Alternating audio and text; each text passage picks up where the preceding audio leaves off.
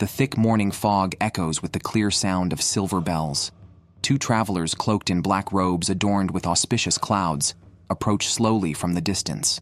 Their unidentified presence subtly exudes a threat. The guards of Konohagakure speak up to inquire, upon which Itachi looks up, revealing Kurenai's fervent eyes. The next second, the guard falls into a deep sleep. The village is filled with damaged walls, broken beams, and houses under renovation.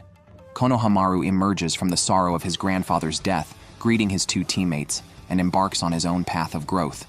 After some searching, the Sand Shinobi finally find the body of the Kazekage. Meanwhile, Orochimaru, lurking in the shadows, licks his wounds. In this battle, he has killed both the Hokage and the Kazekage. Regrettably, he has paid the price of losing both arms and all his ninjutsu. Fortunately, he has already placed a collar on Sasuke. The cursed seal's restraint will help him securely lock in this vessel. Inside Konohagakure's public bathhouse, Jiraiya, at an opportune spot, gathers what he calls writing materials. He internalizes the pain of losing his teacher. Then, Homura and Koharu approach him, suggesting that Jiraiya become the next Hokage to lead Konohagakure forward. However, the freedom-loving Jiraiya decisively rejects the proposal. Instead, he redirects the problem, recommending Tsunade, one of the legendary Sannin, soon to make her first appearance. Jiraiya promises the advisors that he will find Tsunade, and for this mission, he has chosen only one person: Naruto. Soon, Jiraiya finds Naruto eating ramen, and upon explaining his purpose, Naruto is quite unwilling, showing no interest in Tsunade as described by Jiraiya. Thus, Jiraiya changes his excuse, taking him to train in a ninjutsu even more powerful than Chidori. Naruto, intrigued, immediately follows. Itachi and Kisame, under the guise of their straw hats, dine in a street-side eatery. Unfortunately, they are spotted by Kakashi, who signals to the oncoming Asuma and Kurenai. The others intuitively understand, and as the problematic figures multiply, though their food is unfinished, Itachi opts to retreat first. Thus, Sasuke, arriving late, just misses his brother. On a quiet riverbank, Asuma and Kurenai block Itachi's path, inquiring about their purpose in Konohagakure. At the moment the straw hat is lifted, Itachi's unique Sharingan is immediately recognized by Asuma, Konohagakure's once unparalleled genius, now an S-rank rogue ninja. Itachi, aloof and blunt, tells Asuma to mind his own business, as he does not wish to kill. But Asuma, unwilling to let such a major criminal escape, stands his ground. After a standoff, Kisame strikes first, battling Asuma. What seems like a simple blow nearly overwhelms Asuma. Kurenai takes this opportunity to deploy a genjutsu. Asuma is secretly shocked at the sheer power of the opponent's great sword. Kisame then draws his Samahata, immediately revealing its spiky surface and wounding Asuma's arm. As Asuma is at a disadvantage, Kurenai's genjutsu completes just in time. Kisame, about to attack again, finds himself immobilized. But Itachi remains indifferent. For the moment of Kurenai's genjutsu success is also when he begins his counterattack. Kurenai, thinking she has the upper hand, prepares to strike Itachi, but the scene suddenly changes. 1 second, Itachi is bound to a tree. The next, it is Kurenai who is tied up. Itachi brandishes a kunai and lunges at Kurenai. In a crucial moment, Kurenai bites her lip to break free, narrowly avoiding the strike. But then, she is kicked away by Itachi. Just as she stabilizes herself on the river surface, Itachi silently appears behind her. As the situation becomes critical, fortunately, Kakashi arrives just in time to help. On the other side, Asuma also faces a dire situation. Kisame's attacks are fierce, forcing him back repeatedly. Kisame, somewhat infuriated, prepares his water release, water dragon bullet technique. But almost simultaneously, Kakashi uses his Sharingan to counter Kisame's attack with the same technique, while his real body sneaks up with a kunai to restrain him. Former comrades now facing each other in battle, Itachi speaks out to Kisame, advising against prolonging the fight. To avoid too much commotion and difficulty in escaping, after all, their nominal objective was merely to gather some intelligence. During the conversation, Itachi used shuriken as bait to distract Kakashi's attention. But Kakashi also reacted quickly. He leaped back to create distance and used Suiton, Suijin Heiki, blocking the sudden Suiton attack. Equally skilled as former Anbu, yet Itachi's speed in casting ninjutsu was incredibly fast. Unbeknownst to Kakashi, a shadow clone had already appeared behind him. However, Kakashi was well prepared. Kakashi, submerged in water, moved beneath Itachi. He did not act rashly, but took the opportunity to rescue Kurenai. The next second, the massive shockwave creating towering waves. Seeing this, Asuma rushed into the water curtain anxiously. After the explosion subsided, Kakashi and the others gasped heavily, still in shock. Although Kakashi could skillfully use the Sharingan, his body could not withstand the excessive strain it caused. Itachi was well aware of this, so he decided to let Kakashi experience the true power of the Uchiha clan's Kekkei Genkai. He activated the Mangekyu Sharingan, casting the inescapable Genjutsu Tsukuyomi. Seeing this, Kakashi urgently told Asuma and Kurenai to close their eyes, to absolutely avoid direct eye contact with Itachi. In his view, probably only the Sharingan could counter another Sharingan.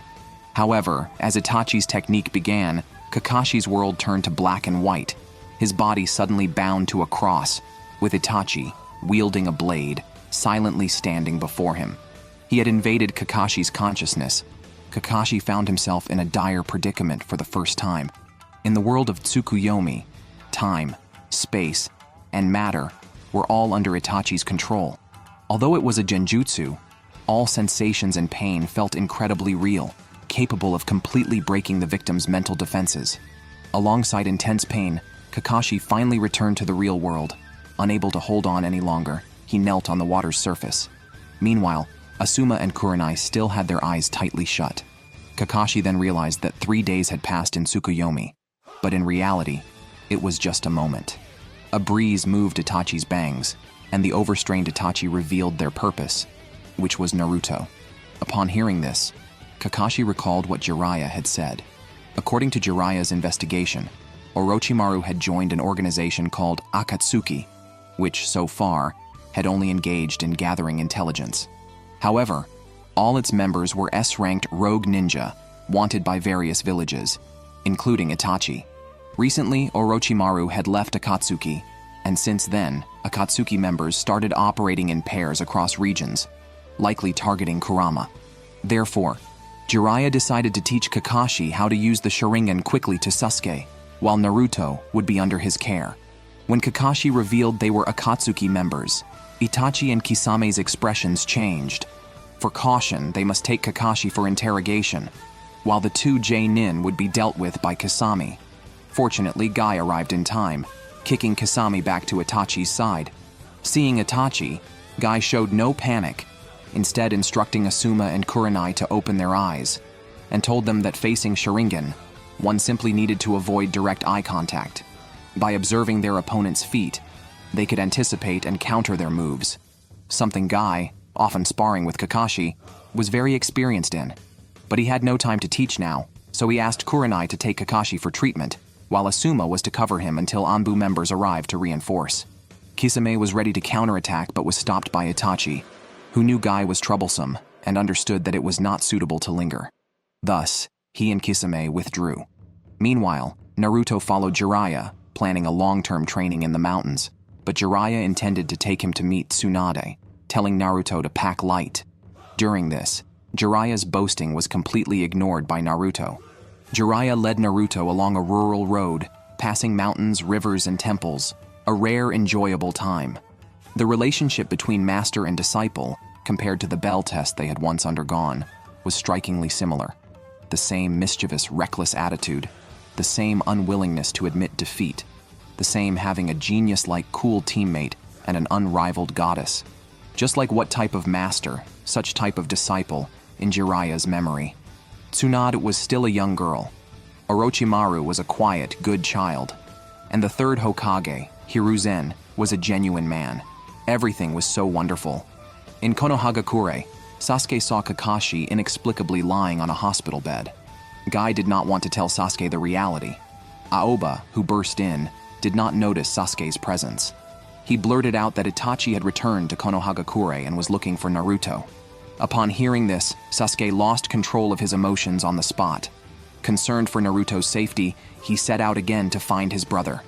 Jiraiya settled Naruto into a small inn, and then stepped into the adult world himself. Seeing Jiraiya walking away with a short-skirted beauty, Naruto was very unhappy in the room. Naruto could only create a room full of shadow clones to accompany him in training. Jiraiya, faced with the embrace of the short-skirted beauty, was utterly delighted.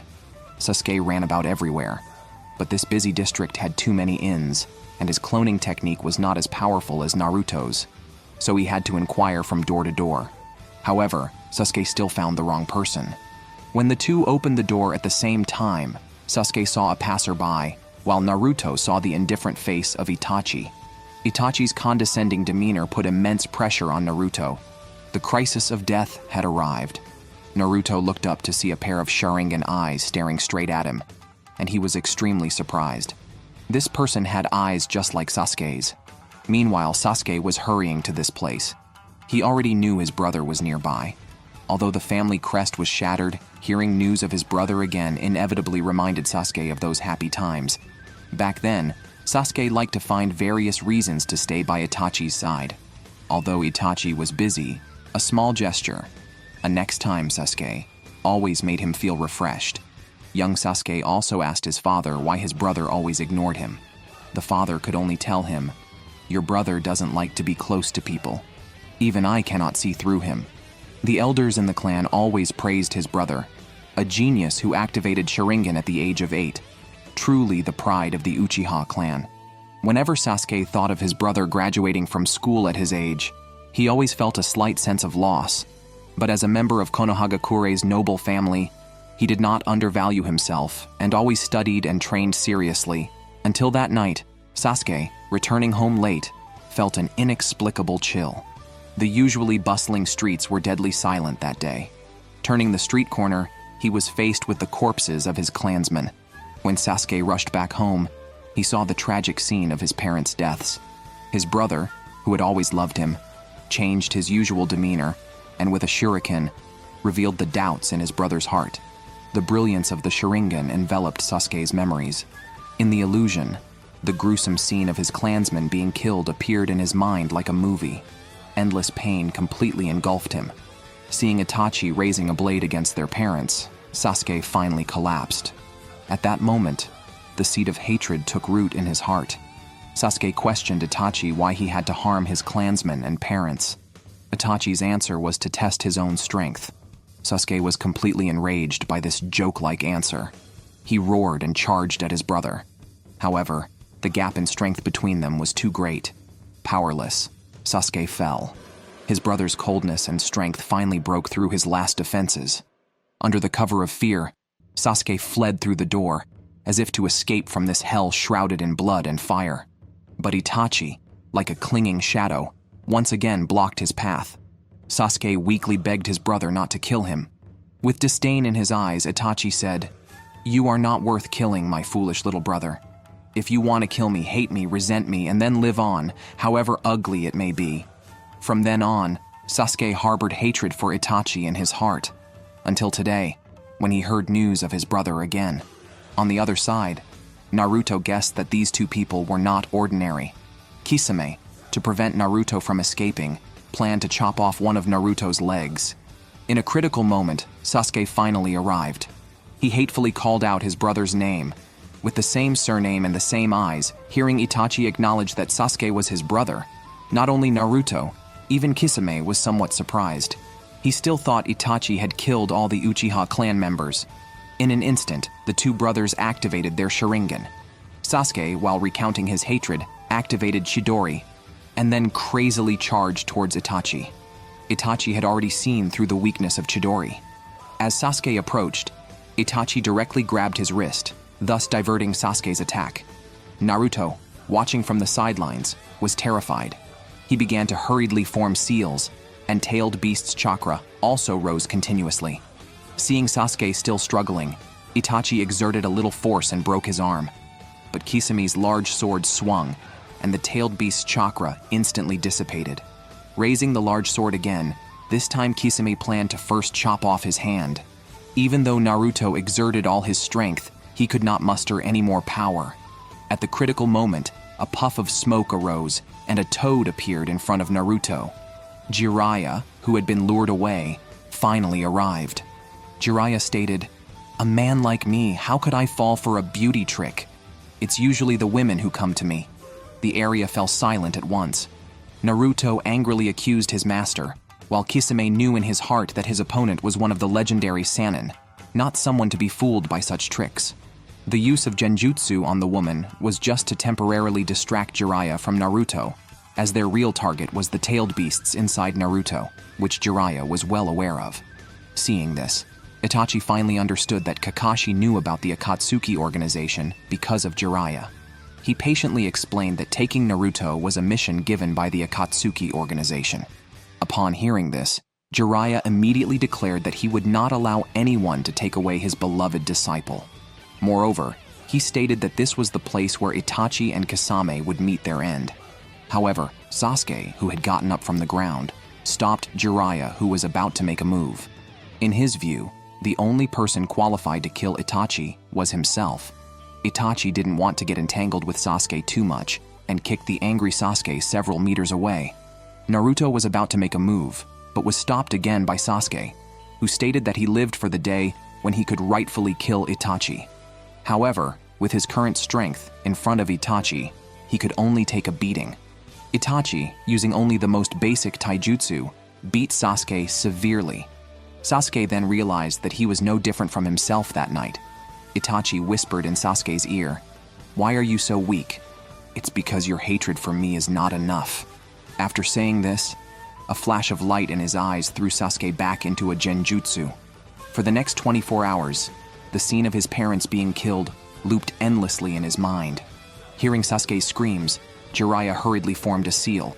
The corridor was instantly enveloped in a layer of flesh. Jiraiya summoned the Great Toad's esophagus to block the area, intending to capture these two criminals at once. Itachi and Kisame, seeing the situation turn bad, prepared to escape. Jiraiya was very confident in his ninjutsu, as so far, no one had been able to escape from him. However, Itachi used Amaterasu to successfully burn through the poor Toad's esophagus and escape. After escaping, Kisame was very puzzled. With Itachi's strength, they didn't need to run. But Itachi explained that capturing Naruto was a matter that couldn't be rushed, and moreover, his body needed rest. Repeated use of Tsukuyomi and Amaterasu had brought his eyes to the verge of collapse. Meanwhile, Naruto curiously stared at the blazing black flames, but was sternly reprimanded by Jiraiya, who didn't know that these black flames were the Amaterasu. Faced with the unknown, he didn't dare to be careless, and pulled out a scroll to seal it. Afterward, he released the ninjutsu. Naruto then stepped forward to check on Sasuke, only to see that Sasuke's eyes were vacant, clearly having lost consciousness. Just as Jiraiya was about to check closer, only to meet a flying kick. Jiraiya was kicked so hard that blood spurted from his nose and mouth. Guy was incessantly apologizing on the side. After a commotion, everyone remembered to take Sasuke to the hospital. Sasuke's condition was not good. The physical injuries were minor compared to the psychological trauma caused by Tsukuyomi. Recalling the recent battle, Naruto trembled with anger and immediately proposed to chase after Kisame and avenge Sasuke. Jiraiya, however, mercilessly lectured his disciple. "With your current strength, even if you catch up, you will only get beaten." Naruto furiously shouted, "Are we supposed to keep hiding from them forever?" Jiraiya, changing from his usual easygoing demeanor, sternly reprimanded Naruto for being too weak. Guy told the two that Kakashi had also been hit with the same technique as Sasuke and had not yet regained consciousness. Whenever someone got hurt, Guy always hoped that the medical expert would be nearby. Hearing this, Jiraiya immediately said that they were going to find that person. Jiraiya entrusted Sasuke to Guy to take back to Konohagakure and prepared to embark on a journey to find Tsunade. Seeing Naruto's determination, Guy, finding him to his taste, decided to teach Naruto the secret of becoming stronger, which was a breathable, convenient bodysuit. Naruto was very excited. Jiraiya expressed his disdain for this. Naruto followed Jiraiya without saying a word, thinking about what Itachi and Kisame had said. He asked his master why they were targeting him. Jiraiya did not hide the truth. They were after something inside Naruto. At that time, Naruto did not know the significance of the tailed beasts, only that they were the monsters that had attacked Konohagakure. As for why that person wanted it, he had no idea. Jiraiya, of course, did not know their purpose either, and could only guess that they wanted to obtain this power. Hearing this, Naruto was not afraid. On the contrary, he solemnly vowed to become stronger, so he needed to find Tsunade quickly and start training. Hearing this, Jiraiya was very pleased. At this moment, Tsunade was entering the casino with a whole box of money. The gamblers were instantly shocked. Tsunade's reputation was well known. She loved gambling and was notoriously unlucky. However, finding her was not easy because she feared aging the most. Therefore, she used a special ninjutsu to alter her appearance. Even though she was over 50, she looked to be only about 20 years old. According to intelligence, Tsunade had recently been frequently changing her age to evade creditors who were after her. During the search for Tsunade, Jiraiya prepared to give Naruto special training. Naruto was energized and was about to put on a treasure given by Guy, but Jiraiya quickly refused. The master and disciple continued on their way and finally reached the edge of a town. Jiraiya told Naruto that he would go into the town to gather information about Tsunade. The town was in the midst of a festival, bustling with activity. While training was important, a balance of work and leisure was the proper way. An excited Naruto couldn't wait to pull out his wallet, which was gradually filled from missions. Now he finally had a chance to use it. Jiraiya quickly boasted that his disciple was a rich man. Out of a sense of responsibility as a mentor, Jiraiya decided to keep Naruto's wallet to prevent the boy from spending money recklessly. He also reminded his disciple of the 3 ninja prohibitions: stay away from alcohol, women, and money. Naruto scoffed at this, but Jiraiya earnestly admonished him not to underestimate the temptation of these 3 things, just like Tsunade, who was nearly ruined by money. Naruto had a feast at the festival until he was full and then lay on the soft grass, thinking of his village comrades and secretly resolving to become stronger. Naruto returned to the festival, but accidentally tripped, dropping Jiraiya's passbook. Picking it up, Naruto realized that his master was actually a true rich man. Compared to him, his own pockets were nearly empty. However, remembering Jiraiya's earnest teachings, Naruto still used his limited money to buy 2 squid skewers to bring to his master. But following the sound of Jiraiya's hearty laughter, Naruto found that the man who claimed to be gathering information had already plunged into a crowd of women, with his own wallet on a nearby table. Naruto was infuriated to the point of smoke coming out of his 7 orifices. In the commotion, the squid skewers flew from his hand and landed on the clothes of a fierce-looking man. The man, a former Chunin, demanded a high price as compensation. This provided Jiraiya with an opportunity to teach Naruto a lesson. Jiraiya effortlessly lifted his hand, and with a Rasengan, he sent the man flying. The man finally realized he was no match for his opponent, and hurriedly paid for the damaged stall. Naruto was amazed by Jiraiya's ninjutsu, and knew it was no ordinary technique. Thus, a destined to be difficult training session began. Jiraiya told Naruto that much of the previous training was a preparation for this ninjutsu. Next, Naruto had to control the rotation of chakra in his palm to burst a water balloon in his hand. Naruto quickly caused the water inside the balloon to rotate, thinking he would soon burst it. However, Jiraiya walked to a tree, sat down, and calmly said with a flask in hand, "Don't forget to wake me up after you've done it." Naruto confidently agreed, but unfortunately, until the sun set, he was exhausted, and the water balloon showed no signs of bursting. Awakened by the noise, Jiraiya could not help but mock his disciple for oversimplifying the training.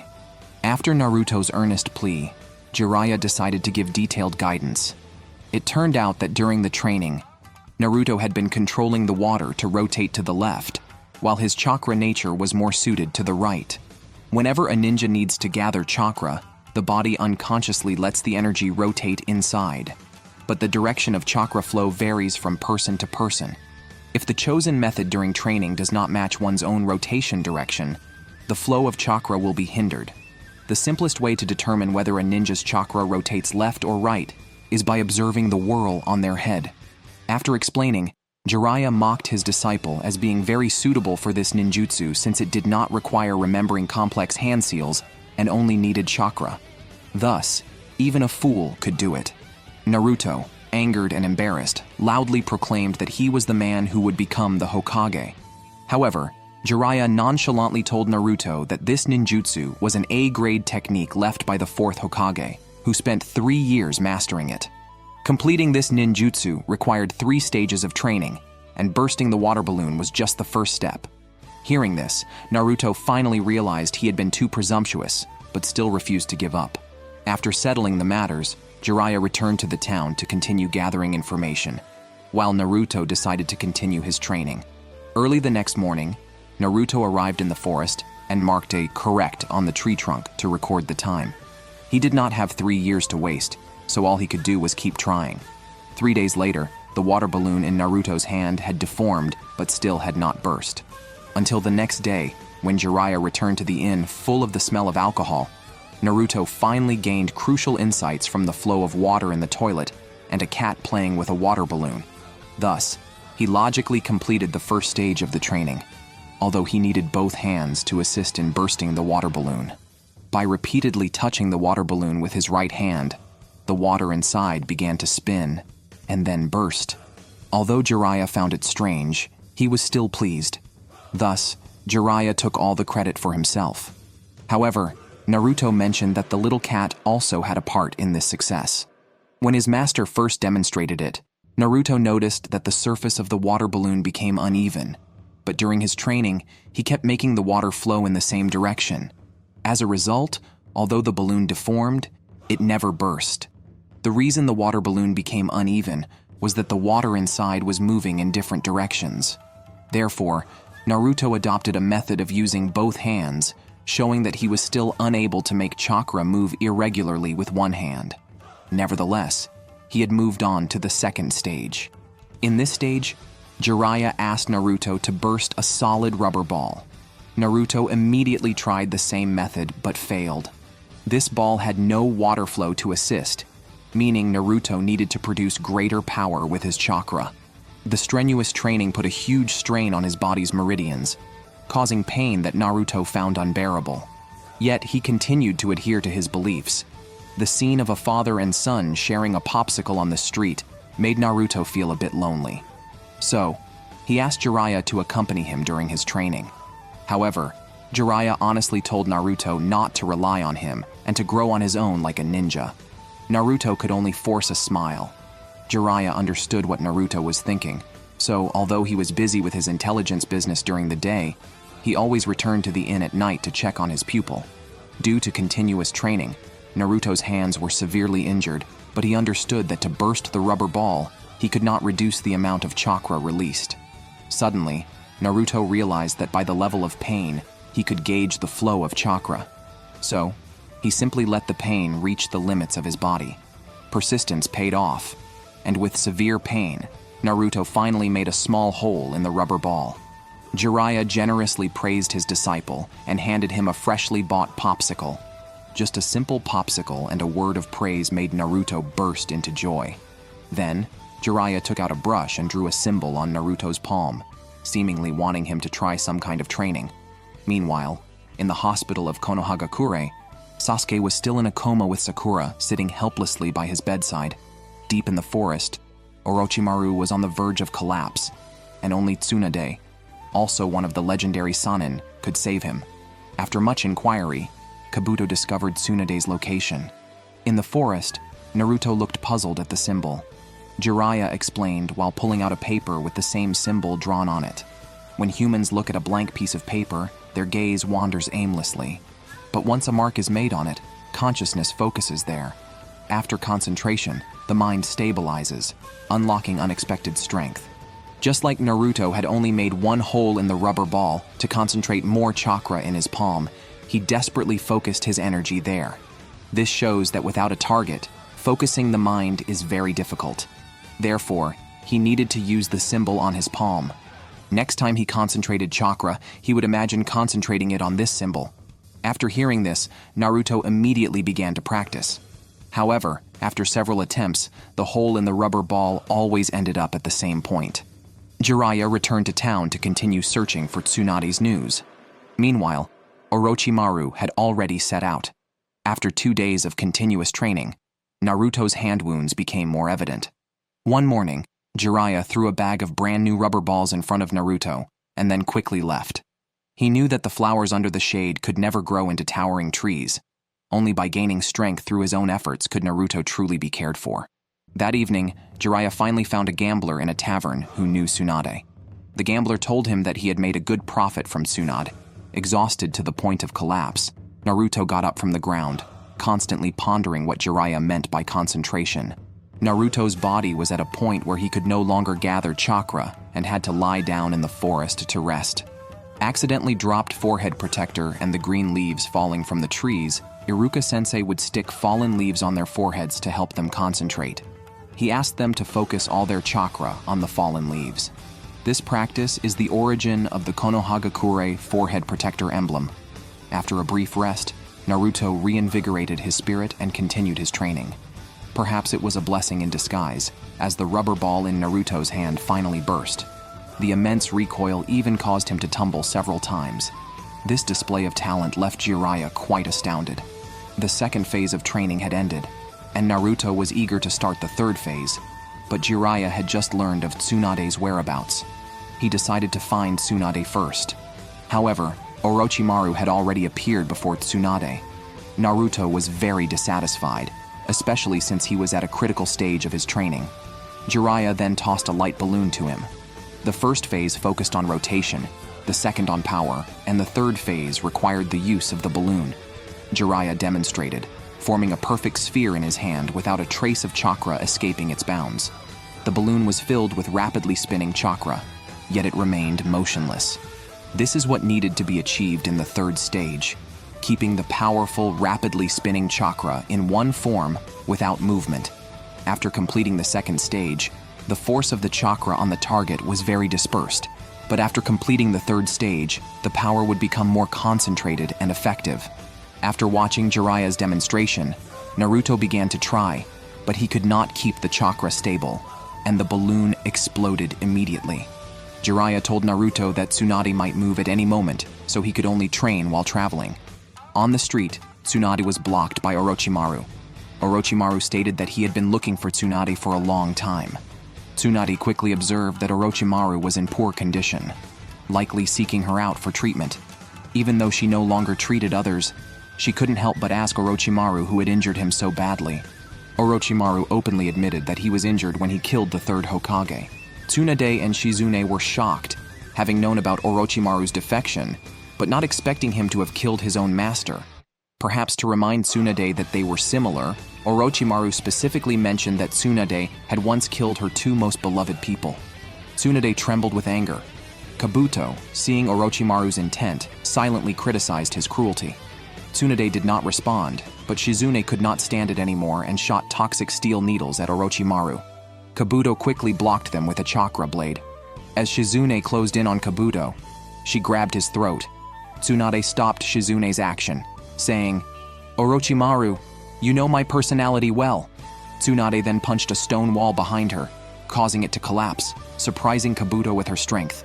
Meanwhile, Naruto and Jiraiya finally arrived nearby. Seeing his master so anxious, Naruto wondered what kind of person this Tsunade was. Startled, Kabuto hurriedly explained to Tsunade that he and Orochimaru were not there to fight, but indeed had a request. However, Tsunade just wanted Orochimaru to disappear from her sight.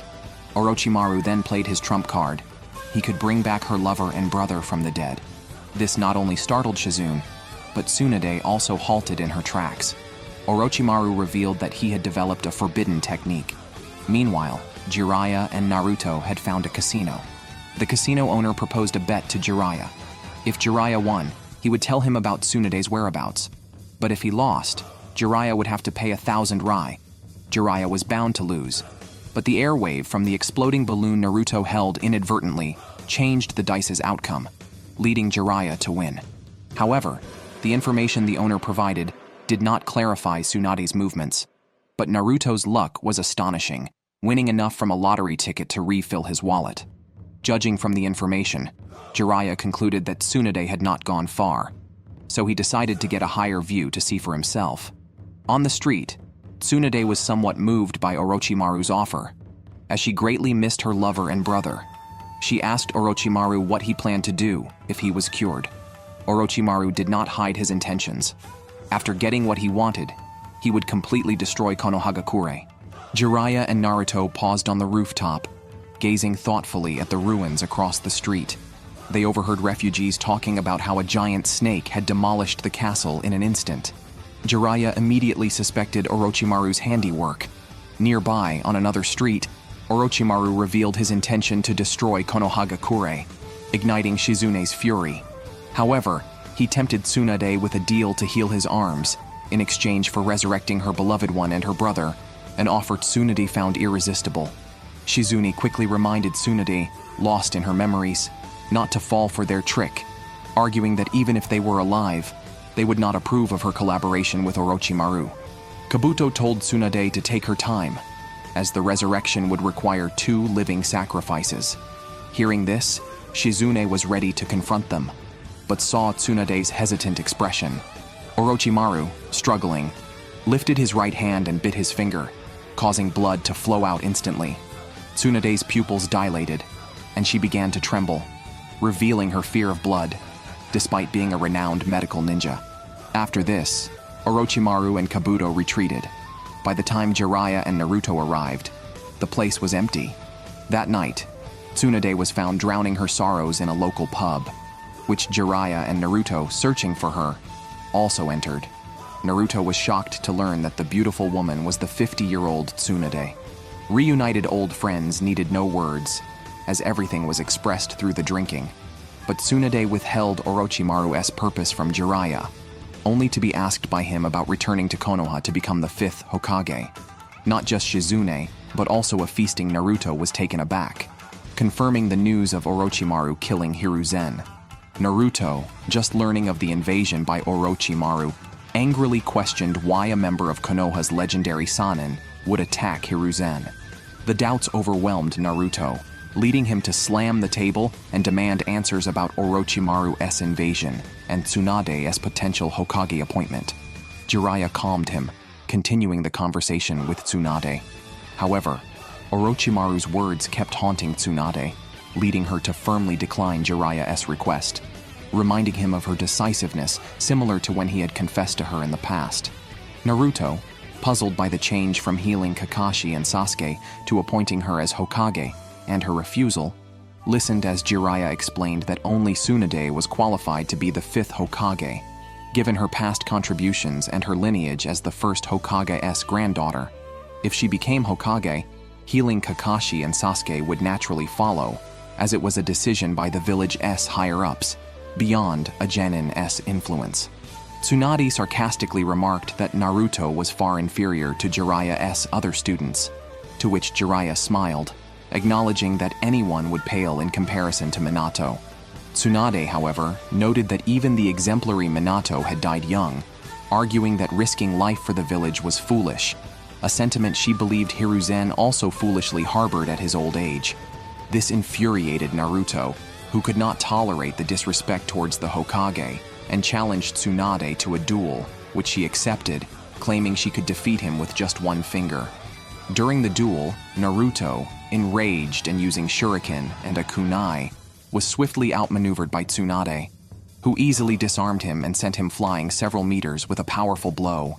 Tsunade sharply questioned Naruto, "Why are you so obsessed with the title of Hokage?" Naruto replied with determination, "I must inherit the name of Hokage because it's my dream." At that moment, Tsunade saw the shadows of 2 familiar figures in Naruto. Her momentary distraction exposed a vulnerability. Naruto seized the opportunity, concentrated his chakra, and used the Rasengan, a technique he had not yet mastered fully. Tsunade was taken aback, but she quickly smashed a finger into the ground, creating a deep trench that threw Naruto off balance. His Rasengan missed its mark. Tsunade, from the marks left behind, concluded that Naruto had yet to truly master this ninjutsu. She then turned to Jiraiya and accused, "Did you teach him the Rasengan? Teaching him such a ninjutsu that he couldn't possibly learn is a failure on your part as a teacher." Tsunade made a bet with Naruto. If he could master the Rasengan within a week, she would acknowledge his potential to become Hokage and give him a necklace, leaving Jiraiya speechless. That evening, Shizune knocked on Naruto's door. Tsunade was originally a kind-hearted ninja who loved her village. The story began on her brother Nawaki's 12th birthday, when Tsunade gave him the necklace as a gift. Tsunade tenderly kissed her brother's forehead. However, the day after Nawaki received the necklace, he died in battle. This tragedy led Tsunade to propose that each team should include a medical ninja, a suggestion Dan supported during a meeting. Afterwards, Tsunade thanked Dan, learning that he, too, had lost a loved one a year earlier. Their shared experiences brought them closer. Soon before Dan left on a mission, Tsunade kissed Dan and gave him the necklace. However, Dan was severely wounded in battle and died still clinging to his dream. It was then that Tsunade developed her fear of blood. After hearing Shizune's story, Naruto silently left the room to begin his training. Meanwhile, Jiraiya confronted Tsunade, believing she had already lost the necklace in a bet. Jiraiya sensed Tsunade's concern for Naruto, puzzled why she would wager on a ninjutsu he couldn't possibly master in a week unless it was related to her deal with Orochimaru. Jiraiya had long suspected that, like the previous Hokage, Tsunade wanted to protect Konohagakure and its people, risking their lives for this ideal. He couldn't understand the ambitions of his predecessors, but if Tsunade dared betray Konohagakure, he would not hesitate to kill her. Tsunade simply asked Jiraiya why he brought such a child, who was so much like Nawaki, not only in age, but also in his dream and self-righteous character. As Jiraiya sobered up from his hangover and noticed Naruto's pajamas untouched, he guessed Naruto had trained all night. Tsunade, haunted by Orochimaru's words, wandered aimlessly into an arcade, unable to accept Orochimaru's intention to destroy Konohagakure. Faced with the choice between succeeding as Hokage or collaborating with Orochimaru to resurrect her loved ones, Tsunade found herself unable to decide. Unaware, she arrived at Naruto's training ground. Watching the exhausted young ninja, her inner turmoil deepened. Orochimaru had given her the same one-week ultimatum she had given Naruto, turning it into a gamble against herself. Orochimaru and Kabuto, meanwhile, speculated on Tsunade's decision. If she agreed to cooperate, once Orochimaru's hands were healed, they could immediately begin their plan to destroy Konohagakure. But if Tsunade refused, Orochimaru was prepared to coerce her into compliance. Based on his understanding of Tsunade, Orochimaru was confident he could achieve his goal. In a desolate wilderness, Naruto focused on mastering the techniques Jiraiya had taught him while concentrating his chakra. Jiraiya had said that to master the Rasengan, one must exert 100% effort in the first two stages. However, Naruto was currently hitting a bottleneck. Yet thinking of his bet with Tsunade, he had no choice but to give it his all. Tomorrow marked the end of the week-long period. Throughout this week, Naruto had not returned to the inn, pushing his physical and mental limits to the extreme. Shizune was shocked by the damage Naruto had caused to the training ground. Meanwhile, Jiraiya sought out Tsunade again, and the two went to a pub, drinking and chatting. Tomorrow was the deadline for their bet. Unbeknownst to Jiraiya, Tsunade had drugged his drink, her motives unclear.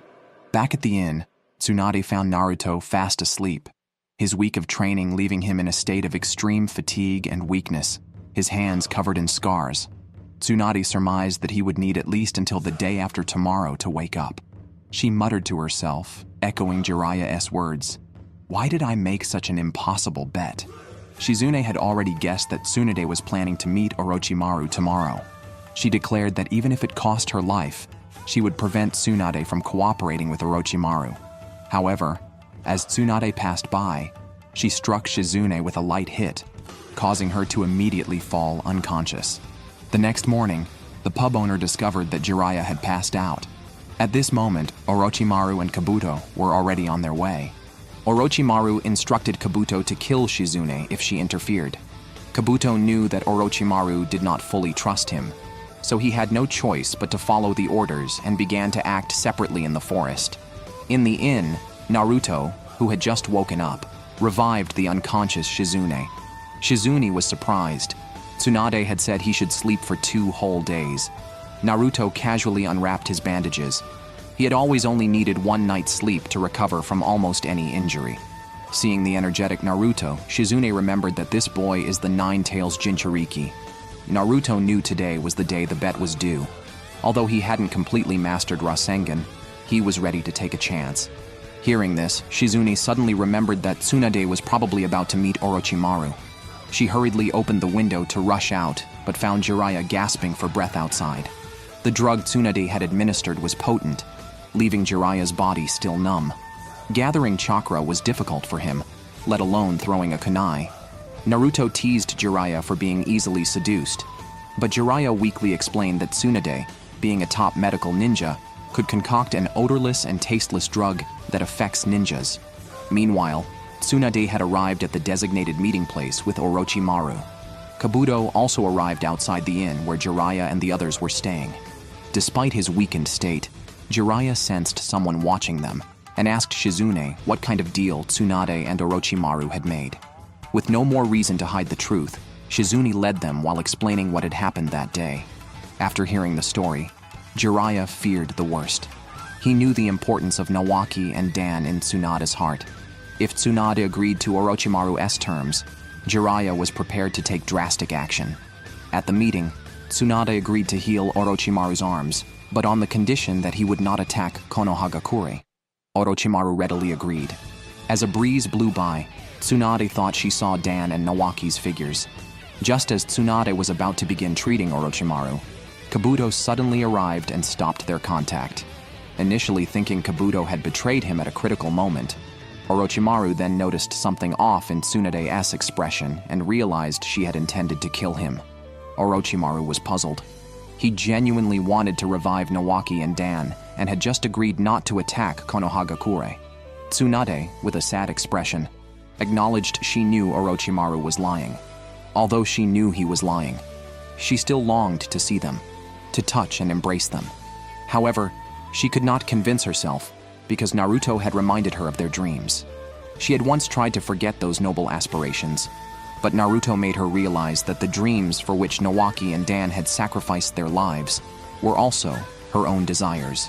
Tsunade, wiping away her tears, charged forward, and with a massive explosion, the street's surface shattered. Due to his injuries, Orochimaru was unable to fight, leaving Kabuto to battle Tsunade. By the time Jiraiya and the others arrived, the area was already in shambles. It was evident that Tsunade had refused Orochimaru's deal. Seeing Tsunade's coat on the ground, the group used Tonton's keen sense of smell to start a pursuit. On a broader grassy field, Tsunade and Kabuto were entangled in a drawn-out fight. Kabuto took military ration pills to replenish his energy, then revealed his true skills. Kabuto's chakra scalpel successfully sliced through Tsunade's muscles. After a series of attacks, Tsunade's muscles were severely damaged, making her realize Kabuto was no ordinary opponent. Kabuto sheathed his chakra scalpel and said, "It would be troublesome if a vital hit killed you, but now you can't move." Before he could finish, Tsunade transformed into a blur, striking Kabuto on the back of the neck with her hand shaped like a knife. When he tried to kneel, he found he couldn't control his body. Tsunade quickly landed a punch on his cheek, though it didn't cause severe damage. Tsunade had turned her chakra into electrical signals, injecting them into Kabuto's nervous system, which controls the nerves throughout the body with high-speed electrical signals, causing actions. This strike caused Kabuto's entire nervous system to malfunction. Kabuto couldn't help but admire. Truly, she is one of the legendary Sannin of Konoha. Meanwhile, Tsunade began using medical ninjutsu to treat her injuries, while Kabuto mentally analyzed countermeasures. He discovered that trying to move his right hand caused his left foot to act, and attempting to move his left foot made his right shoulder move. After several attempts, Kabuto managed to stand and pulled out a kunai, charging at Tsunade, planning to exploit her fear of blood to end the fight. Tsunade was surprised by how quickly Kabuto regained control over his body. At a critical moment, a pink smoke bomb went off, and Jiraiya and the others finally arrived. Orochimaru greeted his old friend with a grave expression. Naruto also saw Kabuto, whom he had met during the Chunin exams, but no one explained to him what was happening. Tsunade had recovered from her injuries, pushed Jiraiya aside, and re-engaged Kabuto in combat. Despite the punches and kicks exchanged, Tsunade's superior strength soon cornered Kabuto. However, calm and collected, Kabuto grabbed a kunai stuck in a rock and stabbed his own palm, causing blood to spurt out instantly. Tsunade froze, trembling uncontrollably. Seizing the moment, Kabuto punched Tsunade, sending her flying. Naruto was still confused. unclear why Kabuto and Tsunade were fighting. Reminded by Jiraiya, Naruto realized Kabuto had sided with Orochimaru, a fact he was reluctant to accept. During the Chunin exams, he had learned a lot from Kabuto, who had previously approached them under the guise of gathering information. After understanding Naruto, Kabuto concluded differently from Sasuke. Although he was interested in the monster inside Naruto, in the presence of the legendary Sannin of Konoha, Naruto was insignificant. Hearing this, Naruto charged forward. Naruto summoned shadow clones, planning to attack Kabuto from the right side while his hand was injured. But Kabuto was not so easily handled. He used his blood to blind Naruto and then swiftly dealt with the 3 shadow clones. Shizune caught the flying Naruto and spat out 2 silver needles. Kabuto's nervous system hadn't fully recovered, making it impossible for him to dodge, but he quickly ducked, using his forehead protector to block the attack. Jiraiya couldn't help but praise the move. Kabuto quickly retreated and swallowed a blood replenishment pill to compensate for the lost blood. Orochimaru unwrapped the bandages on his left hand, ready to join the fight. Jiraiya instructed Shizune to handle Kabuto while he would deal with Orochimaru. But before that, he wanted Tsunade to regain full mobility. Shizune indicated that the effects of the drug would last a while longer and that she was powerless to counteract it. Jiraiya was shocked, but had no choice but to push forward. Naruto was tasked with protecting Tsunade along with Tauntaun. Naruto was reluctant, but Jiraiya earnestly told him that Orochimaru was too powerful and that he was the only one who could handle him. Even Kabuto was a match for Kakashi, and certainly not someone Naruto could handle on his own. The stage was set for a confrontation. Kabuto drew symbols on Orochimaru's arm with blood, while Jiraiya bit his finger. Both sides performed the summoning jutsu, Kuchiyose no Jutsu. When the smoke cleared, Orochimaru's giant snake appeared, while Jiraiya summoned Gamakichi, much to the surprise of both teacher and student. Orochimaru was delighted, suspecting Tsunade had tampered with something. The disparity in their strengths was clear. Naruto, annoyed by Orochimaru's taunts towards his master, bit his finger and formed hand seals to also perform the summoning jutsu. The smoke rose again, and Orochimaru regretted not having eliminated Naruto earlier, especially if he could harness Kurama's power, which could hinder his plans. However, this concern was quickly dismissed when it was revealed that Naruto had summoned Gamakichi's little brother. Listening to the 2 small toads laughing and playing, Naruto was on the verge of tears. Orochimaru, unwilling to delay any longer, directed the giant snake to charge at Jiraiya. As the snake struck, rocks flew in all directions. In the chaos, Shizune was knocked away by a punch from Kabuto, and Naruto was swallowed whole by the snake. Jiraiya struggled to rescue him, facing relentless pressure from Orochimaru. Jiraiya quickly formed hand seals and used the earth release, Swamp of the Underworld, which, despite his limited power, managed to hinder the snake's movements. Shizune, back on her feet, engaged Kabuto, but was hit by his chakra scalpel, forcing her to emit a cloud of poisonous mist in retaliation. The purple fog spread quickly, but Kabuto held his breath and burrowed underground. When the mist cleared, he emerged to sever Shizune's Achilles tendon. Meanwhile, Naruto struggled to free himself from the snake's mouth and was launched through the air as soon as he appeared. Jiraiya used Ninpo, Needle Jizo, but the drug's effects caused him to expose a weakness, and Orochimaru managed to bite his neck, taunting him about their difference in strength and urging him to give up resistance. Shizune was thoroughly defeated by Kabuto, and Tsunade, still not recovered from her hemophobia, trembled helplessly as Kabuto prepared to strike. Kabuto approached the trembling Tsunade and said, "I truly admired you, but now you're only bringing shame to the name of the legendary Sannin of Konoha." He then began to beat her. Seeing Naruto on the ground, Orochimaru was puzzled why Jiraiya would bother with a child who seemed to have no aptitude for becoming a ninja. Jiraiya smiled slightly, stating that training a genius was boring. However, Orochimaru knew Jiraiya favored the boy because he saw his younger self in Naruto. He thought Naruto wasn't as naturally gifted as Sasuke, who was born with the Sharingan. Naruto could only improve by continuously learning ninjutsu, the essence of being a ninja. But Jiraiya disagreed, believing that a ninja is someone who can endure anything. To him, the most important ability for a ninja isn't how many ninjutsu one possesses, but an unyielding will. Suddenly, Naruto appeared between Kabuto and Tsunade, blocking Kabuto's punch with his forehead protector. Blood streamed down his forehead as his anger erupted. Surprised, Kabuto dodged Naruto's slowly executed Rasengan. As they brushed past each other, Kabuto's chakra scalpel struck Naruto's already injured leg, causing intense pain and knocking him to the ground. Kabuto concluded that Naruto was incapacitated, while Naruto assessed that he couldn't perform the Rasengan with one hand injured. Kabuto, smiling, pulled out a card, recalling Naruto's words during the Chunin exams. "I won't run away. I accept the challenge. Even if I remain a Genin all my life, I will become Hokage through sheer willpower." As Tsunade trembled, listening to Kabuto, she remembered the night Naruto vowed to become Hokage. Kabuto continued to manipulate Naruto, urging him to cherish life, as death leaves one with nothing. These words were a taunt to Naruto, but for Tsunade, they undoubtedly brought back a flood of memories.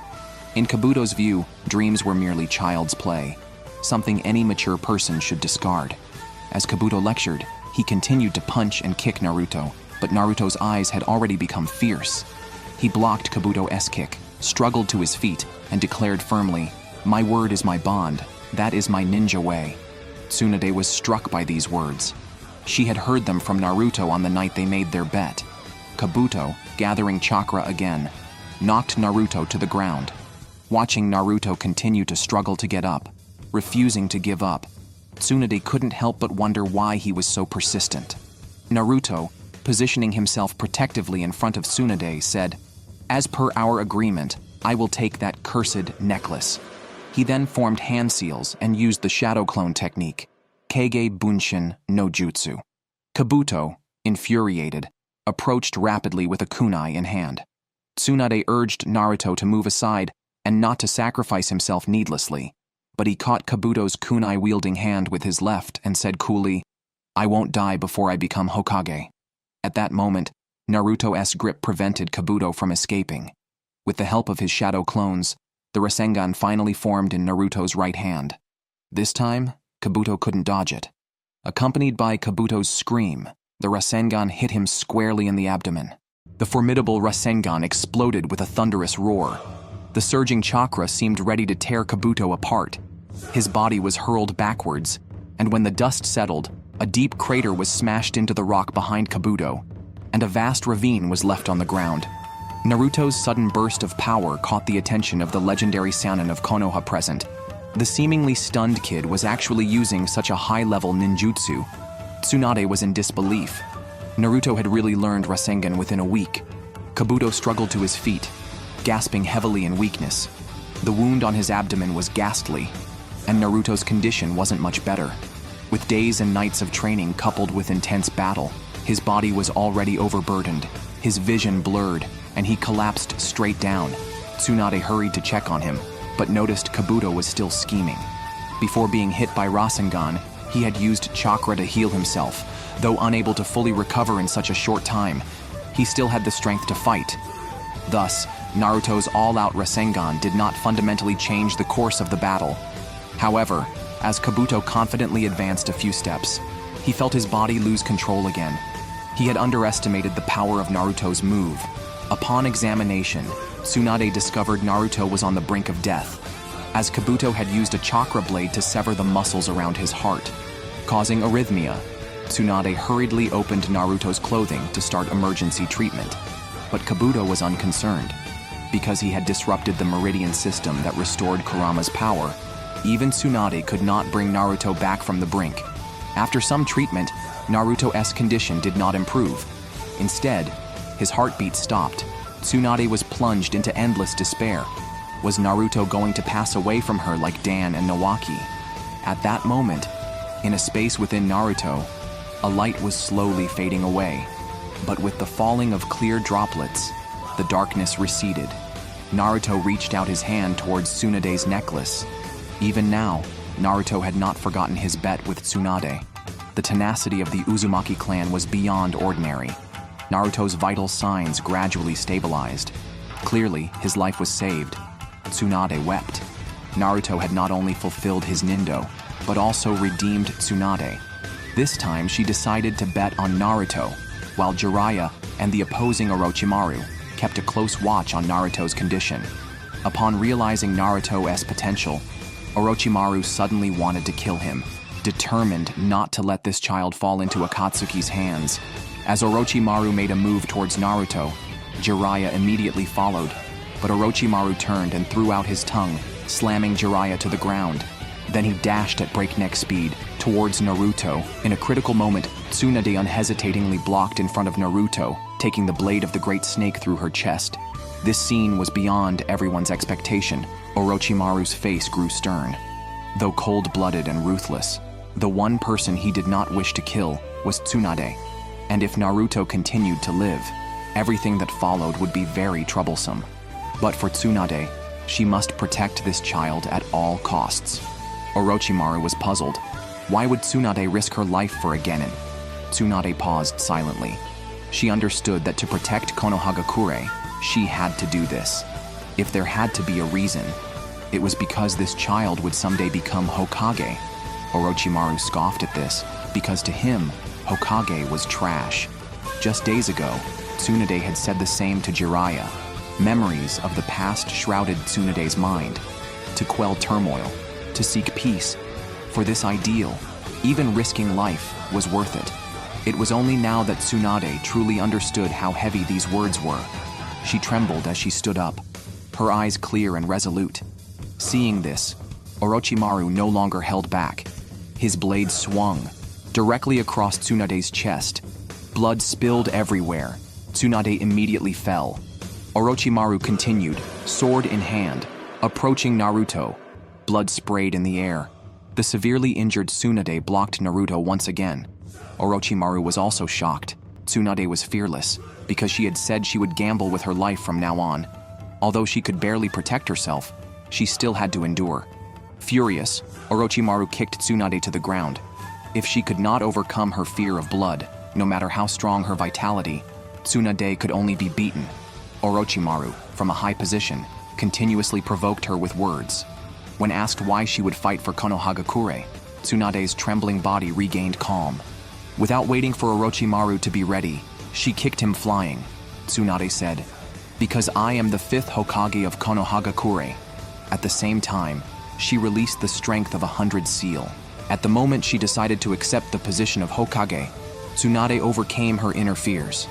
Orochimaru thought Tsunade was at the end of her rope, but then he saw her form hand seals, her wounds covering her body, miraculously healed in an instant. Even the well-versed Orochimaru had never seen such ninjutsu, and this was the gambler Tsunade's ace in the hole. She had long accumulated chakra in her forehead, using this vast amount of chakra to stimulate various proteins, rapidly increasing the rate of cell division, allowing cells to rebuild. This was not just recovery ability, but regenerative ability, meaning she was virtually immortal in battle. But all ninjutsu have their weaknesses and flaws. The number of times a cell can divide in a lifetime has an upper limit. This speed up of division consumed her life. Tsunade made hand seals with her blood. Seeing this, Orochimaru quickly rushed to Kabuto's side. Jiraiya also immediately made rapid hand seals. The battle of the legendary Sannin of Konoha officially began. They simultaneously initiated the summoning jutsu. The real fight had just begun. Gamakichi immediately took his younger brother to the side to avoid the fray. The legendary Sannin of Konoha, once comrades in arms, now faced each other as irreconcilable foes. It was time to settle years of grievances. Manda appeared defiant. It was very dissatisfied with Orochimaru's summoning. Especially in such a troublesome situation, Kabuto tried to soothe the irritable Manda, even though Orochimaru was its master. Given Manda's temperament, if it knew about Orochimaru's crippled hands, it might have rebelled on the spot. Tsunade then instructed Katsuyu to take Naruto to Shizune to ensure she had no worries behind her. Gamabunta took a deep puff of his pipe, then provocatively blew smoke in Manda's face. This act completely enraged Manda, and they immediately came to blows. At this point, the name of the legendary Sannin of Konoha might as well end here. Saying so, a mouthful of acid slime aimed straight at Manda, but Manda's speed was incredibly fast. It twisted its body to dodge the attack and quickly counterattacked. Manda opened its mouth to bite. Gamabunta immediately drew his sword to help. After a missed strike, the trio suddenly fell into a stalemate, then transformed into clones, escaping Manda's deadly grip.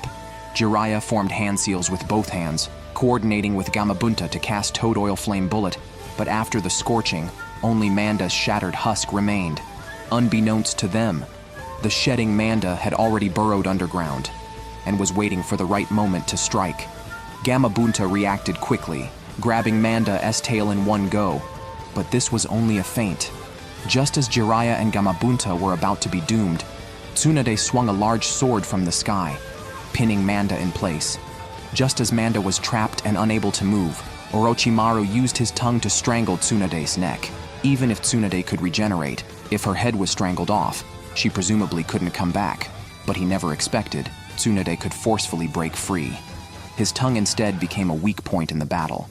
Long-angered Tsunade aimed a punch at Orochimaru, hitting him with no chance to retaliate. Orochimaru was tossed in the air, continuously struck by powerful blows, but Tsunade's chakra was almost depleted. At this point, she could only continue to exert her strength. Orochimaru tried the same tactic again, using his tongue to approach Tsunade with the intention of surprising her with the hidden Kusanagi sword in his mouth. But Tsunade had already seen through his intent. The situation seemed overwhelmingly against him, but Tsunade sensed something was amiss. Tsunade gathered chakra in her hand. A straight punch hit Orochimaru squarely in the face. Such terrifying force sent Orochimaru flying tens of meters away. Seeing the situation was bad, Manda left a few harsh words before fleeing. Orochimaru had once again stood up. He had somehow taken over someone else's body. He escaped into the ground, retreating. Kabuto also used the cover of a smoke bomb to make his escape. Thus, the battle concluded. Tsunade's body had reached its limit. Afterwards, the group returned to Short Book Street. When Naruto woke up, he returned to his usual energetic self. Hearing that Tsunade had agreed to become Hokage, he started questioning her. In Naruto's view, Tsunade was hot-tempered and capricious, extravagant and foolish. Tsunade tried to contain her anger at these words, but Naruto continued, saying that despite being a 50-something old lady, she looked young. As a Hokage, is it right to deceive everyone? Tsunade could no longer bear it. She decided to use her fist to shut Naruto up, so the two of them went out into the street to face off again. The battle was about to begin. Tsunade easily knocked off Naruto's forehead protector, but then she kissed him on the forehead. Naruto was stunned. Tsunade gently touched his chest and advised, "Be a good man, and then become an outstanding Hokage." After eating their fill, the group set off on their return journey to Konohagakure. Before becoming Hokage, Tsunade was less reliable than Jiraiya. She lured Jiraiya to take a dip in the hot springs first. All girls. Not far away, two people were secretly watching them. It was a hot springs resort by the river. Jiraiya found it disappointing. In the large pool, there were only him and Naruto, no beautiful girls as he had hoped. Meanwhile, Tsunade quietly took Shizune to play pachinko. Jiraiya stayed in the hot springs, waiting for beautiful girls to appear. But unfortunately, his hopes were dashed. First a group of monkeys, then a group of burly men, and finally a group of old ladies, some of whom even made advances on him. All in all, his bathing experience was terrible. After the bath, Naruto returned to his room to find it a mess. The necklace Tsunade had given him was gone. Only a debt collection letter remained, signed by the Akagi family. Naruto went to the designated meeting place and saw someone holding his necklace. Without hesitation, Naruto started beating up two men using his shadow clone technique. But after the fight, he realized they were not ninjas, but Tsunade's creditors. It turns out these two were quite pitiful. They were underlings of the Akagi family, tasked 3 years ago with collecting Tsunade's debts. They had resolved not to return until they had collected, but Tsunade was elusive. Today, they finally found Tsunade's whereabouts and tried to steal her necklace as leverage, not realizing it was now Naruto's.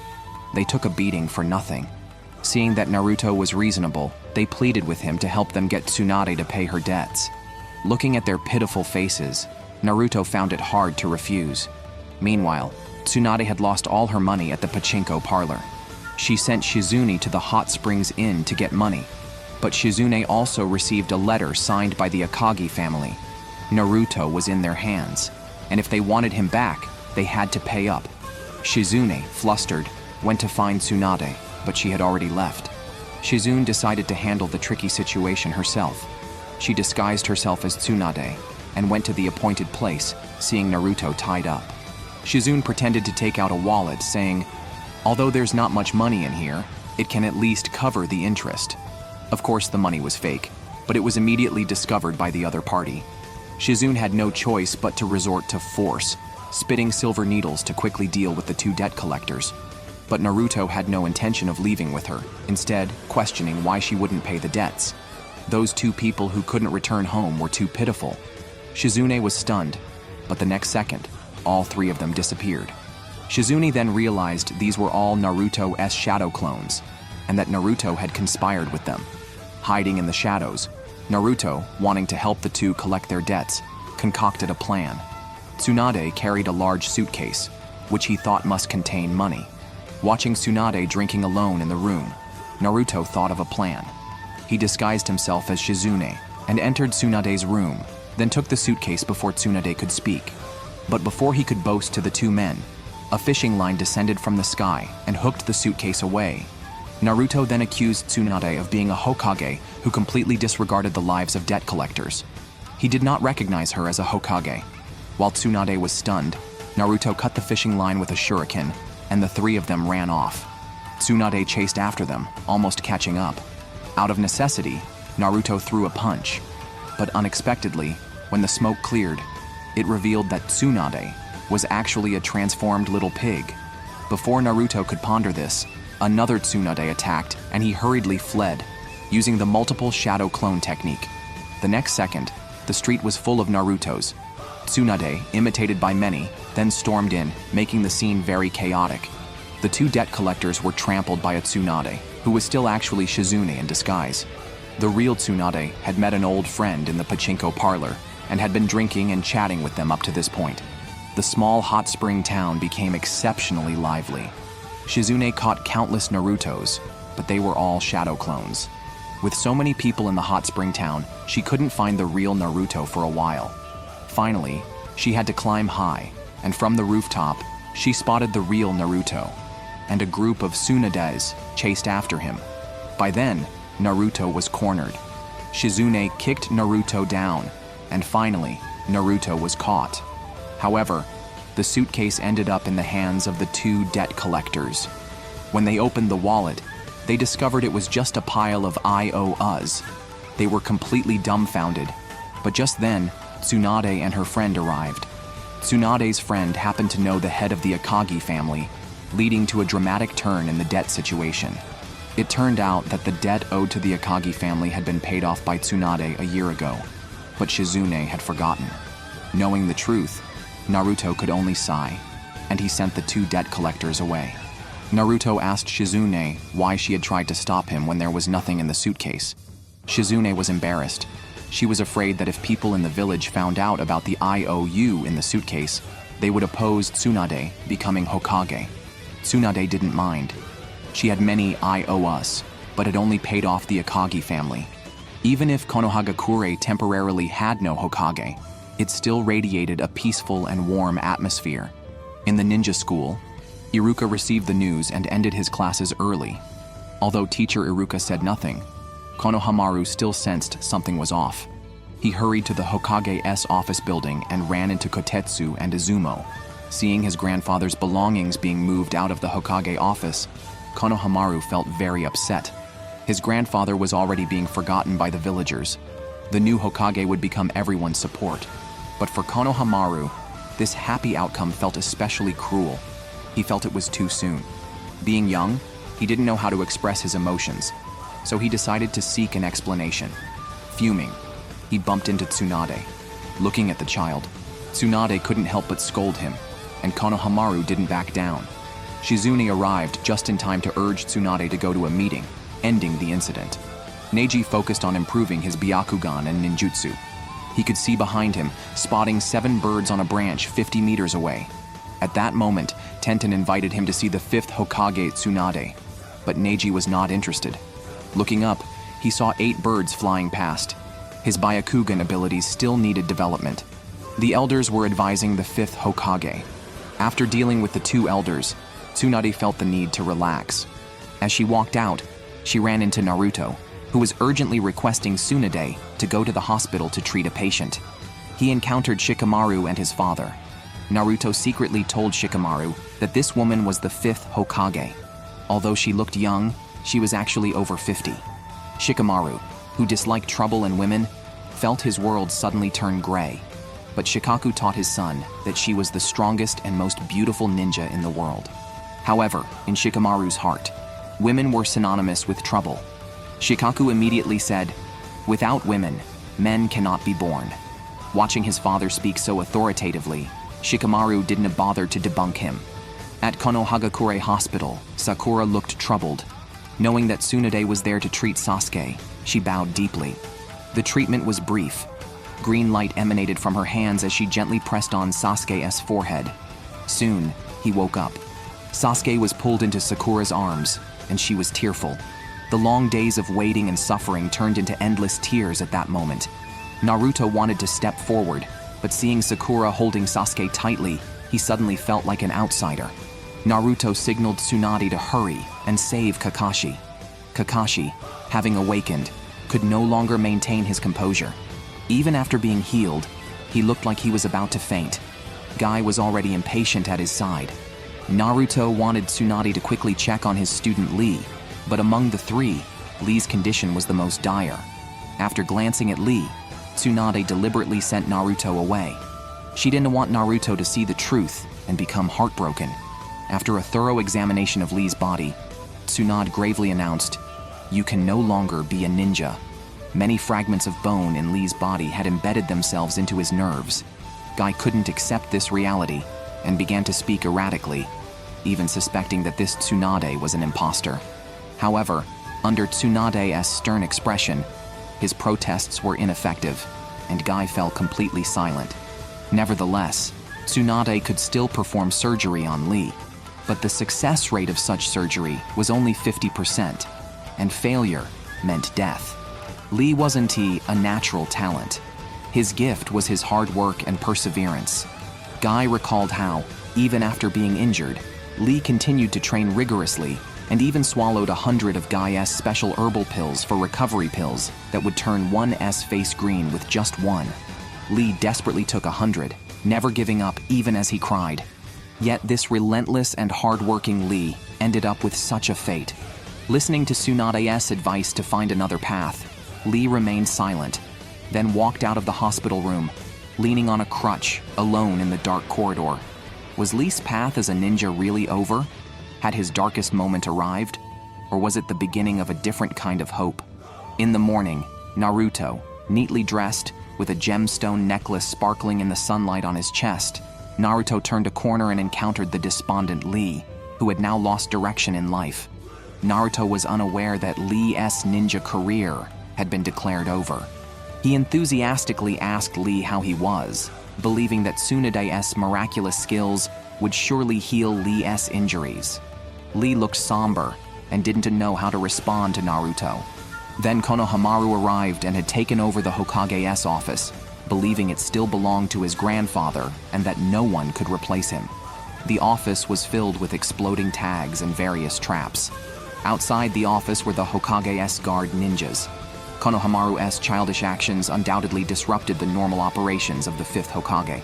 Izumo and Kotetsu had no choice but to break in, but inhaled smoke bombs laced with pepper, causing them to cough incessantly.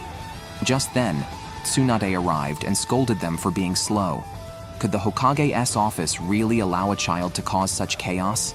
Izumo and Kotetsu explained that the person inside was the 3rd Hokage's grandson, and they were hesitant to be harsh. Tsunade bluntly stated, "I am the granddaughter of the 1st Hokage. Teaching him a lesson might wake him up." Upon hearing this, they were about to use ninjutsu to force Konohamaru out, when Naruto arrived just in time. As Konohamaru's big brother, he pleaded with Tsunade not to be harsh with Konohamaru, promising he would get him to come out peacefully. Tsunade agreed briskly, giving him 1 day. From outside the door, Naruto began to persuade, but Konohamaru feigned deafness.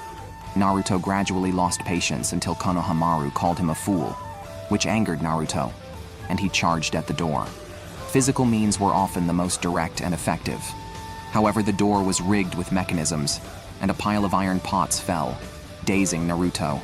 Lee sat alone by the river, the once fiery youth now a melancholic patient. Soon, Sakura came with flowers, and her encouragement and smile were like a tonic to the long, silent Lee.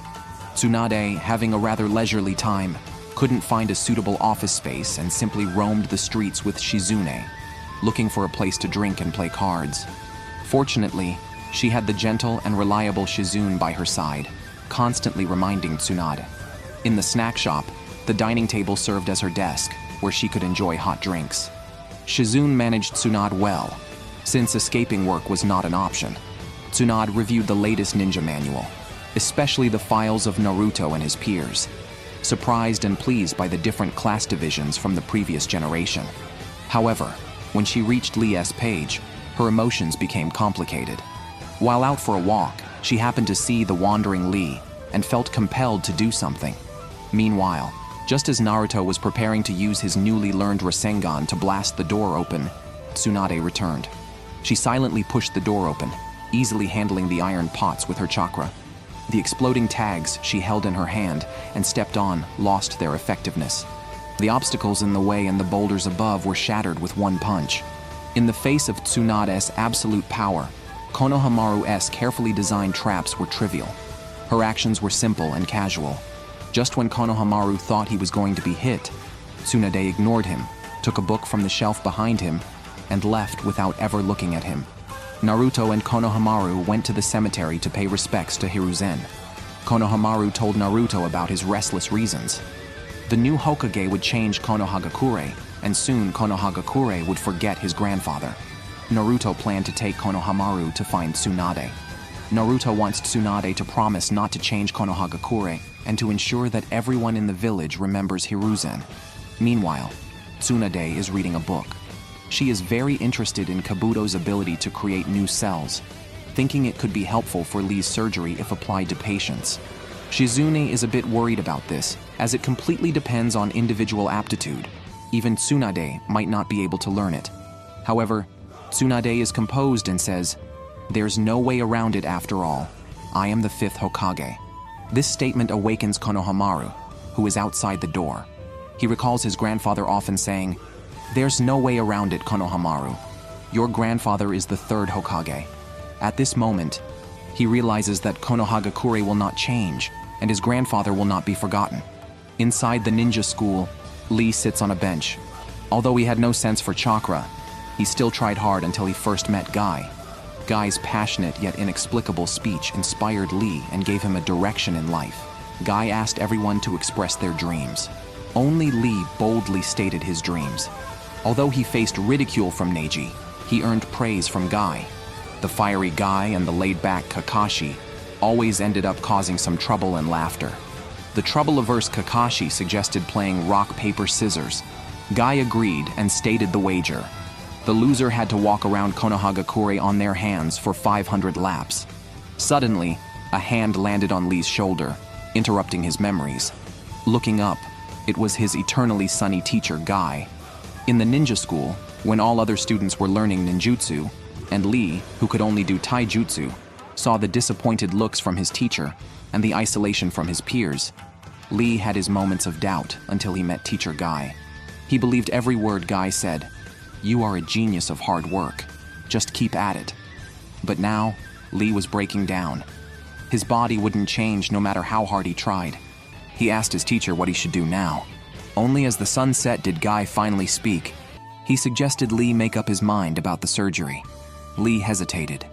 Although luck is part of strength, he couldn't gamble his luck on the success rate of the surgery. Guy smiled slightly and asked Lee to recall what happened after their game of rock, paper, scissors. Guy undoubtedly lost and honored the bet. Although no one supervised him, Guy had the spirit to complete the wager. He walked around the village on his hands for 500 laps from morning to night, enduring the laughter of passers-by until late at night when Lee stopped him to ask why he did it. Guy listed several compelling reasons, which Lee noted down convincingly, and then followed Guy in his unique training method. The memory ends.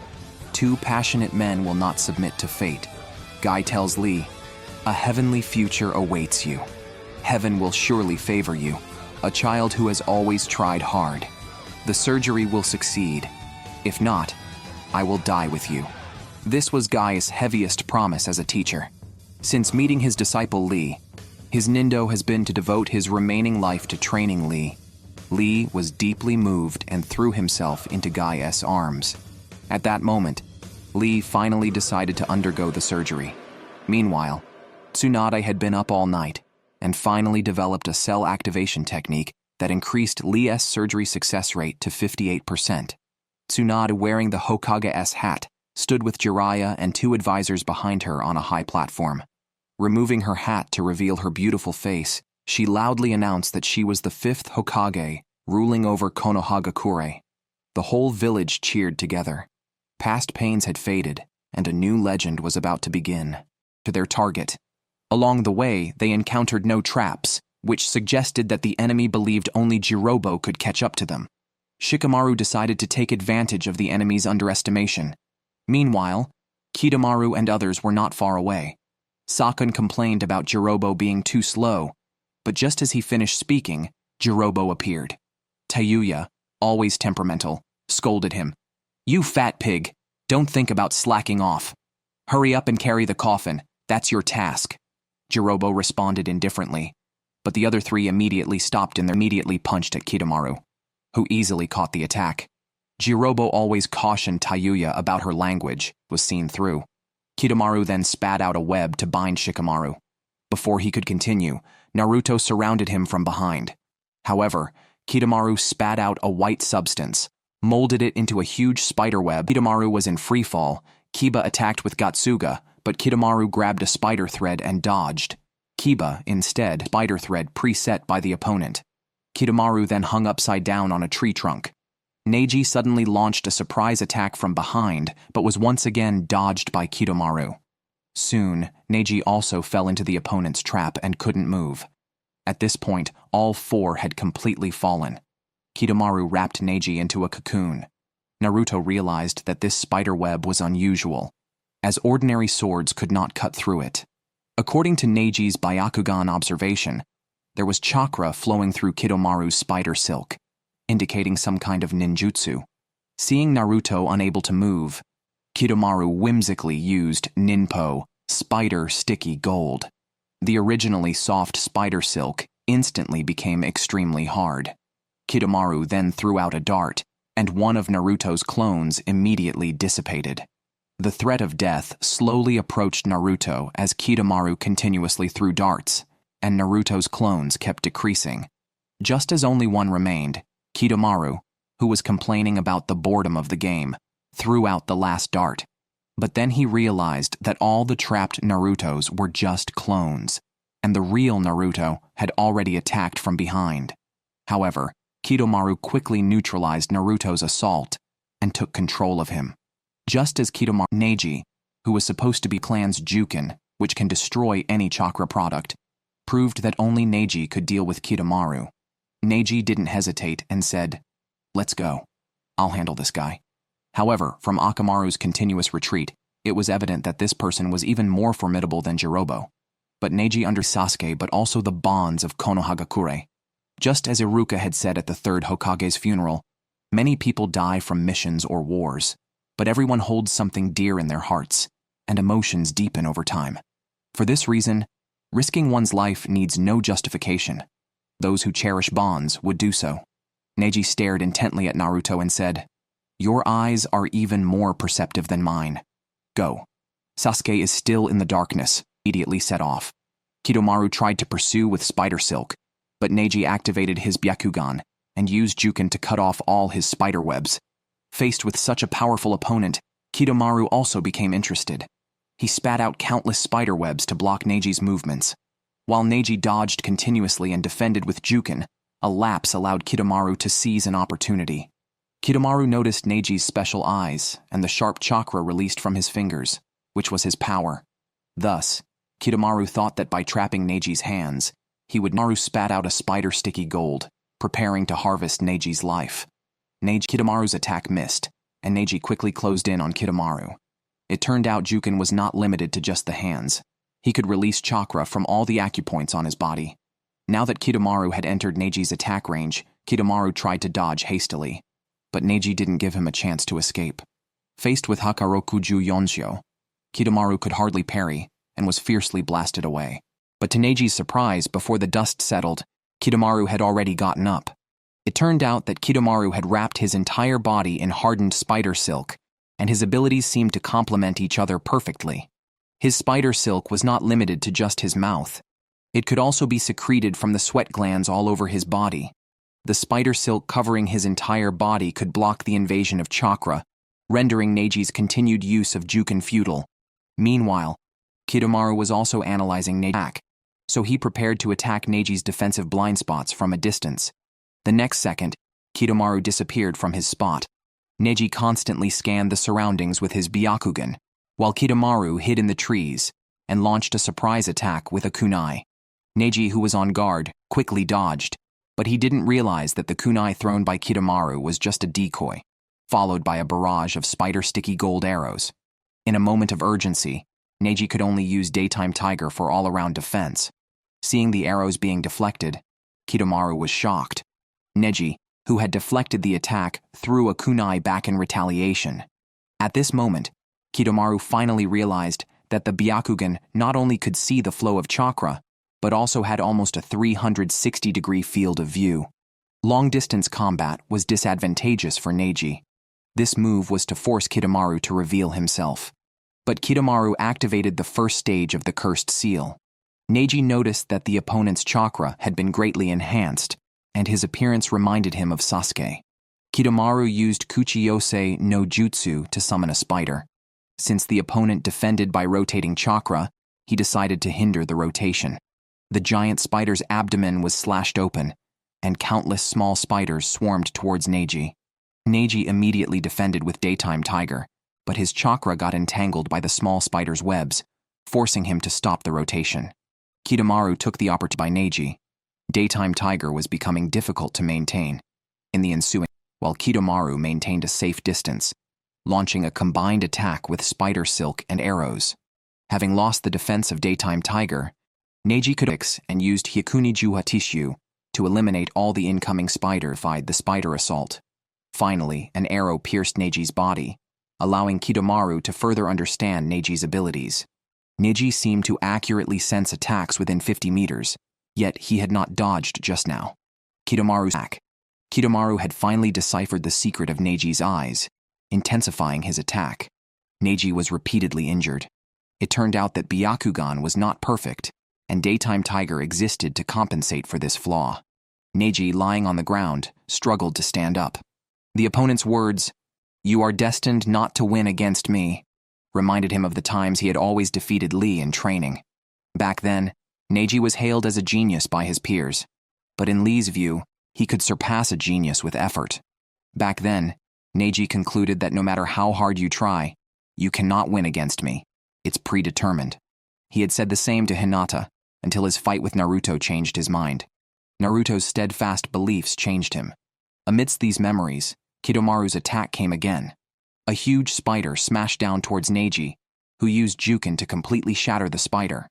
However, countless arrows followed immediately. Neji was hit by several arrows. Seeing this, Kitamaru prepared to leave. Yet Neji stood up again, though unsteadily, fortunately avoiding fatal injury. Kitamaru activated the second stage of the Cursed Seal. Kitamaru transformed his spider silk into a bow and arrow with destructive power, his strongest attack mode. The golden arrows whistled towards Neji's back. A huge explosion sounded, yet Neji dodged the attack. At this moment, Neji finally confirmed that the opponent had mastered the secret of the Byakugan. Staring at the spiral wound on Neji's back, Kitamaru realized that the attack had missed by several centimeters. The immense energy had displaced the arrow. As a fellow ninja, he understood how painful releasing such an amount of chakra could be. Now, Neji struggled to rise, facing the strongest opponent he had ever met. After only a brief exchange, Kitamaru had grasped his weakness. The Byakugan indeed had a narrow blind spot.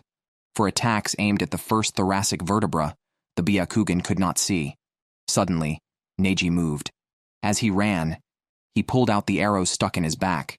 Moving indeed made the blind spot unpredictable. But this was meaningless to Kitamaru. He drew another arrow and began to aim. As Neji ran dodging, Neji's forehead protector was blown away, and blood seemed to pierce through his skull. Seeing the spider silk, Neji immediately realized how Kimimaro controlled the direction. When the attack missed again, Kimimaro leaped to the treetops, creating a rapidly spinning arrow. In this way, he could avoid the previous mistake. Combined with the control of the spider silk, Neji would surely not survive. Neji's chakra was nearly depleted, and he could no longer dodge the opponent's next attack. But remembering Naruto's determined gaze, Neji made his decision at that moment. Kimimaro drew his bow and aimed a powerful arrow straight at Neji, who turned around. The arrow hit Neji squarely and even pierced through the large tree behind him. This time, Kimimaro was certain that his opponent could not survive. However, Neji smiled. He used the last of his strength to grasp the spider silk and execute Juken. Chakra flowed up the spider silk and struck Kimimaro's body directly. Kimimaro fell straight from the tree. In his view, Neji's dying counterattack was futile. Neji, covered in blood, continually recalled every word and action of Naruto. From that day, Neji believed he could change his own fate. He could not let down Naruto's trust in him. After all, just as Kimimaro regained control of his body, Neji was already in front of him. Without any words, Neji raised his hand and delivered a series of Juken strikes. Finally, Kimimaro was fiercely kicked to the ground. Before dying, Kimimaro incredulously asked Neji why he was still alive. The answer was simple. Neji had decided to intentionally be hit.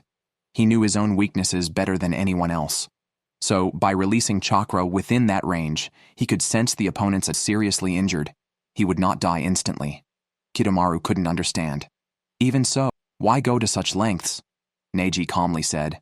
Among those he had fought, the strongest one had said, "You and I are different. You are not a lag," so he could not afford to lose.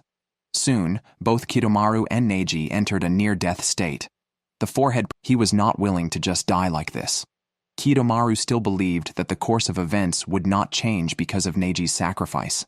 Sasuke had joined Orochimaru of his own free will, but Neji firmly believed that Naruto could rescue Sasuke from the darkness because he himself had been saved from the darkness by Naruto. At this point, Kimimaro could no longer sustain his shattered body and closed his eyes. Meanwhile, Neji collapsed weakly on the ground, repeatedly recalling his past. Whether it was happy or sad, it was uniquely irreplaceable. Now, he could only entrust the mission to his trustworthy comrades. Sakon and Tayuya, carrying Sasuke, hurried without wasting any time. As evening fell, Shikamaru and the others followed closely behind. With only 2 opponents left, Naruto and did not dare to relax. After nightfall, Shikamaru decided to wait until dawn to take action. Naruto immediately objected, and Kiba echoed Naruto's thoughts. However, Shikamaru believed that a night attack was too risky. If they couldn't seize the moment, the opponent would be on high alert. Hearing this, Naruto agreed to Shikamaru's tactics. According to Orochimaru's orders, Sasuke must be delivered by tomorrow. Thus, Tayuya and Sakon did not pause for a moment.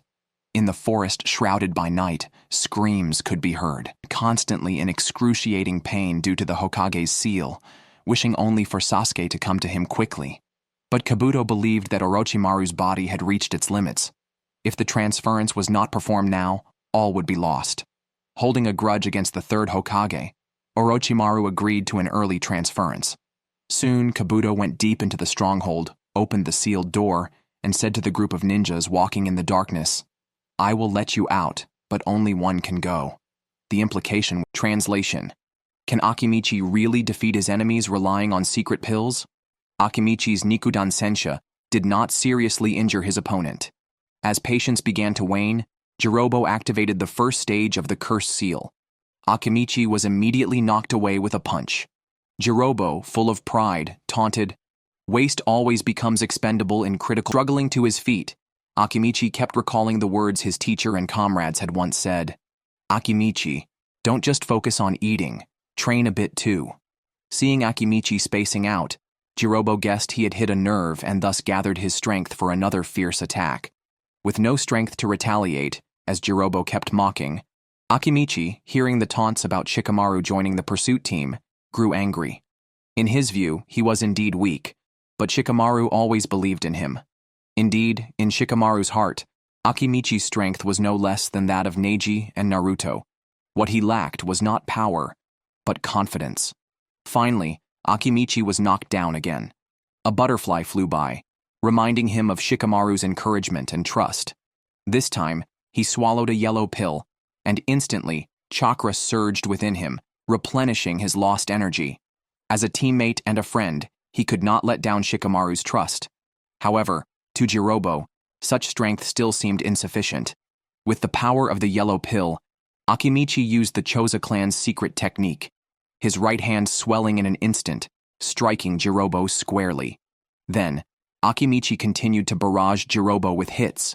Provoked continuously, Jirobo, in a rage, grabbed Akimichi's arm and flung him into the air. Instead, Akimichi used this opportunity to smash down on Jirobo with the momentum of the fall, shaking the forest as Jirobo was slammed into the ground. Akimichi thought he had finally won, but before he could rise, Jirobo lifted him up. This strength was beyond Akimichi's imagination. Finally unleashing his full power, Jirobo activated the second stage of the cursed seal. Displeased to use his ultimate form against a waste, he flung Akimichi skyward, releasing Baikanojutsu. Seeing Jirobo's transformation, Akimichi was astonished, while Jirobo, arrogant, believed no one could withstand his power, now magnified more than tenfold. Wounded and suffering from the side effects of the secret medicine, Akimichi was immobilized, only able to watch as Jirobo approached. Jirobo kicked him disdainfully, commenting, "You lot are better suited for playing ninja games," a remark that reminded Akimichi of his childhood. Due to his sluggishness, his team always lost when he played ninja games.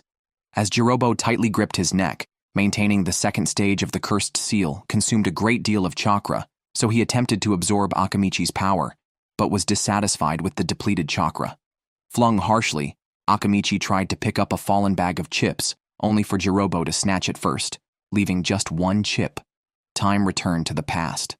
Akimichi's slowness soon became an accepted fact among his peers, who no longer wished to team up with him.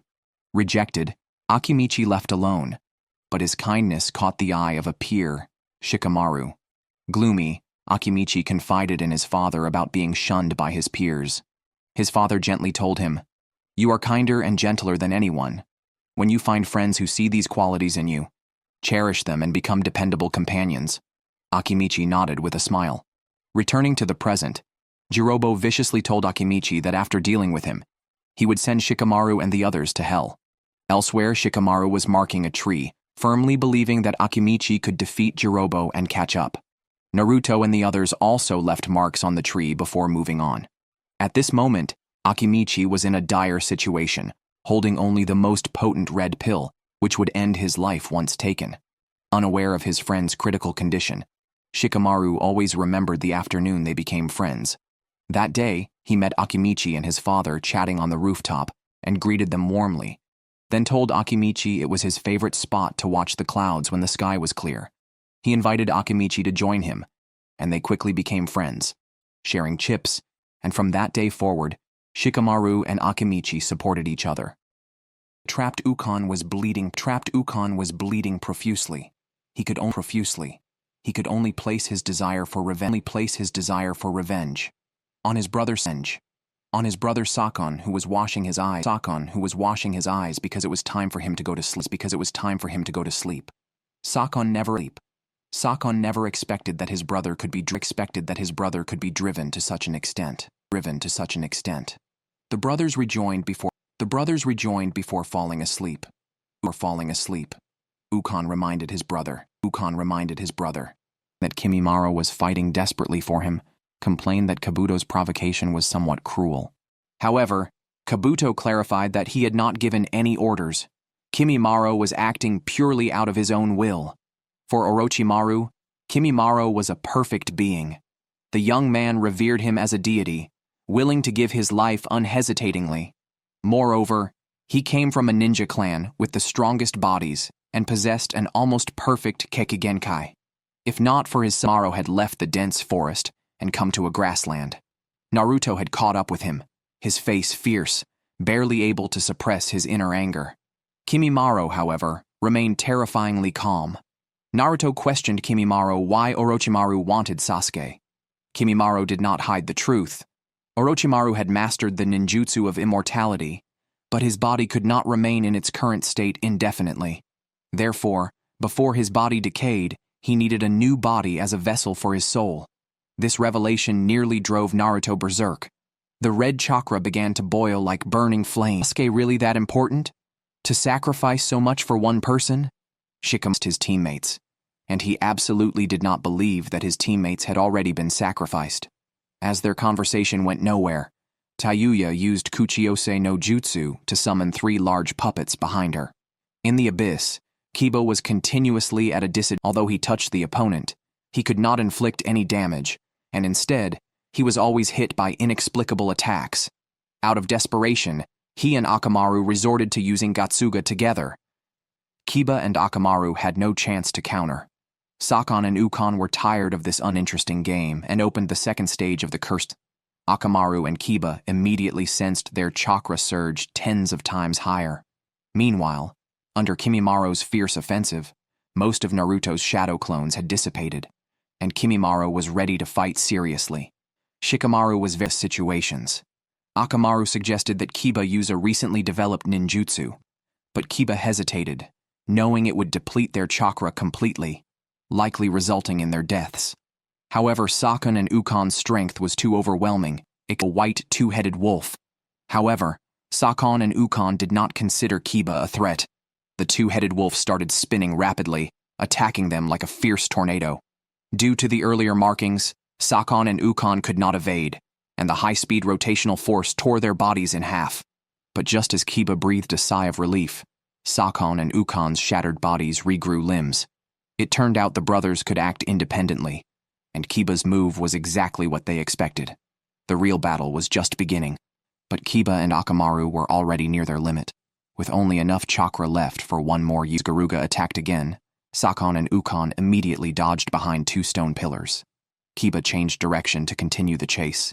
However, the brothers quickly made hand seals, summoning the strongest defense to protect Orochimaru, Rashomon. The double-headed wolf's impact only left minor traces. Finally, Kiba and Akamaru both fell. Sakon and Ukon thought to take advantage of Akamaru a partner. Then, he realized Ukon had disappeared. Just as he was searching for Ukon, he heard a voice from beside his ear. It turned out Ukon had eerily merged into his body. Sakon hurriedly ran to the river to wash his eyes. Among the Sound Ninja 4, Ukon special destroying their meridian system. Kiba was passed with Akamaru. Kiba's family and the Ninken were partners. During the Chunin exams, Naruto also suffered a lot. Kiba and Akamaru. The red chakra boiled like burning flames, echoing throughout the forest. Shikamaru and Tayuya faced each other, with Tayuya puzzled. Is Sasuke really that important? To willingly sacrifice so much for one person, all he could do was trust his comrades, and he firmly believed that his teammates had not been sacrificed. Their conversation going nowhere, Tayuya summoned 3 massive puppets behind her using Kuchiyose no Jutsu. In the abyss, Kiba was constantly at a disadvantage in his fight against Sakon. For some reason, though he made receiving mysterious attacks. With no other options, he and Akamaru resorted to using Gatsuga together, only to be countered by Sakon and Ukon with elbows and even a third leg to block. According to Orochimaru and Kabuto, Sakon was the strongest of the Sound Ninja 4, who never left survivors. Elsewhere, Naruto summoned numerous shadow clones, preparing for a decisive battle with Kimimaro, who always looked down on others. His arrogance and confidence were founded on his strength. Despite Naruto's numerical advantage, Kimimaro could easily handle them. 2 white bone spikes protruded from his palms, and countless Narutos surged towards Kimimaro like a tide. Meanwhile, Tune and her 3 puppets launched an offensive against Shikamaru, who struggled to manage and was gradually forced away from Tayuya. Tayuya had already activated the first stage of the Cursed Seal. Kiba and Akamaru, having used Gatsuga, were repeatedly knocked back by Sakon and Ukon.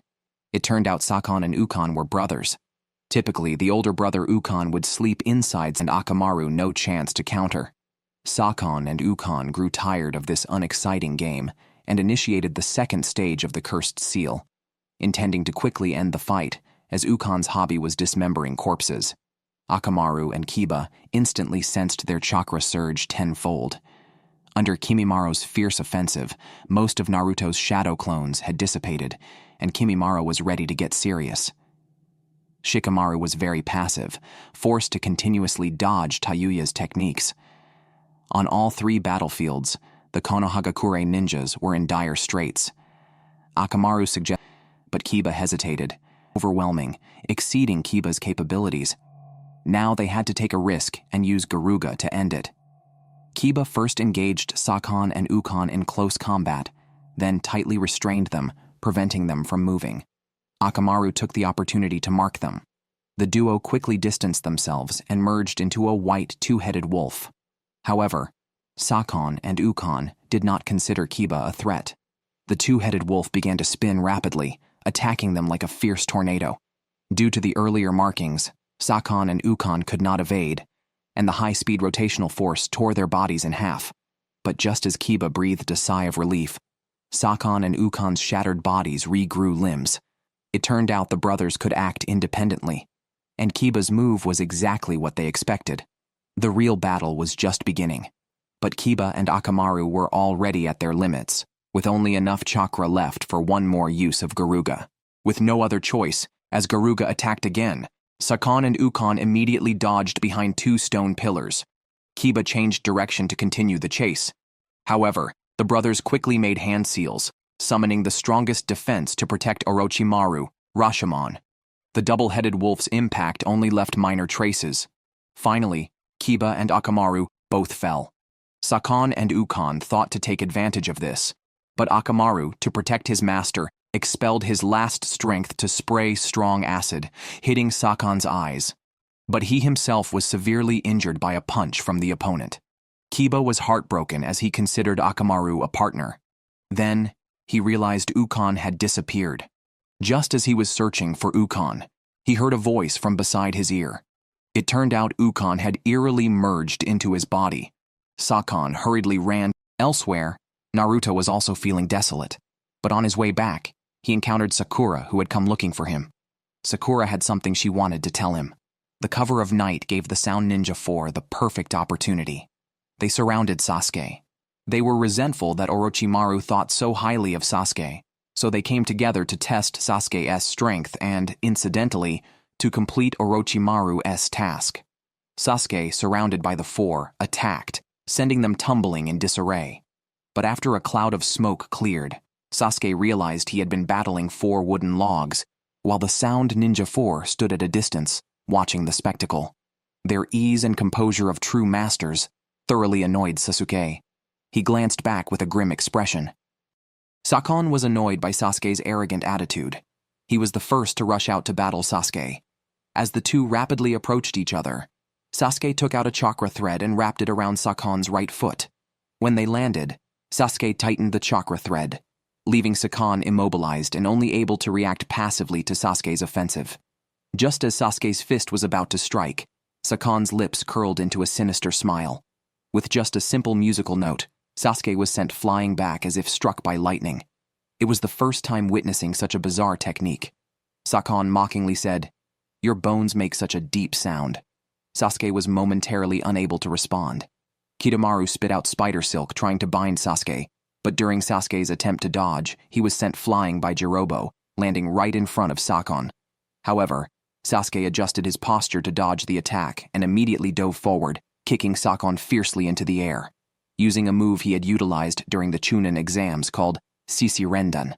Ultimately, Sakon crashed through the roof amidst a cloud of dust and noise. Meanwhile, unaware of Sasuke's peril, Naruto was happily eating ramen. This was the first time Sakura had asked him out for a casual stroll, but Sakura appeared melancholic. Eventually, she revealed a long-kept secret to Naruto, that during the Chunin exams, Sasuke had been affected by Orochimaru's cursed seal, which had significantly changed his personality. Both Sasuke and Kakashi had instructed her not to tell Naruto, but now she no longer wanted to keep it hidden, especially since Sasuke's expression reminded her of that time. Speaking of Orochimaru, Naruto recalled an incident during their quest to find Tsunade, when Orochimaru single-handedly held his own against both Jiraiya and Tsunade, demonstrating his unfathomable strength. Naruto optimistically stated that Sasuke wouldn't fall for Orochimaru's tricks.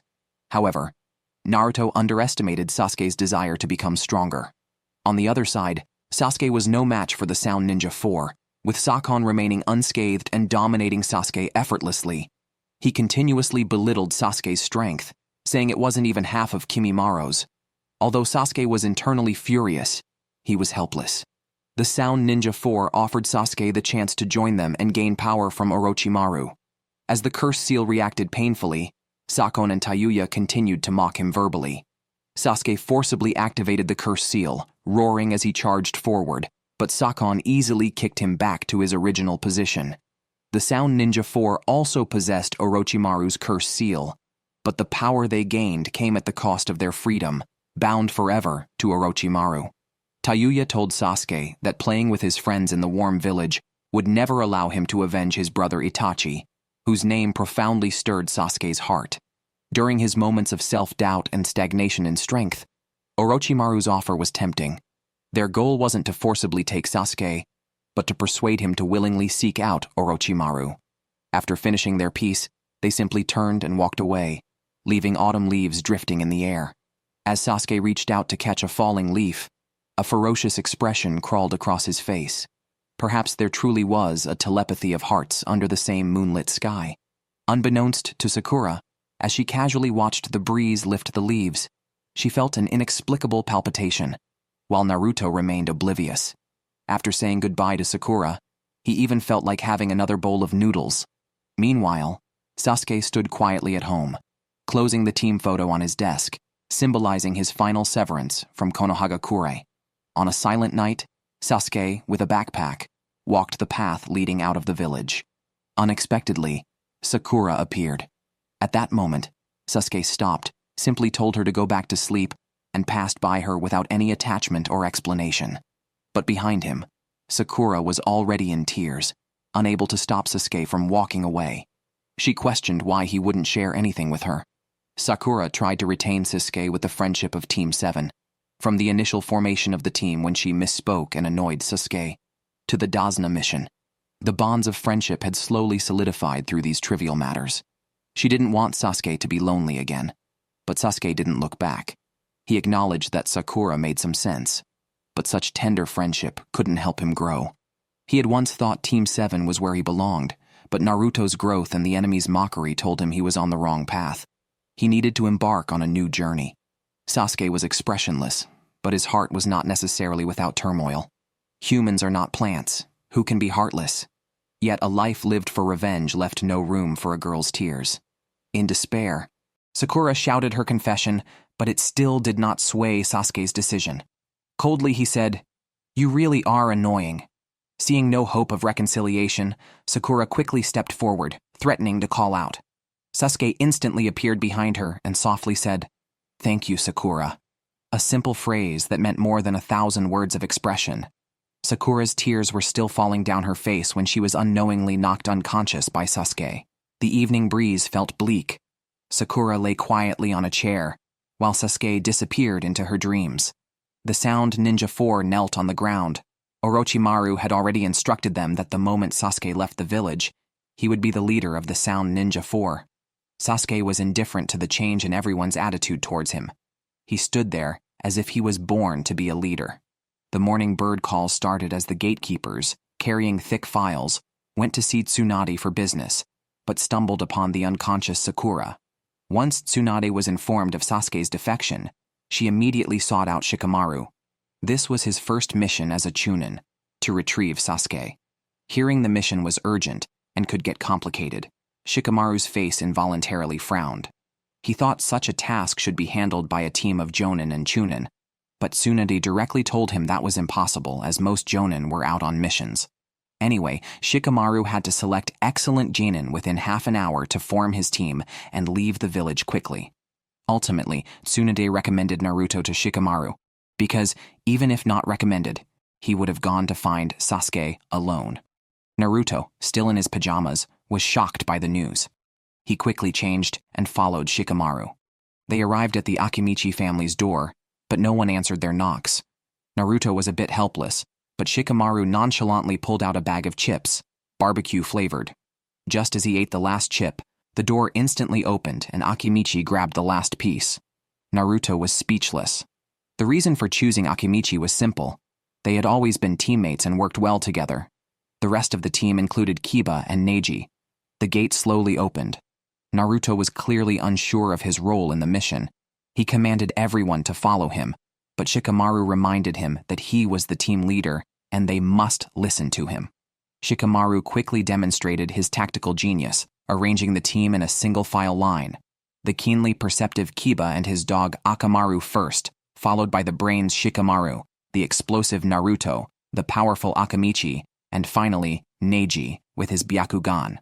Although Shikamaru disliked trouble and wasn't fond of Sasuke, he recognized that Sasuke was a member of Konohagakure and their comrade. Therefore, he was prepared to risk his life to rescue Sasuke. Seeing Shikamaru like this, everyone finally recognized his worth as a Chunin. Just as the pursuit squad was about to depart, Sakura arrived. Shikamaru saw her intentions and preemptively rejected her because her abilities were not sufficient. She would only be a hindrance. Sakura was frustrated, once again feeling helpless due to her lack of strength. Her two teammates had become excellent ninjas, while she could only hide in the background at such a critical moment. She tearfully begged Naruto to bring Sasuke back. Naruto finally understood Sakura's feelings for Sasuke and solemnly promised her, "I will definitely bring Sasuke back. This is our lifetime promise." The team finally set off.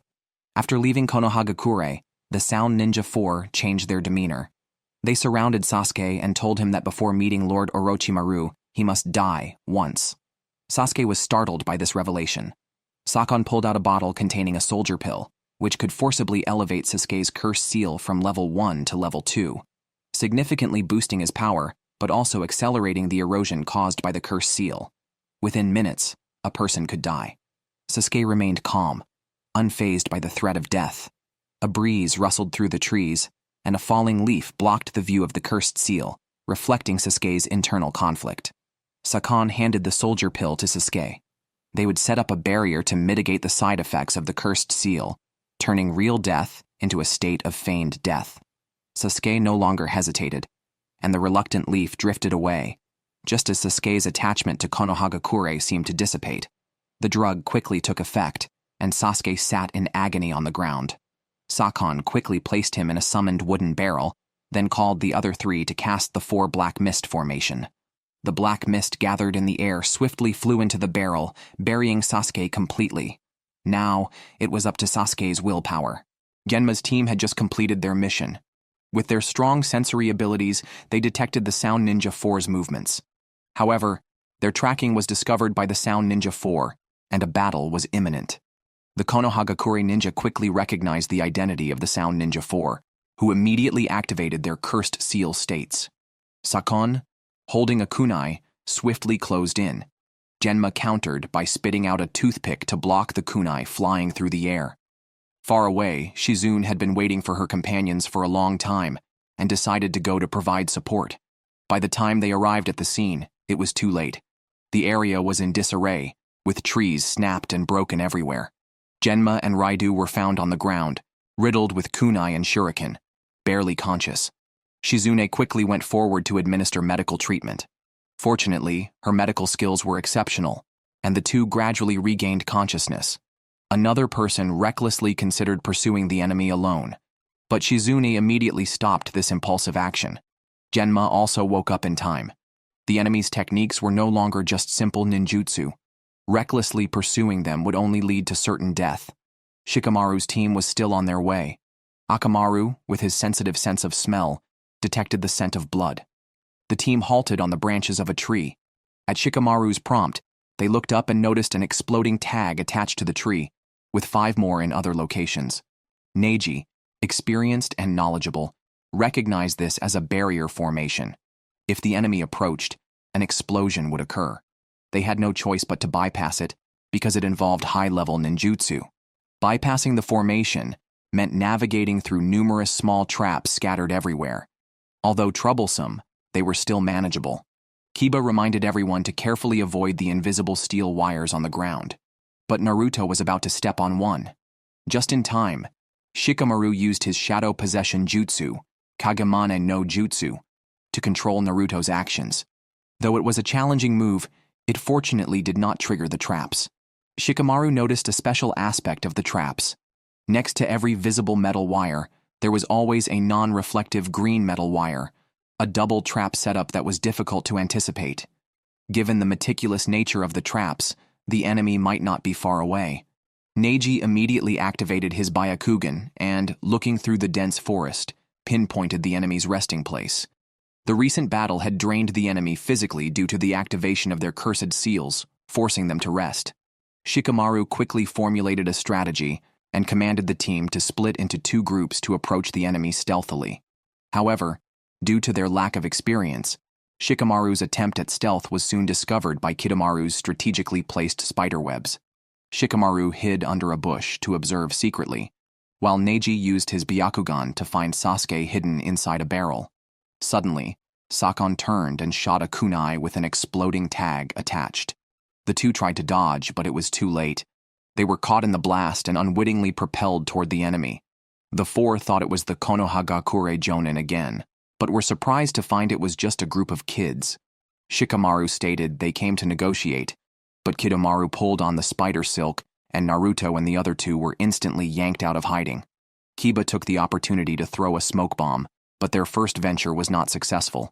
The area was already covered with Kidomaru's spider silk, which was finer and stronger than metal wire and nearly invisible to the naked eye. Kidomaru boasted about his spider silk's prowess, but the next second, he found himself unable to move. Shikamaru had used his shadow possession jutsu to control the Sound Ninja 4. However, Sakon was not at all flustered. In the next second, countless shuriken flew from behind Shikamaru, breaking the shadow possession jutsu.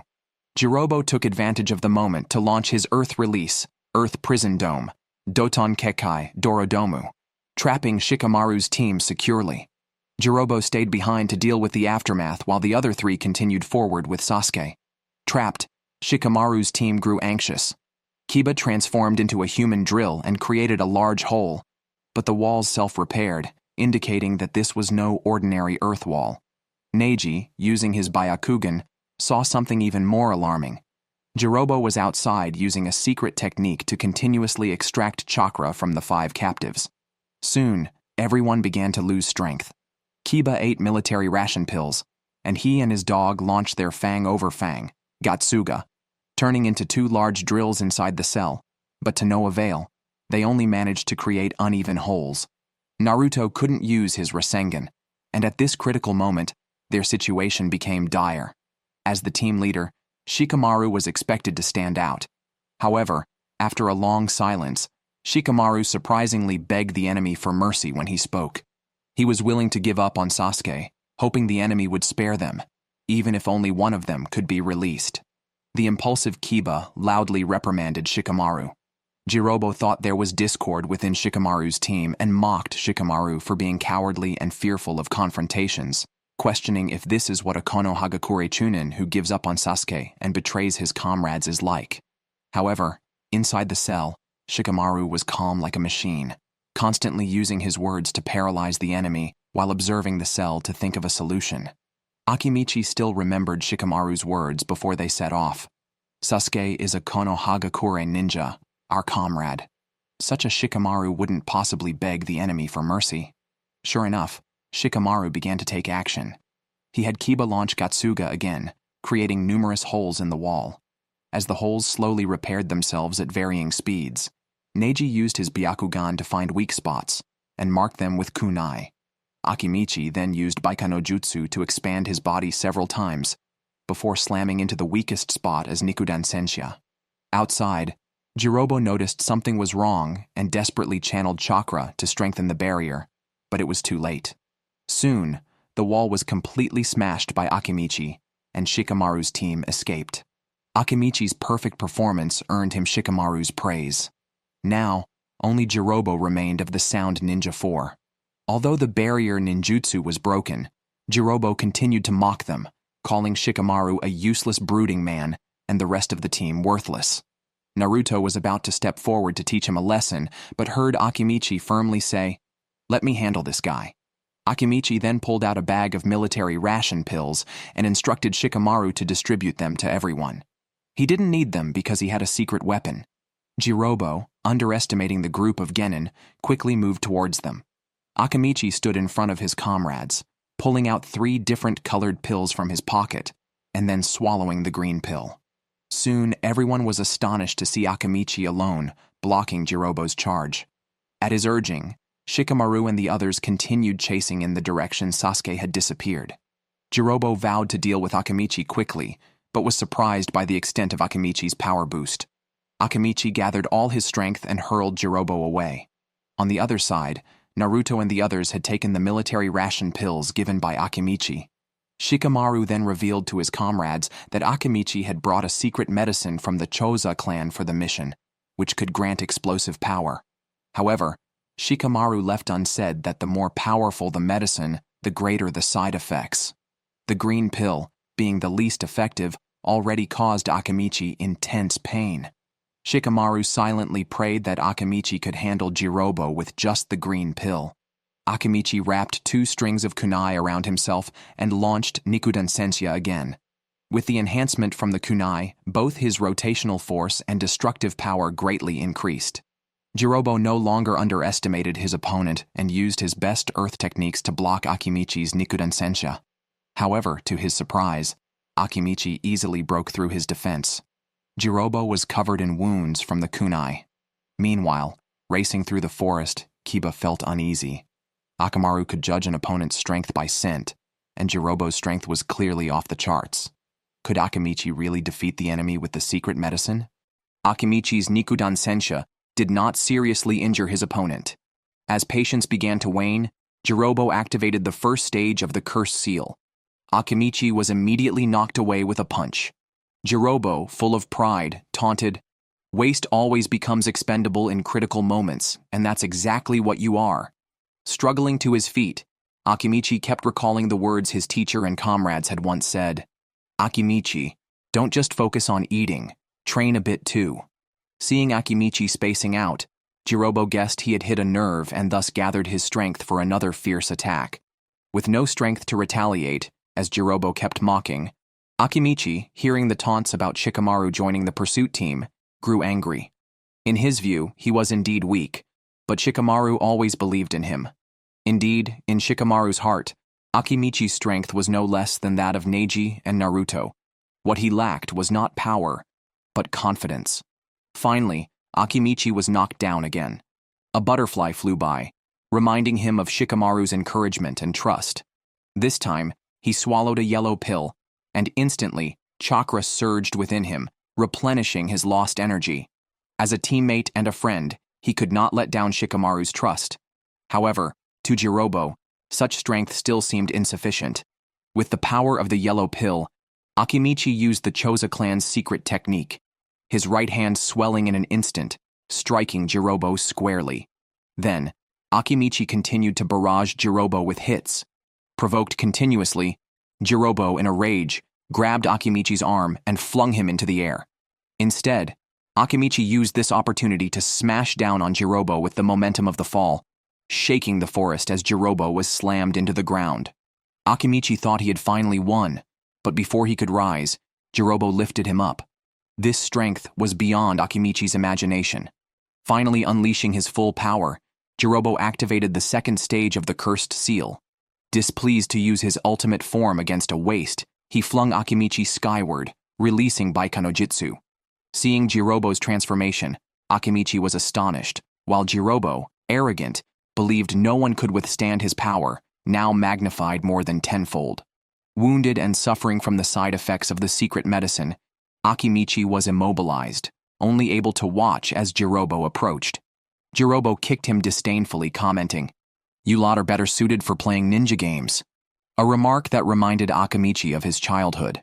Due to his sluggishness, his team always lost when he played ninja games. As Jirobo tightly gripped his neck, maintaining the second stage of the cursed seal consumed a great deal of chakra, so he attempted to absorb Akimichi's power, but was dissatisfied with the depleted chakra. Flung harshly, Akimichi tried to pick up a fallen bag of chips, only for Jirobo to snatch it first, leaving just one chip. Time returned to the past. Akimichi's slowness soon became an accepted fact among his peers, who no longer wished to team up with him. Rejected, Akimichi left alone, but his kindness caught the eye of a peer, Shikamaru. Gloomy, Akimichi confided in his father about being shunned by his peers. His father gently told him, "You are kinder and gentler than anyone. When you find friends who see these qualities in you, cherish them and become dependable companions." Akimichi nodded with a smile. Returning to the present, Jirobo viciously told Akimichi that after dealing with him, he would send Shikamaru and the others to hell. Elsewhere, Shikamaru was marking a tree, firmly believing that Akimichi could defeat Jirobo and catch up. Naruto and the others also left marks on the tree before moving on. At this moment, Akimichi was in a dire situation, holding only the most potent red pill, which would end his life once taken. Unaware of his friend's critical condition, Shikamaru always remembered the afternoon they became friends. That day, he met Akimichi and his father chatting on the rooftop and greeted them warmly, then told Akimichi it was his favorite spot to watch the clouds when the sky was clear. He invited Akimichi to join him, and they quickly became friends, sharing chips, and from that day forward, Shikamaru and Akimichi supported each other. In his heart, Akimichi silently apologized to Shikamaru. He wished he could continue on with Shikamaru, but he knew his journey had to end here. Without hesitation, Akimichi pulled out the red pill and swallowed it. Jirobo's punch came crashing down. However, when the dust settled, Akimichi was nowhere to be seen. Instead, countless butterflies fluttered around. At that moment, chakra-condensed butterfly wings unfolded behind him, easily neutralizing Jirobo's attack. Enraged, Akimichi threw 3 powerful punches. The first punch avenged the theft of his last bite of food. The second retaliated against Jirobo's verbal insults. And the third was for Jirobo's disrespect towards Shikamaru, his best friend, whom he could never forgive for being insulted.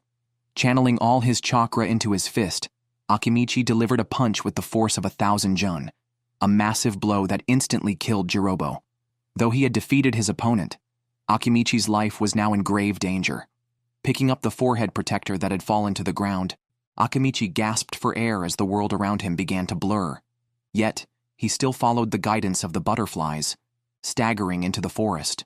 Finally stopping in front of a tree, Akimichi saw the mottled marks on it, marks that were a testament to their friendship. The journey of growth and companionship brought tears to his eyes. He could finally tell his father that he had indeed made many good friends. The side effects of the medicine relentlessly ravaged his body, and no longer able to move forward, Akimichi leaned against the tree trunk and slowly sat down. His hands fell limp, and his forehead protector dropped to the ground. Meanwhile, a butterfly fluttered past Shikamaru's ear, causing him to look back towards where Akimichi was. An inexplicable premonition of dread filled him, but the mission had to continue.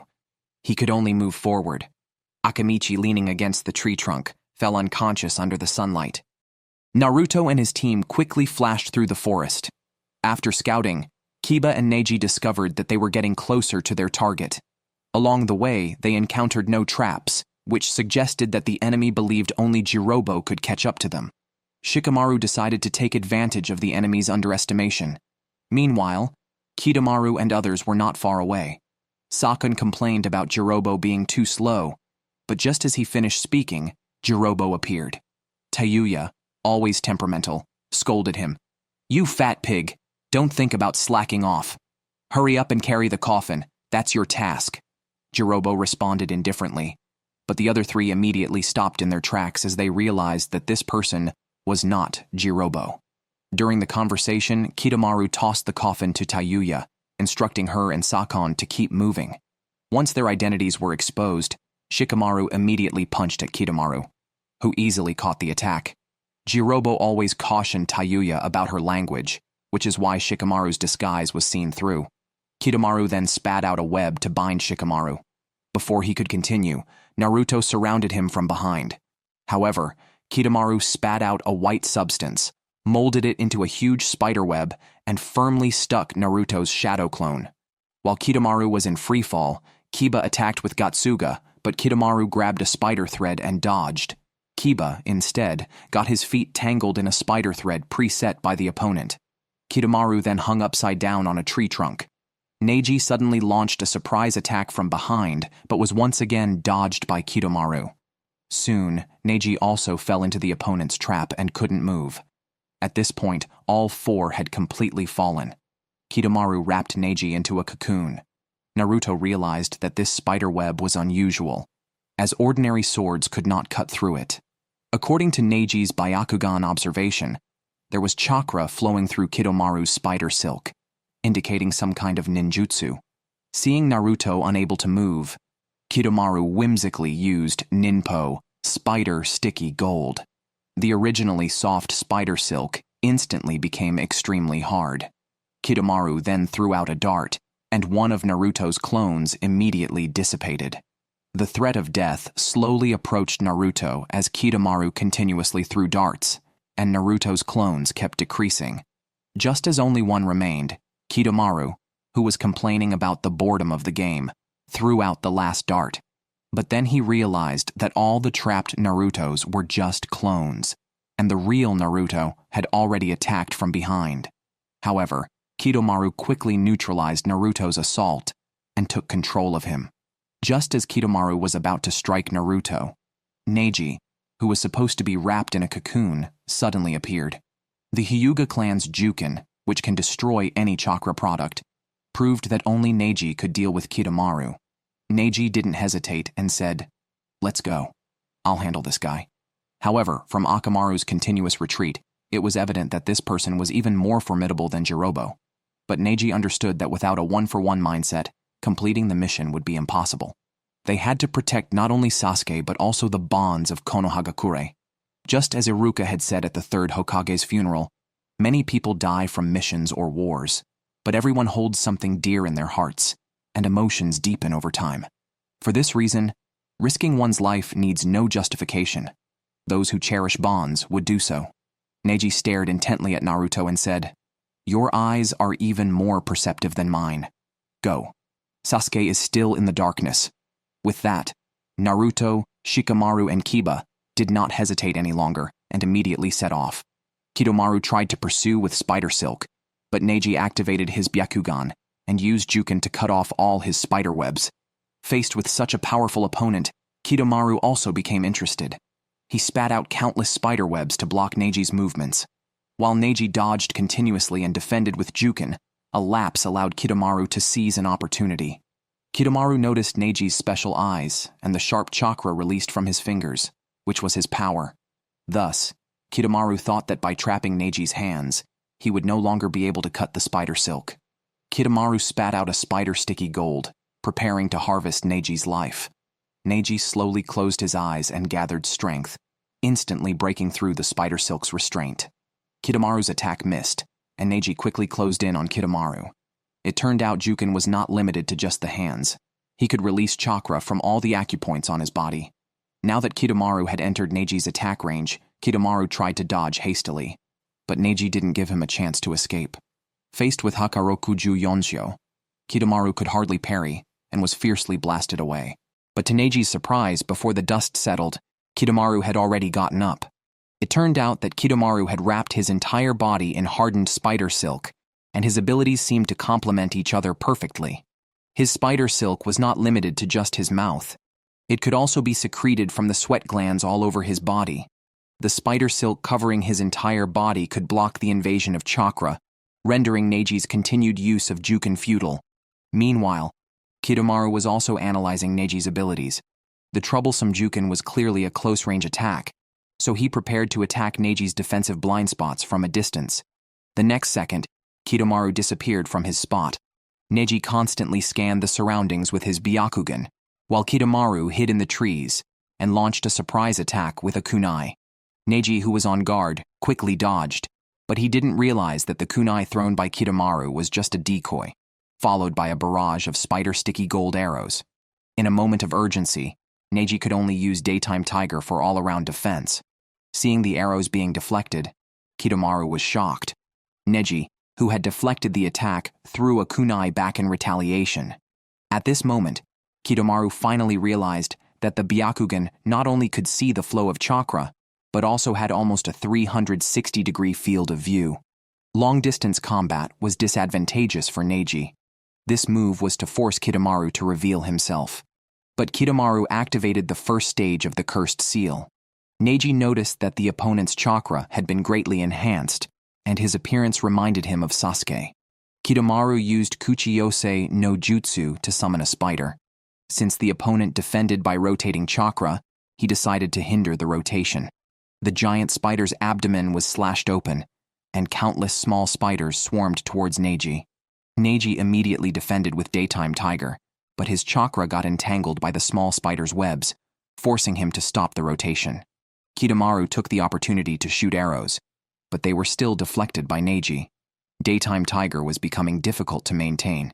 In the ensuing fight, Neji could only dodge one by one, while Kitamaru maintained a safe distance, launching a combined attack with spider silk and arrows. Having lost the defense of Daytime Tiger, Neji could only counter the small spiders with Hakaroku Juyonsho. But with the overwhelming number of spiders, Neji changed tactics and used Hyakuni Juhatishu to eliminate all the incoming spiders. Kitamaru, hiding in the shadows, intensified the spider assault. Finally, an arrow pierced Neji's body, allowing Kitamaru to further understand Neji's abilities. Neji seemed to accurately sense attacks within 50 meters, yet he had not dodged just now. Kitamaru spurred the spiders again. Just as Neji was about to use Juken, an arrow struck him squarely in the back. Kitamaru had finally deciphered the secret of Neji's eyes, intensifying his attack. Neji was repeatedly injured. It turned out that Byakugan was not perfect, and Daytime Tiger existed to compensate for this flaw. Neji, lying on the ground, struggled to stand up. The opponent's words, "You are destined not to win against me," reminded him of the times he had always defeated Lee in training. Back then, Neji was hailed as a genius by his peers, but in Lee's view, he could surpass a genius with effort. Back then, Neji concluded that no matter how hard you try, you cannot win against me. It's predetermined. He had said the same to Hinata until his fight with Naruto changed his mind. Naruto's steadfast beliefs changed him. Amidst these memories, Kitamaru's attack came again. A huge spider smashed down towards Neji, who used Juken to completely shatter the spider. However, countless arrows followed immediately. Neji was hit by several arrows. Seeing this, Kitamaru prepared to leave. Yet Neji stood up again, though unsteadily, fortunately avoiding fatal injury. Kitamaru activated the second stage of the cursed seal. Kitamaru transformed his spider silk into a bow and arrow with destructive power, his strongest attack mode. The golden arrows whistled towards Neji's back. A huge explosion sounded, yet Neji dodged the attack. At this moment, Neji finally confirmed that the opponent had mastered the secret of the Byakugan. Staring at the spiral wound on Neji's back, Kitamaru realized that the attack had missed by several centimeters. The immense energy had displaced the arrow. As a fellow ninja, he understood how painful releasing such an amount of chakra could be. Now, Neji struggled to rise, facing the strongest opponent he had ever met. After only a brief exchange, Kitamaru had grasped his weakness. The Byakugan indeed had a narrow blind spot. For attacks aimed at the first thoracic vertebra, the Byakugan could not see. Suddenly, Neji moved. As he ran, he pulled out the arrow stuck in his back. Moving indeed made the blind spot unpredictable. But this was meaningless to Kitamaru. He drew another arrow and began to aim. As Neji ran dodging, this time the arrow's tail was connected to the spider silk from Kitamaru's mouth, allowing the angle to be controlled during flight, thus constantly aiming at Neji's blind spot. Amidst a cloud of dust, Neji's forehead protector was blown away, and blood seemed to pierce through his skull. Seeing the spider silk, Neji immediately realized how Kitamaru controlled the direction. When the attack missed again, Kitamaru leaped to the treetops, creating a rapidly spinning arrow. In this way, he could avoid the previous mistake. Combined with the control of the spider silk, Neji would surely not survive. Neji's chakra was nearly depleted, and he could no longer dodge the opponent's next attack. But remembering Naruto's determined gaze, Neji made his decision at that moment. Kitamaru drew his bow and aimed a powerful arrow straight at Neji, who turned around. The arrow hit Neji squarely and even pierced through the large tree behind him. This time, Kitamaru was certain that his opponent could not survive. However, Neji smiled. He used the last of his strength to grasp the spider silk and execute Juken. Chakra flowed up the spider silk and struck Kidomaru's body directly. Kidomaru fell straight from the tree. In his view, Neji's dying counterattack was futile. Neji, covered in blood, continually recalled every word and action of Naruto. From that day, Neji believed he could change his own fate. He could not let down Naruto's trust in him. After all, Naruto genuinely believed Neji was a genius. Thinking this, Neji quickly cut the spider silk and ran towards the falling Kidomaru. Just as Kidomaru regained control of his body, Neji was already in front of him. Without any words, Neji raised his hand and delivered a series of Juken strikes. Finally, Kidomaru was fiercely kicked to the ground. Before dying, Kidomaru incredulously asked Neji why he was still alive. The answer was simple. Neji had decided to intentionally be hit. He knew his own weaknesses better than anyone else. So, by releasing chakra within that range, he could sense the opponent's attack in advance and thus avoid vital points. Although still seriously injured, he would not die instantly. Kidomaru couldn't understand. Even so, you will eventually die. Why go to such lengths? Neji calmly said. Among those he had fought, the strongest one had said, "You and I are different. You are not a laggard." Neji was always called a genius, so he could not afford to lose. Soon, both Kidomaru and Neji entered a near-death state. The forehead protector on the ground reminded Neji of Hiyashi's words. He was not willing to just die like this. Kidomaru still believed that the course of events would not change because of Neji's sacrifice. Sasuke had joined Orochimaru of his own free will, but Neji firmly believed that Naruto could rescue Sasuke from the darkness because he himself had been saved from the darkness by Naruto. At this point, Kidomaru could no longer sustain his shattered body and closed his eyes. Meanwhile, Neji collapsed weakly on the ground, repeatedly recalling his past. Whether it was happy or sad, it was uniquely irreplaceable. Now, he could only entrust the mission to his trustworthy comrades. Sakon and Tayuya, carrying Sasuke, hurried without wasting any time. As evening fell, Shikamaru and the others followed closely behind. With only 2 opponents left, Naruto and Kiba seemed to see the light of victory. But Shikamaru, as the team leader, remained vigilant and did not dare to relax. After nightfall, Shikamaru decided to wait until dawn to take action.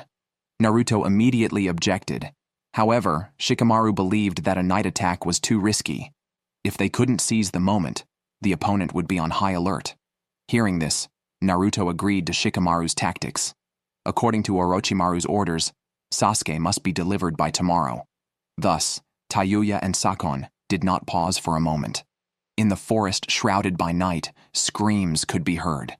It was Orochimaru, whose hands were bloodied and constantly in excruciating pain due to the Hokage's seal, wishing only for Sasuke to come to him quickly. But Kabuto believed that Orochimaru's body had reached its limits. If the transference was not performed now, all would be lost. Holding a grudge against the third Hokage, Orochimaru agreed to an early transference.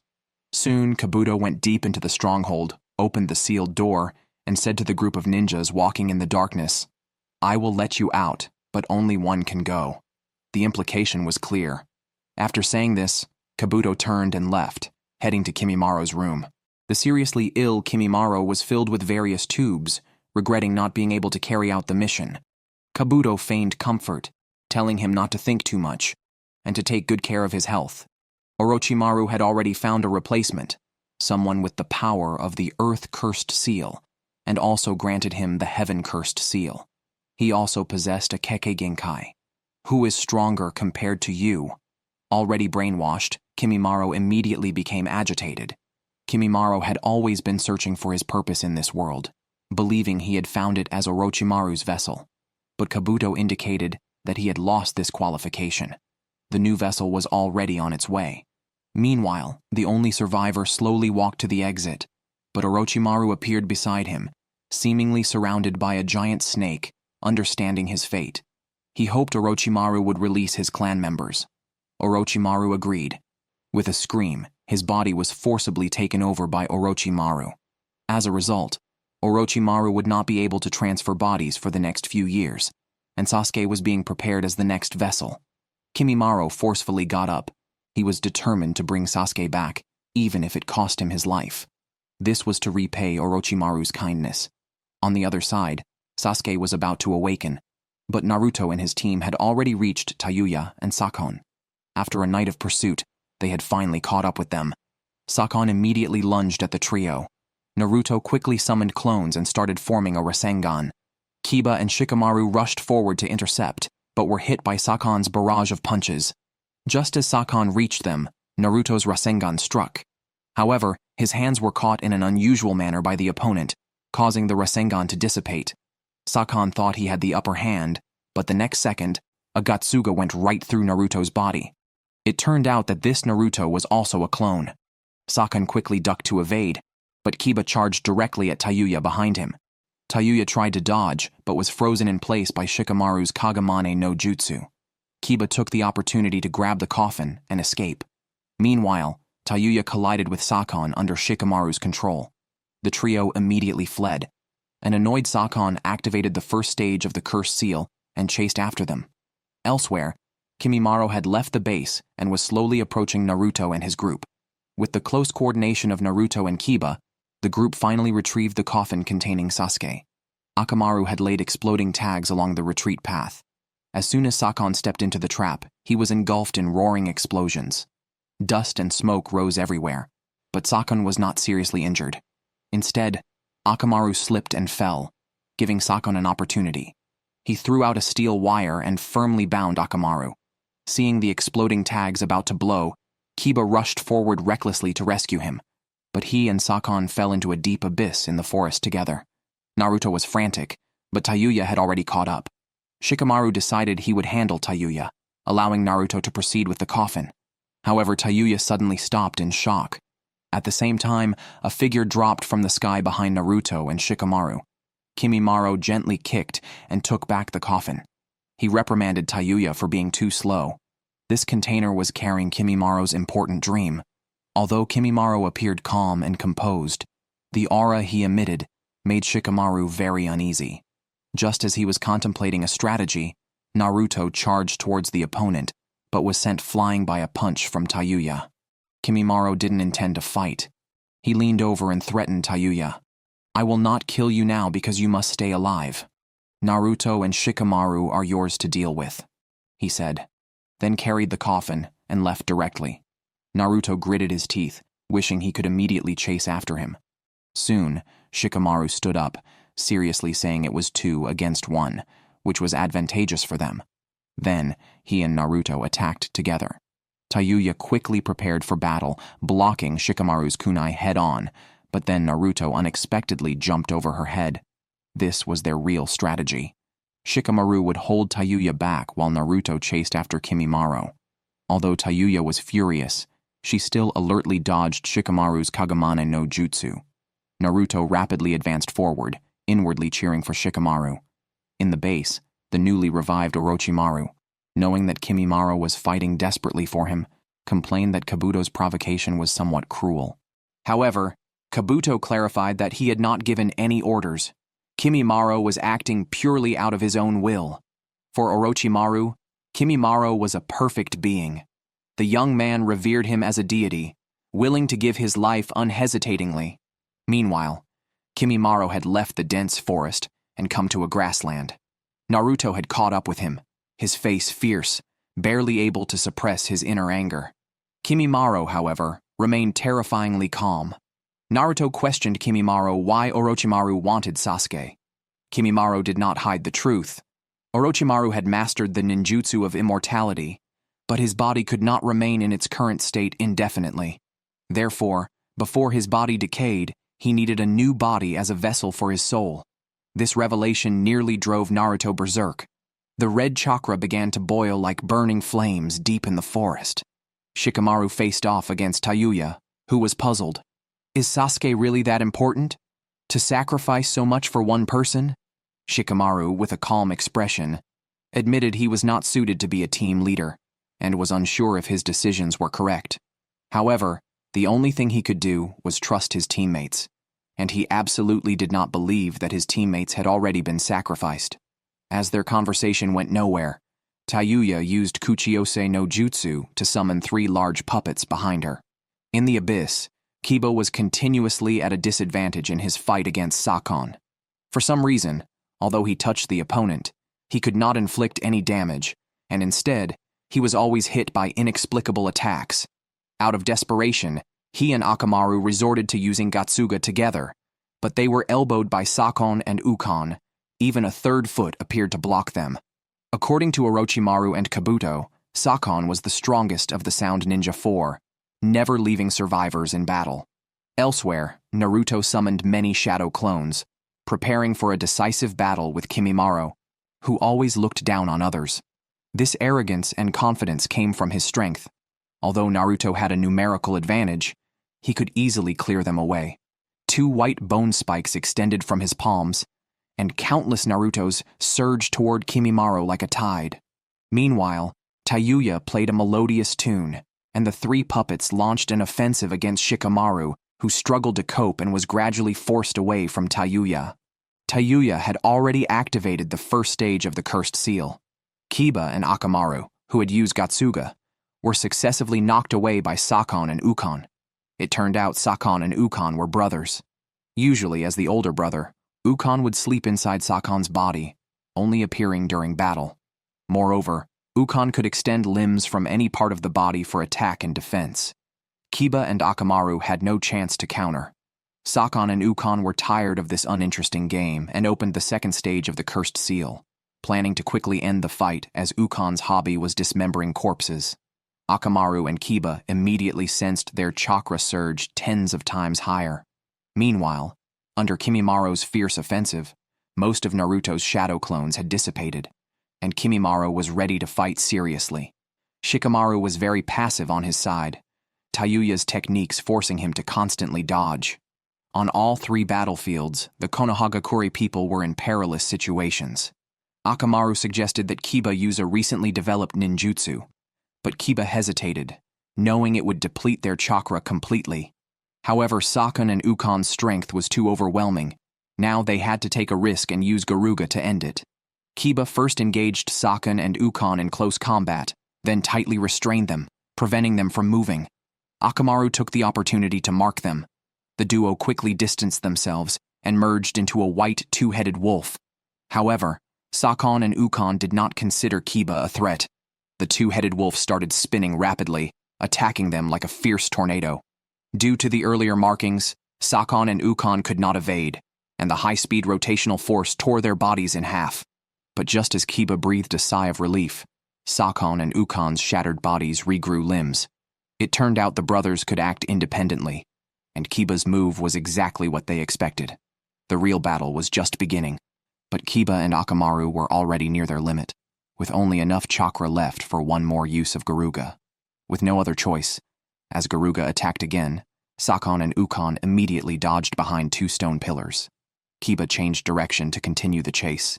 However, the brothers quickly made hand seals, summoning the strongest defense to protect Orochimaru, Rashomon. The double-headed wolf's impact only left minor traces. Finally, Kiba and Akamaru both fell. Sakon and Ukon thought to take advantage of this, but Akamaru, to protect his master, expelled his last strength to spray strong acid, hitting Sakon's eyes, but he himself was severely injured by a punch from the opponent. Kiba was heartbroken as he considered Akamaru a partner. Then, he realized Ukon had disappeared. He heard a voice from beside his ear. It turned out Ukon had eerily merged into his body. Sakon hurriedly ran to the river to wash his eyes. Among the Sound Ninja Four, Ukon specialized in assassination, relying on this ability, the parasitic demon destruction technique. In the second stage of the Cursed Seal, he would disperse his body to enter the enemy's body, destroying their meridian system. Kiba restrained Ukon's actions while recalling his past with Akamaru. Kiba's family and the Ninken were partners. During the Chunin exams, Naruto also suffered a lot at the hands of this duo. The bond between Kiba and Akamaru, reflecting in every little aspect of life. Suddenly Kiba couldn't figure out how to counter the opponent's ninjutsu, but he caught an important piece of information in Ukon's words. My cells can move freely inside your body, which means a slight state of fusion. Only to see Kiba suddenly pull out a kunai, and without hesitation stab it into his own stomach. Both Kiba and Ukon spurted blood at the same time, This was the only way to counter this move. The intense pain made both Kiba and Ukon scream in agony. Ukon was well aware that his ninjutsu was powerful because it hid inside the opponent's body, making it unattackable. Someone like Kiba, willing to die with him, was unprecedented. Kiba raised the kunai again. Seeing that the opponent did not hesitate, Ukon hurriedly left Kiba's body. Such a severe injury made him start to weaken. While Kiba was at his wit's end, he threw a smoke bomb and took the chance to hide. When the smoke cleared, Ukon could no longer find Kiba's trace, only to see the injured Akamaru left behind. He approached, intending to end the life of the ninkin, but Kiba would never abandon his companion. Suddenly, Akamaru's body began to swell and exploded, shooting out numerous hidden weapons. Finding that Akamaru was not in immediate danger, cried with joy, but his injuries were no less severe than Akamaru's. The story of Kiba and Akamaru began one afternoon. That day, Kiba's mother and sister brought Akamaru to him, reminding him that from that moment on, he was responsible for everything about Akamaru. The man and dog quickly became best friends, to become stronger. They worked together to develop new ninjutsu. Perhaps because of Akamaru's presence, Kiba never felt alone. Thinking of this, Kiba secretly made up his mind. No matter what happens in the future, he would never part with Akamaru. The trapped Ukon was bleeding profusely. He could only place his desire for revenge on his brother Sakon, who was washing his eyes because it was time for him to go to sleep. Sakon never expected that his brother could be driven to such an extent. The brothers rejoined before falling asleep. Ukon reminded his brother to make sure to capture the person who hurt him. Meanwhile, Naruto was also caught in a tense battle. He had thought he could easily win against Kimimaro with a numerical advantage, but his opponent's strength was too formidable. As his shadow clones kept getting fewer, Naruto controlled the three in the front to engage in close combat. But it was equally futile. Kimimaro, wielding a bone spike, charged with Willow Dance. Naruto's shadow clones could hardly resist disappearing into smoke one after another. Then, with each move, he managed to scatter a few clones, and Naruto finally discovered the secret of the opponent's weapon. The spike was actually made of bone. This was Kimimaro's Kekkei Genkai. He opened his shirt to reveal pale skin, bones rapidly growing and extending from his shoulders. He pulled out his own bones, turning them into a sharp blade. Naruto immediately threw two kunai, but Kimimaro blocked them with his bone blade. He could control the density of calcium, making his bones as hard as steel. Kimimaro also mastered 5 dances. While talking, a coffin carrying Sasuke began emitting purple smoke, and Kimimaro was ready to show his camellia dance. In the depths, Sakon and Ukon followed the dripping blood towards Kiba. Blood loss was making Kiba increasingly sluggish, but he could not just wait to die. Sakon and Ukon found Kiba's blood-stained coat by the river. From the direction of the bloodstains, it was clear that Kiba had escaped along the river. In the forest, Shikamaru, cornered by 3 puppets, had no way out.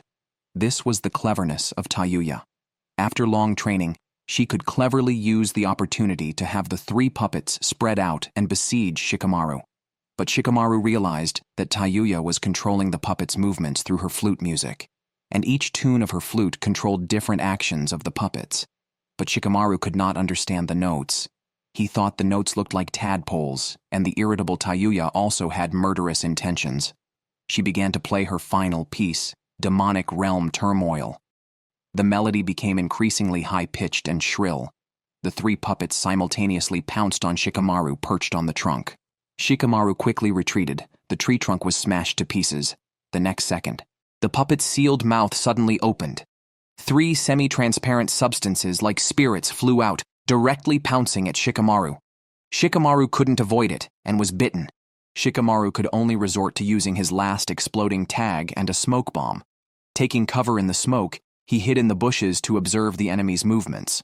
From just one round of contact, Shikamaru realized how terrifying the strange spirits were. They could actually devour his chakra. If the struggle continued, Shikamaru's chakra would be completely drained. Tayuya's ninjutsu was clearly a secret technique, so the best approach was to target Tayuya herself, and the quickest way to do that was to stop her flute playing. However, getting close to Tayuya seemed almost like a fool's dream. Apart from that, Perhaps only the Kagamane no Jutsu could capture those spirits, but the three spirits always coordinated closely. If he targeted one, the other two would attack him.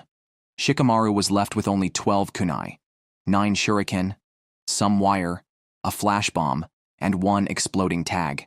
His situation was perilously dire.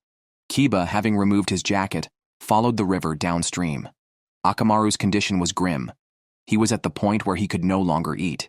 Kiba wiped away his tears, placed Akamaru on his head, and continued to feel his way forward. Under the onslaught of Kimimaro's camellia dance, Naruto's shadow clones rapidly diminished, and the smoke emanating from the coffin grew denser. The sound of the flute in the forest did not cease. In Tayuya's view, Shikamaru's constant hiding was pointless. As long as he couldn't decipher the puppet's movements, the advantage remained in her hands. Meanwhile, Shikamaru, lying in wait, seemed to have devised a plan. According to his calculations, he needed to settle the score with Tayuya within 9 attacks. Armed with the last exploding tag-laden kunai, he aimed it at the large tree where Tayuya stood. The booming explosion ensued, but Tayuya quickly dodged, easily moving out of the blast radius. Such tactics were ineffective against her. Driven by the flute's commands, the 3 puppets searched everywhere for Shikamaru's trace.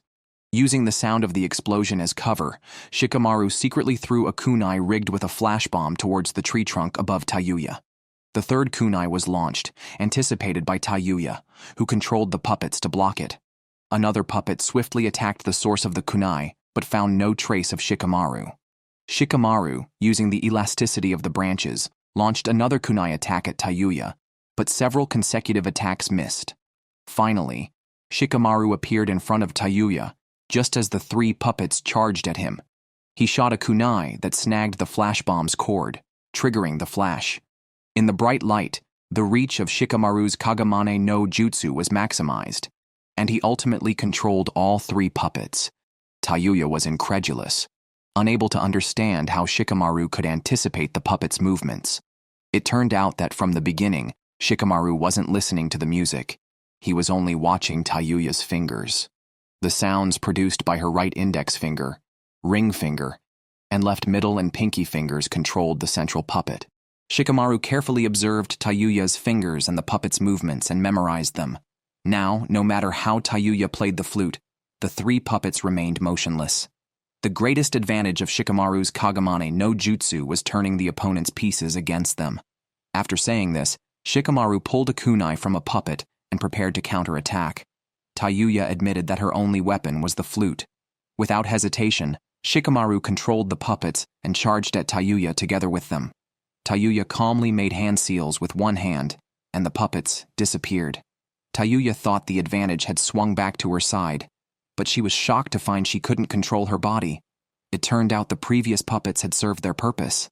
Shikamaru had used them as a diversion to get close to Tayuya and used shadows to control her. Tayuya realized too late that she had fallen completely into Shikamaru's trap.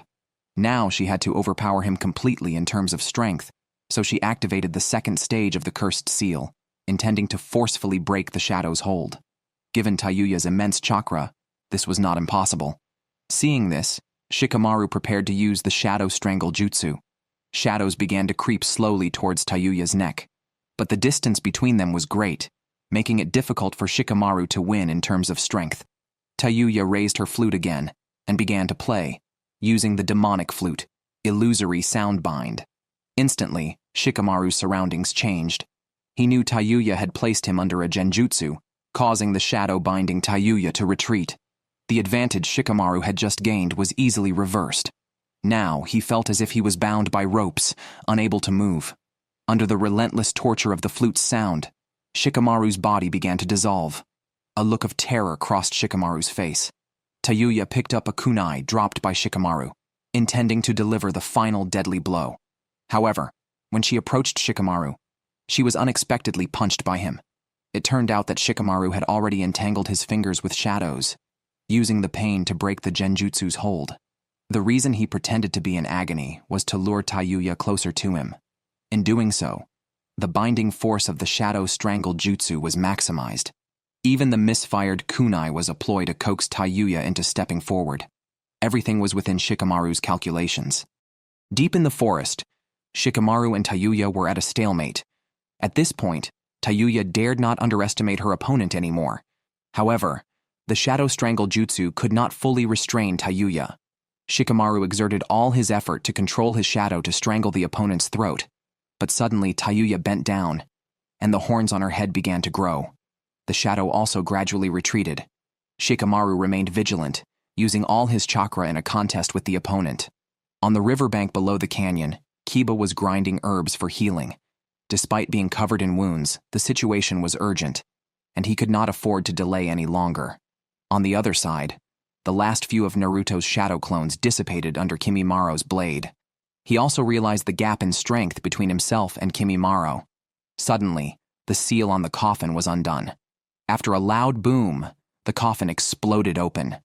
As the purple smoke cleared, Naruto saw a familiar yet unfamiliar figure. Sasuke slowly retracted his cursed seal. Naruto tried to greet his friend nonchalantly, but Sasuke ignored him. Naruto's mind was filled with memories of their past together, hoping that Sasuke would return to Konohagakure, as everyone was worried. However, Sasuke just laughed to himself and then leaped towards the distance. Naruto tried to get up to chase after him, but Kimimaro appeared behind him and thrust his bone sword fiercely. At the critical moment, a flying kick blocked the deadly blade. The newcomer was Lee, who had just completed surgery. Naruto was surprised by Lee's appearance and was very concerned about his condition. However, Lee cut off Naruto's question, telling him to chase after Sasuke. "This man is mine to deal with. Didn't you promise Sakura?" After Naruto informed him of Kimimaro's abilities, he ran towards the direction Sasuke had left. Kimimaro was unwilling to let Naruto go and immediately moved to stop him. Seeing this, Lee once again stepped between them. Meanwhile, at the Konohagakure village hospital, Tsunade was listening to reports from Genma and others. The Sound Ninja 4 were formidable, and capturing Sasuke with just a few Jonin seemed unlikely. Genma suggested that Tsunade send reinforcements, but she refused. Since the attack by Orochimaru on Konohagakure, she had mobilized all Chunin and Jonin to address internal and external threats. Although there were no personnel available at the moment, she had made arrangements. At that time, Guy, having completed his mission, rushed back to the village to inquire about Lee's surgery. Upon learning that the surgery was very successful, Guy was overjoyed and burst into tears. However, hearing that Lee had disappeared, Guy nearly fainted. Tsunade speculated that Lee had gone after Sasuke with Naruto. More outrageously, Lee had taken Tsunade's bottle of alcohol, mistaking it for a medicine container. Guy was horrified, quickly stating that if Lee drank the alcohol, bad things would happen. On the other side, Kimimaro easily dodged Lee's frontal attack and then mocked Lee's movements as too straightforward. Lee continued to charge forward, but his opponent caught a flaw. However, Lee urgently called for a halt, and Kimimaro actually stopped his movements. It turned out it was time for Lee to take his medicine. He took out Tsunade's bottle of alcohol. In the past, to celebrate Lee learning Ura Krenka, Guy took his team out for a meal. At the dinner table, Lee mistakenly drank Guy's alcohol as water. After a brief silence, a drunken Lee smashed the restaurant to pieces, displaying terrifying explosive power that even Guy noticed.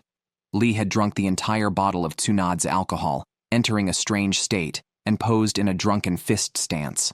According to Guy, Lee was a natural drunken fist master. Drunk, Lee stumbled around, struggling even to stand. Seeing Kimimaro staring intently at him, Lee suddenly erupted, accelerating his steps and kicking directly at Kimimaro's face. Kimimaro, not to be outdone, leaped to dodge. Lee chased after him and continued kicking. He heard Lee say a few words. Then Lee lay back and began to snore loudly. Kimimaro approached curiously, but Lee stood up again. A series of sharp combos sent Kimimaro flying. The drunk Lee had actually learned to use the tactic of feigned retreat.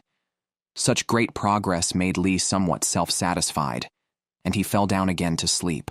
Kimimaro cautiously approached, but Lee suddenly jumped up and stated that he was not someone who could sleep anywhere at any time. Before he could finish speaking, Lee forgot why he was there, so he sat down to ponder. Kimimaro picked up the discarded bottle of alcohol, realizing that Lee had simply gotten drunk. Kimimaro's murderous intent surged, preparing to send Lee to another world without pain. In the forest, Shikamaru continued to extend his shadow towards Tayuya's neck, but with each inch forward, it was pushed back with greater force by the opponent. Shikamaru's chakra was nearly depleted. If the stalemate continued, the situation would only become more disadvantageous for him.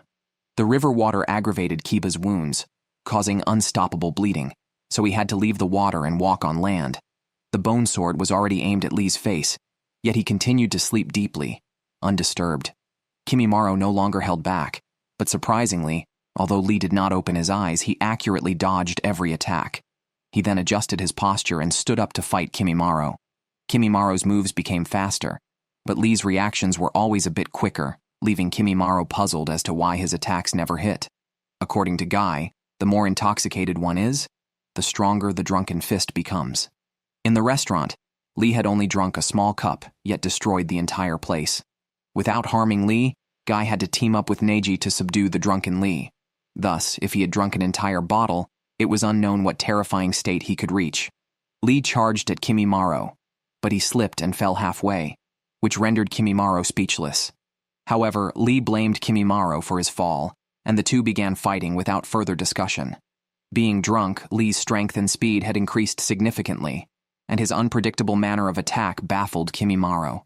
After a few rounds, even Kimimaro had to admit that Lee was strong. Eventually, Lee landed a punch on Kimimaro's chest, knocking him heavily to the ground. Kimimaro found that he could not predict Lee's movements, and in frustration, he removed his coat to activate the first stage of his cursed seal, growing sharp bone spurs from his arms. Lee launched another fierce attack, but this time it wasn't as smooth. Kimimaro's hard bones formed his strongest defense. An unguarded Lee was wounded by the sharp bone spurs, cutting his cheek and causing blood to drip onto the grass. Lee's drunkenness finally began to fade. Meanwhile, Sakon and Ukon were approaching across the water's surface. The wet patches they left on the ground indicated that Kiba was nearby. Just as Sakon and Ukon thought, Kiba was behind a large tree not far away. His stamina had reached its limits, but the scent of Sakon and Ukon was getting closer. A breeze swept across the meadow, and three late figures moved towards different battlefields. Having just sobered up, Lee felt a headache, the side effects of the alcohol not yet fully gone. Facing Kimimaro, whose bones protruded externally, Lee recalled their recent fight. Kimimaro, displaying his body, revealed his ability to control the calcium density in his body, allowing him to generate bones. While a normal human body has over 200 bones, his number of bones was not fixed. Lee thought that a broken bone was not difficult to deal with, but soon realized it wasn't that simple. The bones Kimimaro generated were terrifyingly hard. However, Lee did not give up. As he approached Kimimaro performed the dance of the camellia. Rotating simultaneously, the bone spurs extending from his body scratched Lee, ultimately knocking him heavily to the ground. Shikamaru eventually fell behind in his confrontation with Tayuya, reminding him of his last fight. If Asuma had not come to the rescue, he might have died on the spot. But this time, the likelihood of someone coming to help was slim. Kiba, sensing the scent of Sakon and Ukon fading, relaxed his tense nerves. However, before he could catch his breath, a voice came from beside him. Lee struggled to his feet and called to Kimimaro, who was about to turn and leave. Understanding that he needed to hold Kimimaro off as long as possible, he tried to avoid using self-destructive techniques. But Kimimaro's strength was formidable. Thus, Lee began to circle around him rapidly, opening the first gate of 8 gates. The speed of his rotation kicked up clouds of dust, and Omotarenka was immediately initiated. However, as Lee kicked out, his foot got stuck between bones, and the opponent cleverly dissipated the power of Omotarenka, using the buffer of the bones. The Reaper seemed to be beckoning to Lee. Shikamaru could no longer maintain the bind of his shadow. Sakon quickly drew a kunai and approached, while Kiba wore a resigned smile. In an instant, the three from Konoha faced critical moments of life and death. However, the turnaround happened in a blink. Tayuya was suddenly blown away by a fierce wind, Sakon's kunai was blocked by an abruptly appearing puppet, and Kimimaro's bone spurs were stopped by suddenly appearing sand. The assistance appearing simultaneously at 3 battlefields was indeed the external help requested by Tsunade from Konohagakure's allied nation, Tsunagakure's sand shinobi. Gaara stepped forward, blocking the path in front of Lee. Kimimaro's 10-finger drilling bullets slowly formed, the bone bullets firing swiftly, but the next second, all were completely blocked by the shield of sand. Seeing this, Gaara couldn't help but mock Kimimaro for being too hasty, then turned to ask Lee, "Weren't you stronger and faster when you fought with me?" Lee responded quite speechlessly, "Isn't that thanks to you?" But he didn't hold any grudge against Gaara. He was puzzled why Gaara was here. Gaara explained he owed Konohagakure a favor. On the other side, Shikamaru was also puzzled. Although it was known that Konohagakure and Tsunagakure had reconciled, the rapid change in their attitude was unexpected. Temari stated that the previous attack on Konohagakure was not intentional, just like their current arrival. They were simply following orders. Shikamaru then knew that this assistance was Tsunade's masterstroke. Temari positioned herself to move against Tayuya. Hearing the flute sound start up, Shikamaru hurriedly reminded Temari not to fall for the opponent's genjutsu. Disregarding the warning nonchalantly, Temari swung her iron fan, unleashing the great sickle weasel technique. The sharp wind blades severed the thick tree trunks around them, and Tayuya's flute was not spared. Temari's wind release, both offensive and defensive, perfectly countered Tayuya, and even Shikamaru had to admit Temari was very strong. Beside Kiba was Kankuro, who, while claiming Konohagakure was too weak, battled with Sakon. As the two exchanged old times, the belatedly arriving Ukon launched a sneak attack on Kankuro. Kiba shouted a warning, but it was too late. Kankuro was already being strangled. Kiba remembered the opponent's strange ninjutsu of entering another's body. However, before Ukon could rejoice, he found that Kankuro's face cracked open. It was just a puppet. The real Kankuro had been hiding within the bandages all along. The puppet opened its 3 pairs of arms, all filled with blades, and in an instant, blood splattered.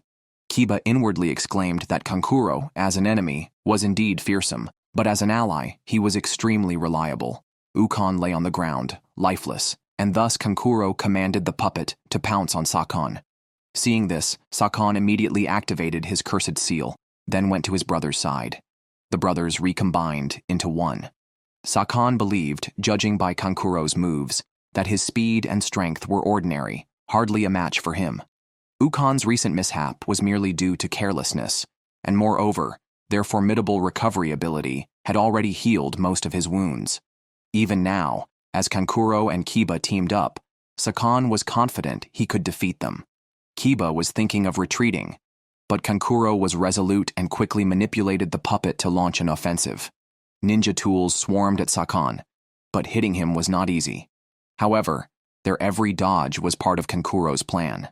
Unwittingly, Sakon was trapped by the puppet, which was designed to ensnare opponents, while the crow that appeared with him was meant for attack.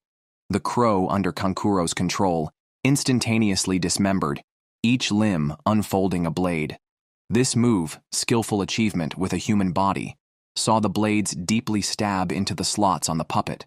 Following a burst of blood and a scream, Sakon and Ukon ended their wicked lives.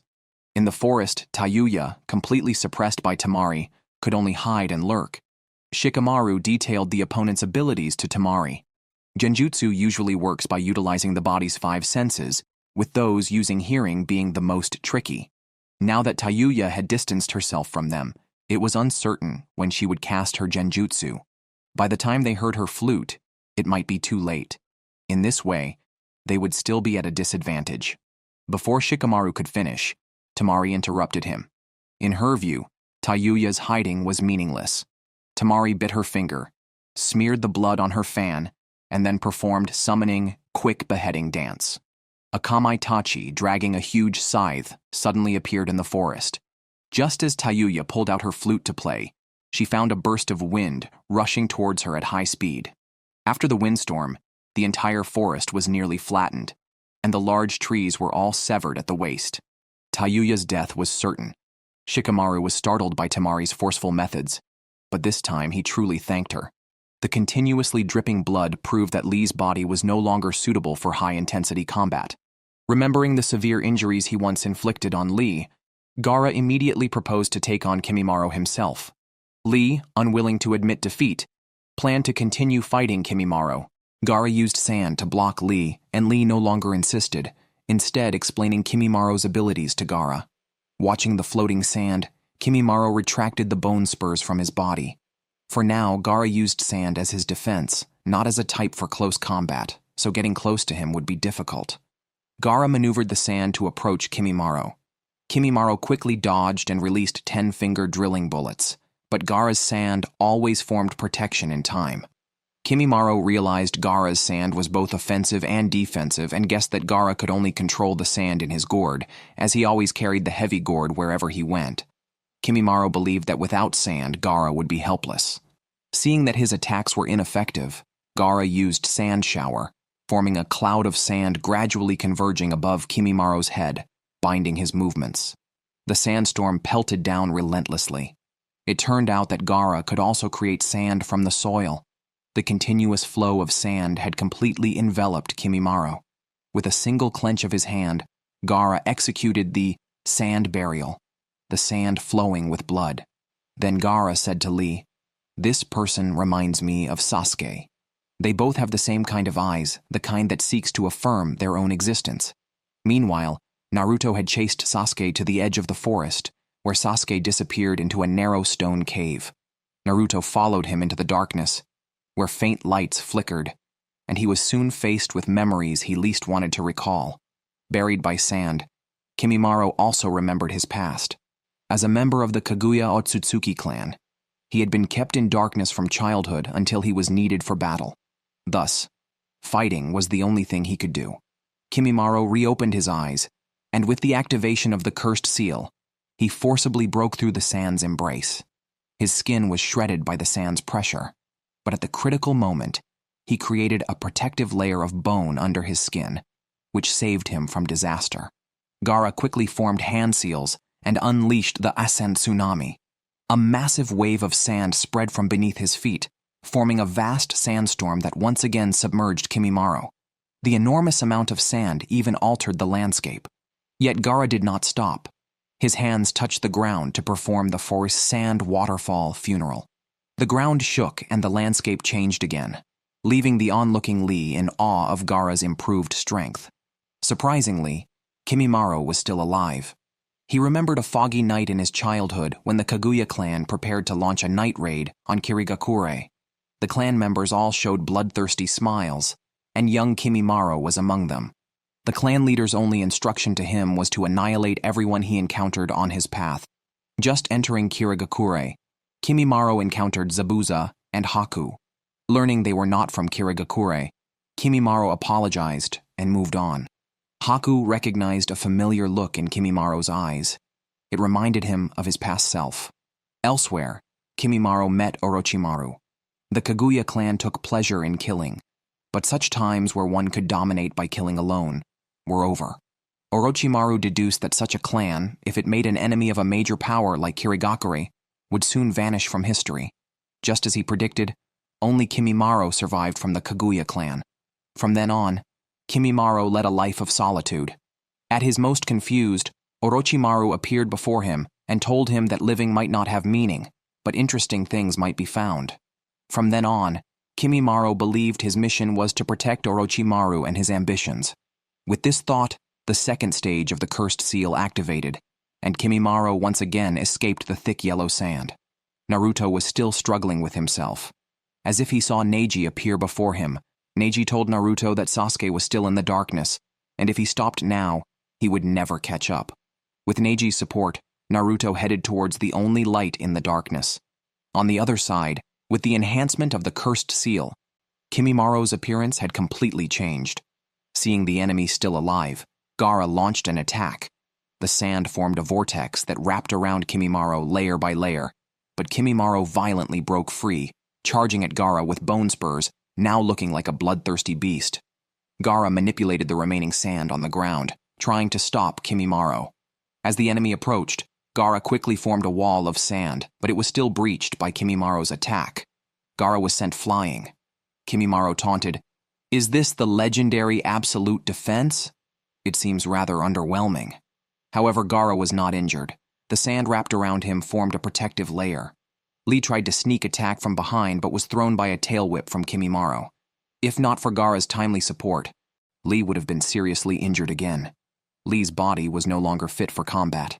Kimimaro decided to deal with Gaara first, pulling out his own spine to form a bone whip and executing the dance of the clematis vine. The flexible bone whip suddenly extended, sweeping towards Gaara. The next second, Kimimaro extended his left hand, condensing a bone spur from his palm, the hardest yet. But his already diseased body was near collapse, and he suddenly spat out blood. Gaara noticed this, and facing an enemy at the end of their rope, he dared not take it lightly. He immediately activated his strongest absolute defense, the Yak Shield of Shukaku Angshu. According to Kabuto and Orochimaru, there was too little information about Kimimaro's body. Although Kabuto had tried his best to treat him, his demise was only a matter of time. The Kaguya clan were warriors crazy enough to challenge a major nation. Dying on the battlefield was considered the best destiny for Kimimaro. Orochimaru thought that the act of directly confronting powerful enemies with sheer strength was foolish, yet it was undeniable that Kimimaro was the most formidable warrior among the Kaguya clan. The Keki Genkai granted him abilities that could serve as the strongest shield or become the deadliest spear. On the other side, Kimimaro had already begun a fierce assault on the shield of Shukaku. His bone spurs, with a sound tearing through the air, fiercely stabbed into the shield of Shukaku. Lee, who had previously fought with Gaara, knew very well the terrifying defensive power of the shield of Shukaku. Kimimaro's bone spurs, harder than steel, were filled with cracks and then disintegrated into fragments. The so-called shield of Shukaku was not merely composed of sand, but was fused with the hardest minerals from beneath the surface. Although Kimimaro's attack failed, Gaara remained vigilant. Kimimaro was well aware of his own physical condition, but he believed that the Kaguya clan would not perish with him. From the moment Orochimaru bestowed upon him the Earth Curse mark, he became a part of that man's body. To fulfill Orochimaru's ambitions, Kimimaro had come this far. Thus, even if he were to die in battle today, he would forever remain in Orochimaru's heart. Gaara wasted no more words. As he formed hand seals, the sand beneath Kimimaro began to move, slowly dragging him towards the earth's depths. Kimimaro struggled desperately, but to no avail. Gaara sent Kimimaro 200 meters below the surface, using the sand's pressure to immobilize even his fingers. After completing the ninjutsu, Gaara's expression was not one of ease, as he heard sounds from below the ground. Dance of the Fern. Bone spurs consecutively broke through the earth, covering a 100-meter radius around him, but Gaara controlled the sand to lift himself and Lee into the air. Meanwhile, the dying Kimimaro reminisced about his past. He had fully participated in Orochimaru's operation to destroy Konohagakure. When he assassinated the Kazakage, he was already gravely ill, and afterward could only lie in bed. Kimimaro often felt sad for not being able to stay by Orochimaru's side until Kabuto informed him that a new vessel had been found. Kimimaro still believed deeply in the ideology Orochimaru had instilled in him. Living might not have any meaning, but surviving might lead to interesting things, just like how you found that flower, just like how I found you. Orochimaru's words were very seductive. In search of the world's sole truth, Kimimaro even sacrificed himself. At this moment, Gaara was extremely weak. He thought the battle was over, yet he still heard Kimimaro's voice ringing in his ears. Kimimaro had escaped the sand's grasp and appeared behind Gaara, raising his bone spear to strike fiercely. However, the expected scene of bloodshed did not occur. Kimimaro ultimately died at the last moment. Unbeknownst to him, Orochimaru had long given up on him. To the current Orochimaru, Kimimaro's life or death was irrelevant as long as Sasuke successfully came to his side. Everything else could be planned accordingly. The nearly killed Gaara felt somewhat disheartened. He had thought that his strength would easily crush Kimimaro, yet he was utterly defeated. Lee took on the role of a mental coach, using Guy's famous words to encourage Gaara. Luck is also a form of strength. However, Gaara did not agree. Lee immediately retorted, not allowing anyone to speak disrespectfully about his teacher. Gaara responded indifferently. So you feel angry when someone you admire is disparaged, just like the recently deceased Kimimaro. Fighting for someone important was something Gaara yearned for, but could not have. Meanwhile, Naruto had finally caught up with Sasuke in the Valley of the End. Naruto shouted at Sasuke, "Are you avoiding me?" This stopped Sasuke, who was about to leave, in his tracks. He turned to face Naruto, showing a side of himself unknown to others. Sasuke began by saying, "Is it your turn now?" Naruto remembered Sakura. At this moment, he understood that bringing back Sasuke was his responsibility, and also Sakura's trust.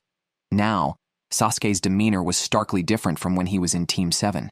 In the battle with Zabuza and Haku, Sasuke had even risked his life to protect Naruto.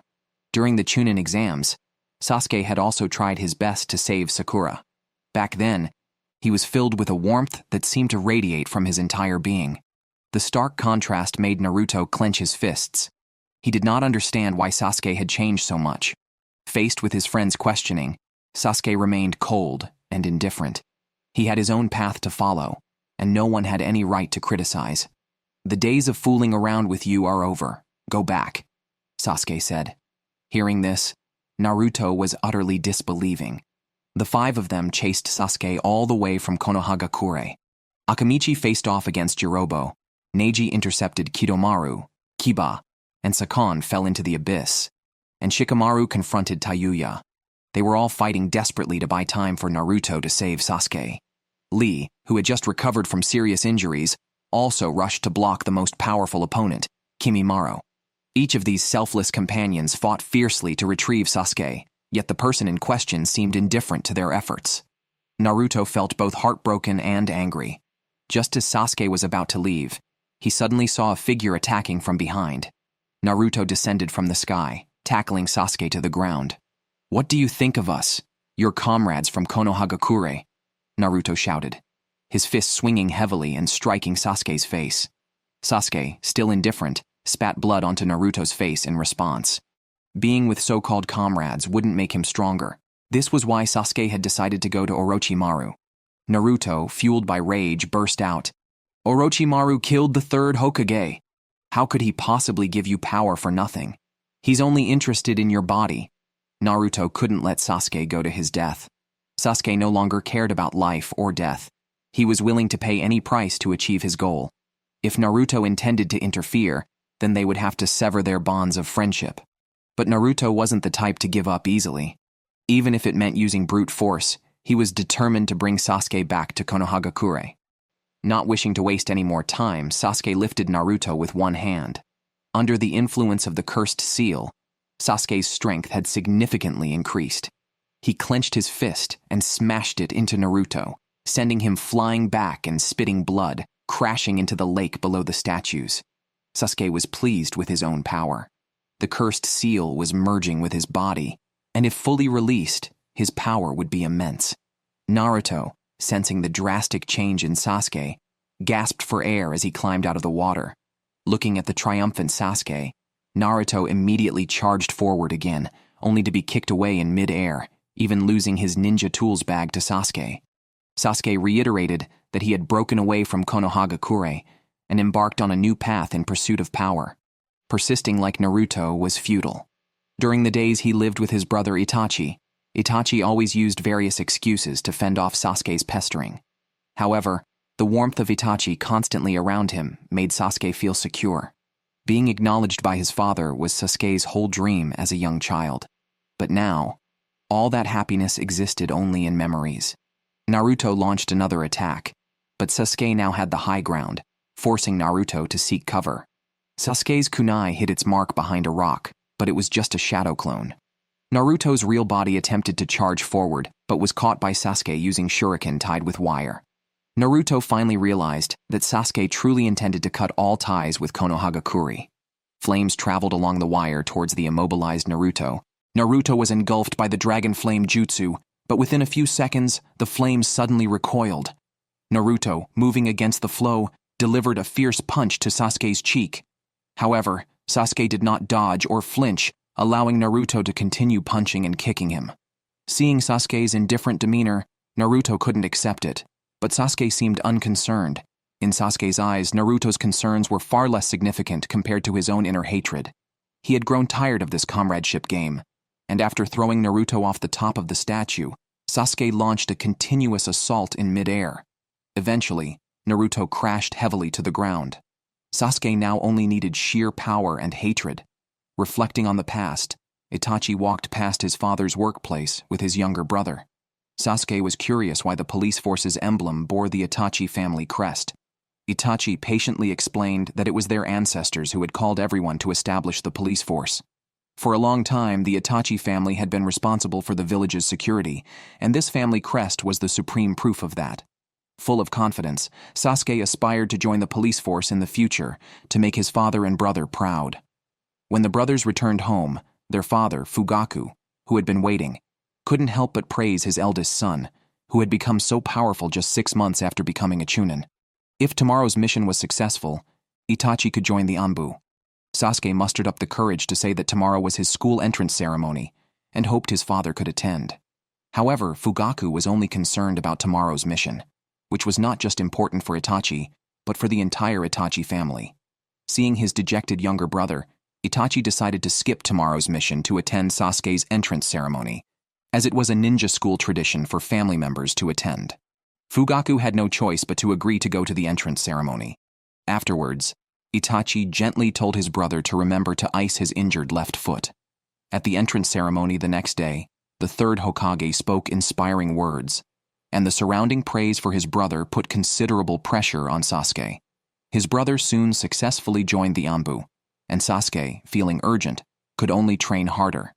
By the end of the first term, he had the best grades in his class.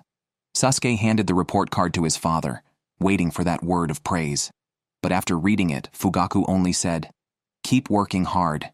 Be as strong as your brother." Sasuke was disheartened, longing to hear the phrase he often heard his father say to his brother, "Truly worthy of being my son." That night, Sasuke was awakened by a noise. It turned out Fugaku was demanding Itachi attend tomorrow's family meeting, but Itachi refused, citing a mission. This was unacceptable to Fugaku. During the standoff, Sasuke, who had been eavesdropping outside, was discovered. The next evening, unable to hold back, Sasuke expressed to his brother that their father's attention was all on him. Itachi asked if he was tired of him, saying, "A ninja lives amid others' hatred, but you are my brother. I will always be with you." Their conversation was interrupted when several Itachi family members arrived, noting that 2 were absent from last night's meeting, including Itachi. Although Itachi was an Anbu member, this was not a valid excuse for absence, and they were more interested in last night's suicide of Itachi Shisui, who Itachi had always regarded as a brother.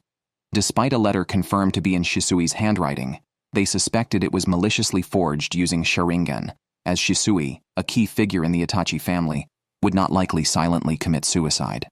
Itachi, unable to bear it any longer, asked if they were accusing him. They did not hide their suspicions, and even warned Itachi not to betray the family. But within a short round, 3 family members lay on the ground. No wonder they suspected, since Itachi had been distancing himself from the family since joining the Anbu. But Itachi believed this obsession with family was foolish. Fortunately, Fugaku intervened in time to stop the drama. In Itachi's view, the clan members were complacent and had lost the essence of being a ninja. Fortunately, Sasuke's appearance interrupted Itachi. Itachi knelt and apologized to the clan members and his father, stating he did not kill Shisui. Fugaku also gave his son an out, and the clan members finally relented. Lastly, Itachi's Mangekyo Sharingan deeply imprinted on Sasuke's mind. The scene returns to the Valley of the End, where Naruto has picked up a ninja tools bag while Sasuke prepares to show the true power of the Sharingan. Naruto immediately activates the Kage Bunshin no Jutsu, and Sasuke smiles. Merely increasing numbers cannot compensate for the gap in strength. Moreover, the Sharingan can easily see through the real body. Naruto was sent flying with a kick from Sasuke, followed by a Gugakyu no Jutsu. The intense fireball dyed half the sky red, and it made Sasuke reminisce about the past again. That day had a significant impact on Sasuke. He had never seen such a look in his brother's eyes. Since then, it seemed there was a rift between his father and brother. Itachi and Fugaku passed each other in the corridor, ignoring each other as if strangers. Perhaps to fill the void inside, Fugaku actually started asking about Sasuke's school and even taught him the Gugakyu no Jutsu, a basic ninjutsu of the Itachi family. After teaching the basics, Sasuke began to perform under his father's guidance, but despite all his efforts, he could only produce a small flame. Fugaku shook his head and sighed, noting how far behind he was compared to Itachi at his age. In the Itachi family, a ninja is only considered truly strong after mastering Keitan. Thus, Sasuke began to practice the Gugakyu no Jutsu, day and night. Although the results were not ideal, he did not give up. While his mother stayed by his side, the memory of his father's disappointed look that day still pained Sasuke. His brother was like a towering mountain before him. After some time practicing, Sasuke once again approached his father, requesting Fugaku to practice with him one more time. Fugaku was about to refuse, but Sasuke claimed he had mastered the Gugakyu no Jutsu. Seeing his youngest son's bruised lips, Fugaku was moved. So, the father and son went to the lake again. Sasuke formed hand seals and concentrated chakra, and a massive fireball burst forth. Watching the steam rise from the lake, Fugaku turned and walked away. After a long pause, he spoke without turning back. "Truly worthy of being my child. Don't bring shame to our family crest. Hone your skills and shine." Sasuke finally smiled at these words, but then his father solemnly added, "Stop chasing after your brother." At noon that day, Sasuke couldn't help but ask his mother what his father really thought of him and his brother. Fugaku had finally praised him, and Sasuke was happy, but lately, the relationship between his father and brother seemed strained. Sasuke wondered if he was just a replacement for his brother. His mother explained that Fugaku cared deeply for both Itachi and Sasuke. Itachi was older and worked for the Itachi family, with Fugaku as his superior, naturally focusing on him. But Fugaku also often talked about Sasuke. Sasuke was suddenly enlightened, but did not give up on catching up to his brother. However, the gap between him and Itachi could not be bridged overnight.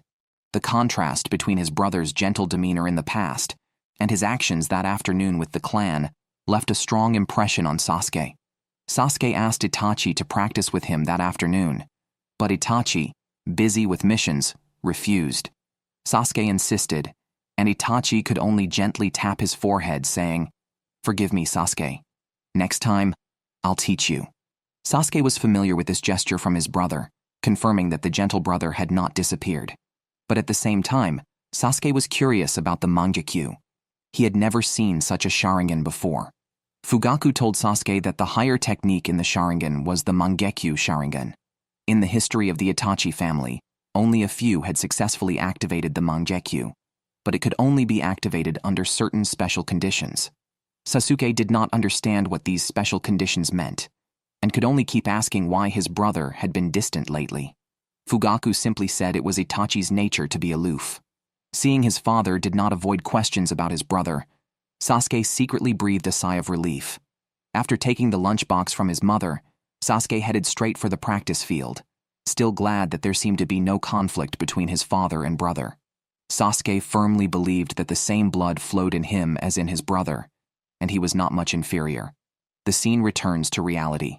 The flames had burned the surrounding trees to ashes, and Naruto used the smoke as cover to hide in the bushes. Sasuke continued to taunt and search for Naruto's whereabouts. Naruto steadied his mind and stepped out. This time, Sasuke's attacks were particularly fierce.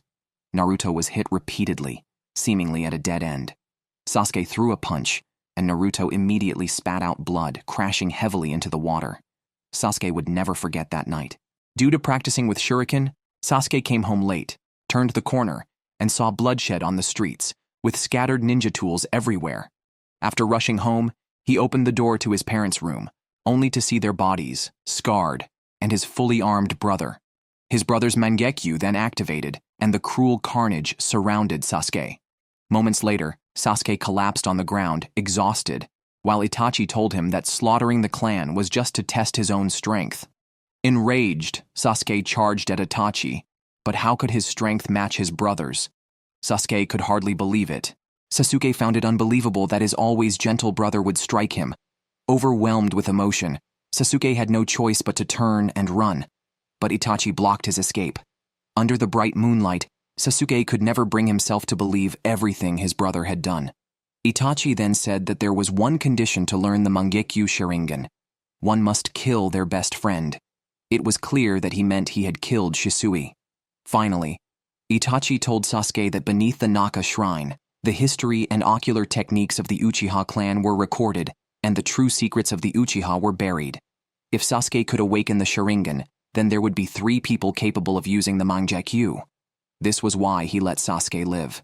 "If you want to kill me, then hate me, and live an ugly life just scraping by until you have the same eyes as mine.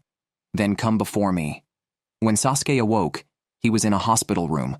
The news of the Uchiha clan massacre spread throughout the streets of Konohagakure, and Sasuke, as the only survivor, became the focus of public scrutiny. The former residence of his family was sealed off, and the familiar faces had disappeared. Sasuke walked alone through the empty streets in the rain, his mind filled with the faces and laughter of his clan. His home was now bleak and lifeless. His mother's gentle laughter and his father's stern face would never be seen again. Loneliness and solitude surged into Sasuke's heart like a tide. Just a short while ago, his family had been happily living together. But this sudden tragedy destroyed everything. He could not accept that the mastermind behind this was his brother, whom he had idolized. From that moment, the seeds of hatred took deep root in Sasuke's heart. Recalling Itachi's words before he left, Sasuke headed to the Naka shrine and found the meeting place beneath the carpet. After reading the contents of the stone monument, his heart sank even deeper. Returning to the ninja academy, Sasuke became even more silent and isolated, finding warmth only in his memories of the past. Itachi seemed to haunt him constantly, but his significance had already changed for Sasuke, who vowed to kill Itachi regardless of the darkness ahead. Naruto woke up from the cold lake water and returned to the surface. He refused to let Sasuke sink into darkness alone. During their recent fight, Sasuke had shown no mercy. Naruto asked, "Am I no longer a comrade to you? Does nothing about Team 7 matter anymore?" Sasuke knew deep down that he could not abandon everything from his past, especially since Naruto was his best friend, which made him worthy of being defeated. Naruto did not understand what Sasuke meant, but he knew Sasuke truly wanted to fight to the death. Almost at the same moment, they both charged at each other. Meanwhile, Kakashi had just returned from a mission and learned from Tsunade that a few kids had teamed up to track Sasuke. Eager to provide support, Kakashi bumped into Sakura, who was deeply worried about her teammates. Kakashi tried to reassure her before heading to the village gate and using the Kuchiyose no Jutsu. His priority was to locate Naruto and Sasuke. Kakashi knew that Sakura had witnessed the fight between Naruto and Sasuke, which added to her anxiety. Afterward, Kakashi had a heart-to-heart with Sasuke, trying to persuade him to abandon his quest for revenge. He had taught Sasuke the Chidori to protect the most important people, yet now Sasuke was using it against Naruto. He leaped towards their location, but whether he would arrive before their fight ended was still uncertain. On the other side, Naruto and Sasuke had already begun their deadly combat. Sasuke had stolen a kunai from Naruto's waist and created distance with a free fall, then threw the kunai. Naruto immediately countered with a shuriken. Sasuke stopped by a stone pillar to launch a Chidori, while Naruto stood on the lake surface, preparing a Rasengan. As water splashed around them, their strongest ninjutsu collided, creating a dazzling display of electricity and churning the lake. A curtain of water enveloped them, and both were knocked back into the water. Sasuke was the first to stand, grinding his teeth in frustration that Naruto could withstand his full-powered Chidori. Remembering their previous clash on the hospital rooftop, the terrifying gap on the back of the water tower, and Naruto's growth to match his strength was something Sasuke could not accept. According to Kakashi's advice, Sasuke could only use Chidori twice more. Continuing to clash with Naruto like before was meaningless. Lying on the water surface, Naruto finally realized that Sasuke truly intended to take his life. Pain and anger seared through his heart as Sasuke made up his mind. Sasuke decided to start with ordinary attacks to force Naruto to reveal an opening, then finish him off with Chidori. He activated his cursed seal and quickly used hand seals to unleash the Phoenix Sage Fire technique. Countless fireballs rushed towards Naruto, who hurriedly dodged in midair. However, Sasuke quickly closed the gap and swung a punch at Naruto, sending him flying once again. At that moment, their hearts communicated. When Naruto first learned that Sasuke was also alone, he wanted to talk to him and become friends. But he didn't, feeling the gap between them was too great, so he regarded Sasuke as a rival instead, striving to catch up to him. Even after they became teammates, Naruto couldn't express his feelings openly. When Sasuke expressed his desire to fight with him, Naruto was thrilled, taking it as recognition from Sasuke. By then, they had become friends. But now, it seemed Sasuke truly wanted to kill Naruto, causing tremendous turmoil in Naruto's emotions. Red chakra began spreading around him, and features of Kurama started to manifest. Sasuke gathered his Chidori and thrust forcefully, splattering blood. Naruto was still caught in his sorrow. He had often seen Sasuke staring blankly at the lake and thought about approaching him, but never mustered the courage. Naruto's chest was pierced by the Chidori. Sasuke gripped his throat with one hand, confident he had decided the battle. However, Naruto easily broke free, his powerful force making Sasuke step back. Naruto, with his posture lowered and the eerie red chakra, gave Sasuke a bad feeling. He had no idea where this power in Naruto was coming from. Under the stimulus of negative emotions, Naruto was on the verge of losing control. The wound in his chest healed rapidly, stunning Sasuke. The red chakra around Naruto's body swelled, then calmed down. Naruto roared in anger. "I will never hand you over to Orochimaru. Even if I have to break every bone in your body, I will stop you."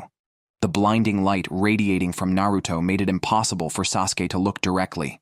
It was the first time he had seen Naruto like this. Sasuke asked, "What are you exactly?" Naruto replied, "A friend." During the conversation, Naruto swung his arm, creating a shockwave. By the time Sasuke reacted, Naruto was already closing in. He wanted to awaken the deluded Sasuke with his fists. Naruto's continuous attacks left Sasuke with no chance to counter. Naruto slammed Sasuke into the bottom of the lake. It took a long time before Sasuke clumsily emerged from the water.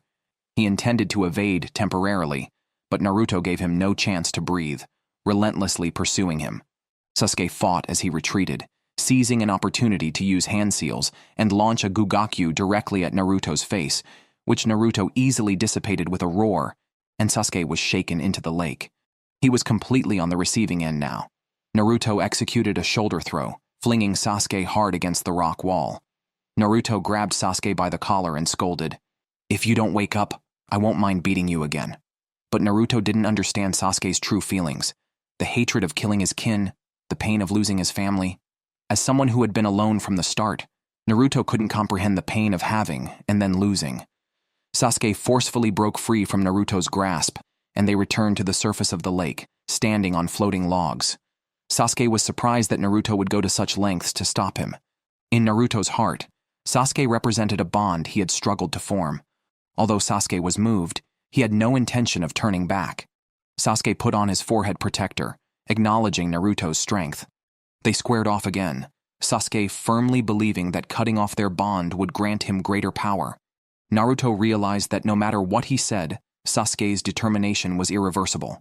Naruto took the initiative and charged at Sasuke, who, not to be outdone, used the floating logs in conjunction with Katon to clear a path.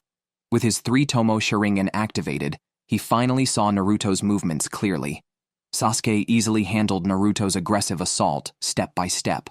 Naruto also noticed Sasuke's change, but no matter how fast he was, Sasuke's eyes caught every move.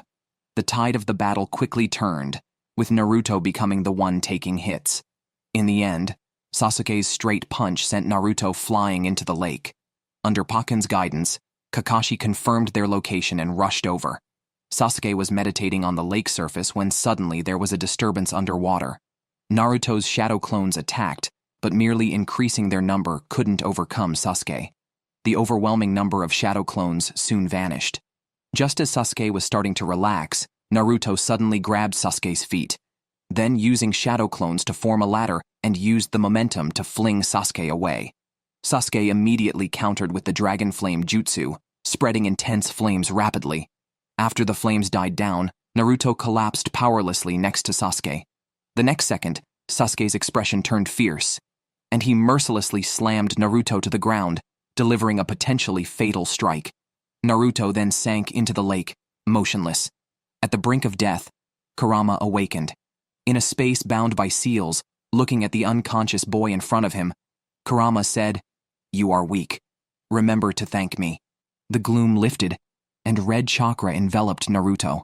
Just as Sasuke was about to step forward to see what was happening, he was blown away by a punch from Naruto. Naruto, with all fours on the ground, gradually gathered chakra, forming a cloak in the shape of Kurama. The Kurama-transformed Naruto was unstoppable. Sasuke began to retreat steadily. His Sharingan could indeed see Naruto's trajectory, but it couldn't penetrate the mysterious red chakra, which seemed to have a mind of its own. At that moment, Sasuke remembered that the Akatsuki organization had once tried to capture Naruto, probably for the special power within him. Naruto, running on the water's surface, continuously dodged Sasuke's fireballs and closed in. The Kurama chakra autonomously protected Naruto, making Sasuke's attacks ineffective. Just as he was planning to keep his distance and engage in a roundabout battle, Naruto transformed his chakra into claws and attacked directly. Sasuke hurriedly dodged, but the power of the chakra was astounding. Even solid rocks crumbled before it.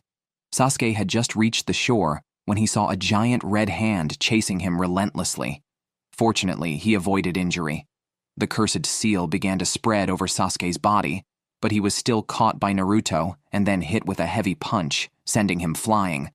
Sasuke was driven into a corner by Naruto and, out of desperation, decided to use his last bit of power.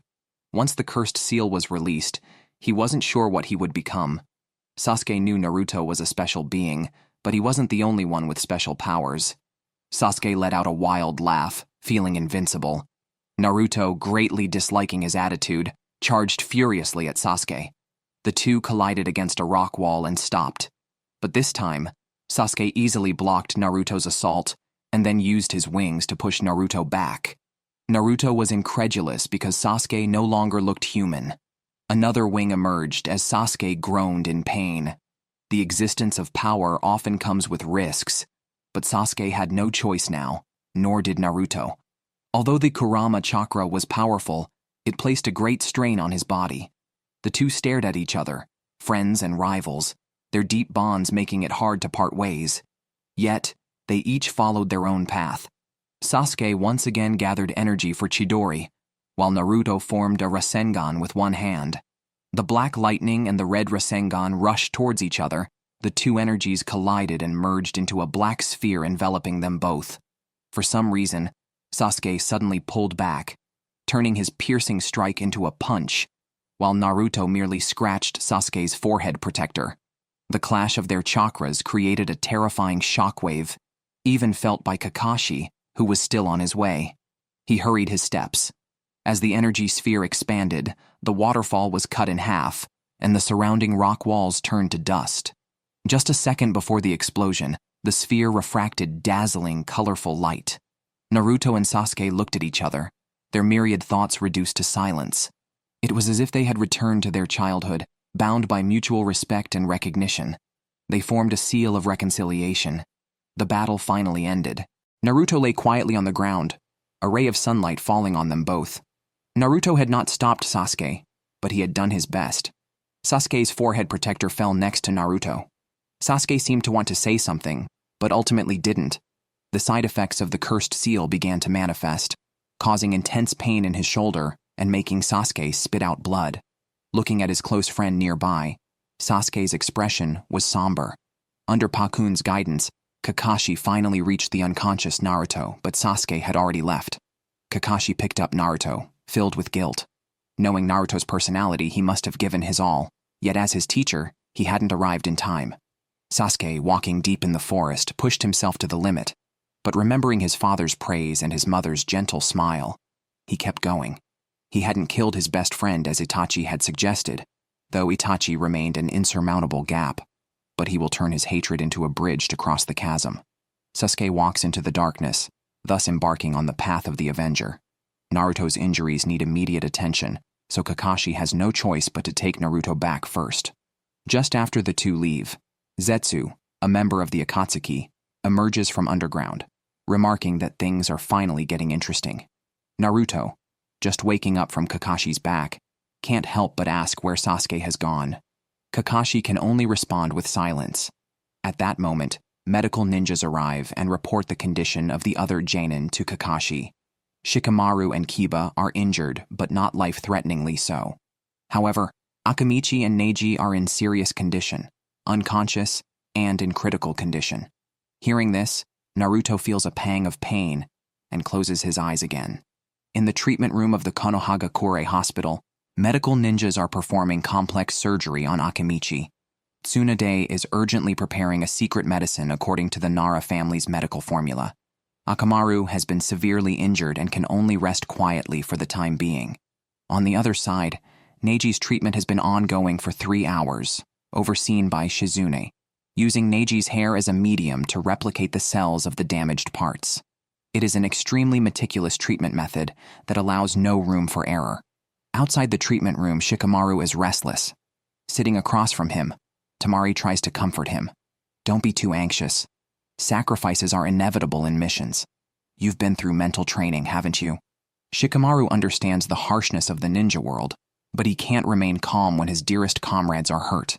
This is his first time leading a team on a mission as captain, and it's this mission that has made him realize he might not be suited to be a ninja. Despite his wisdom, he found himself relying solely on his comrades during the battle, ultimately feeling he was not strong enough and too naive.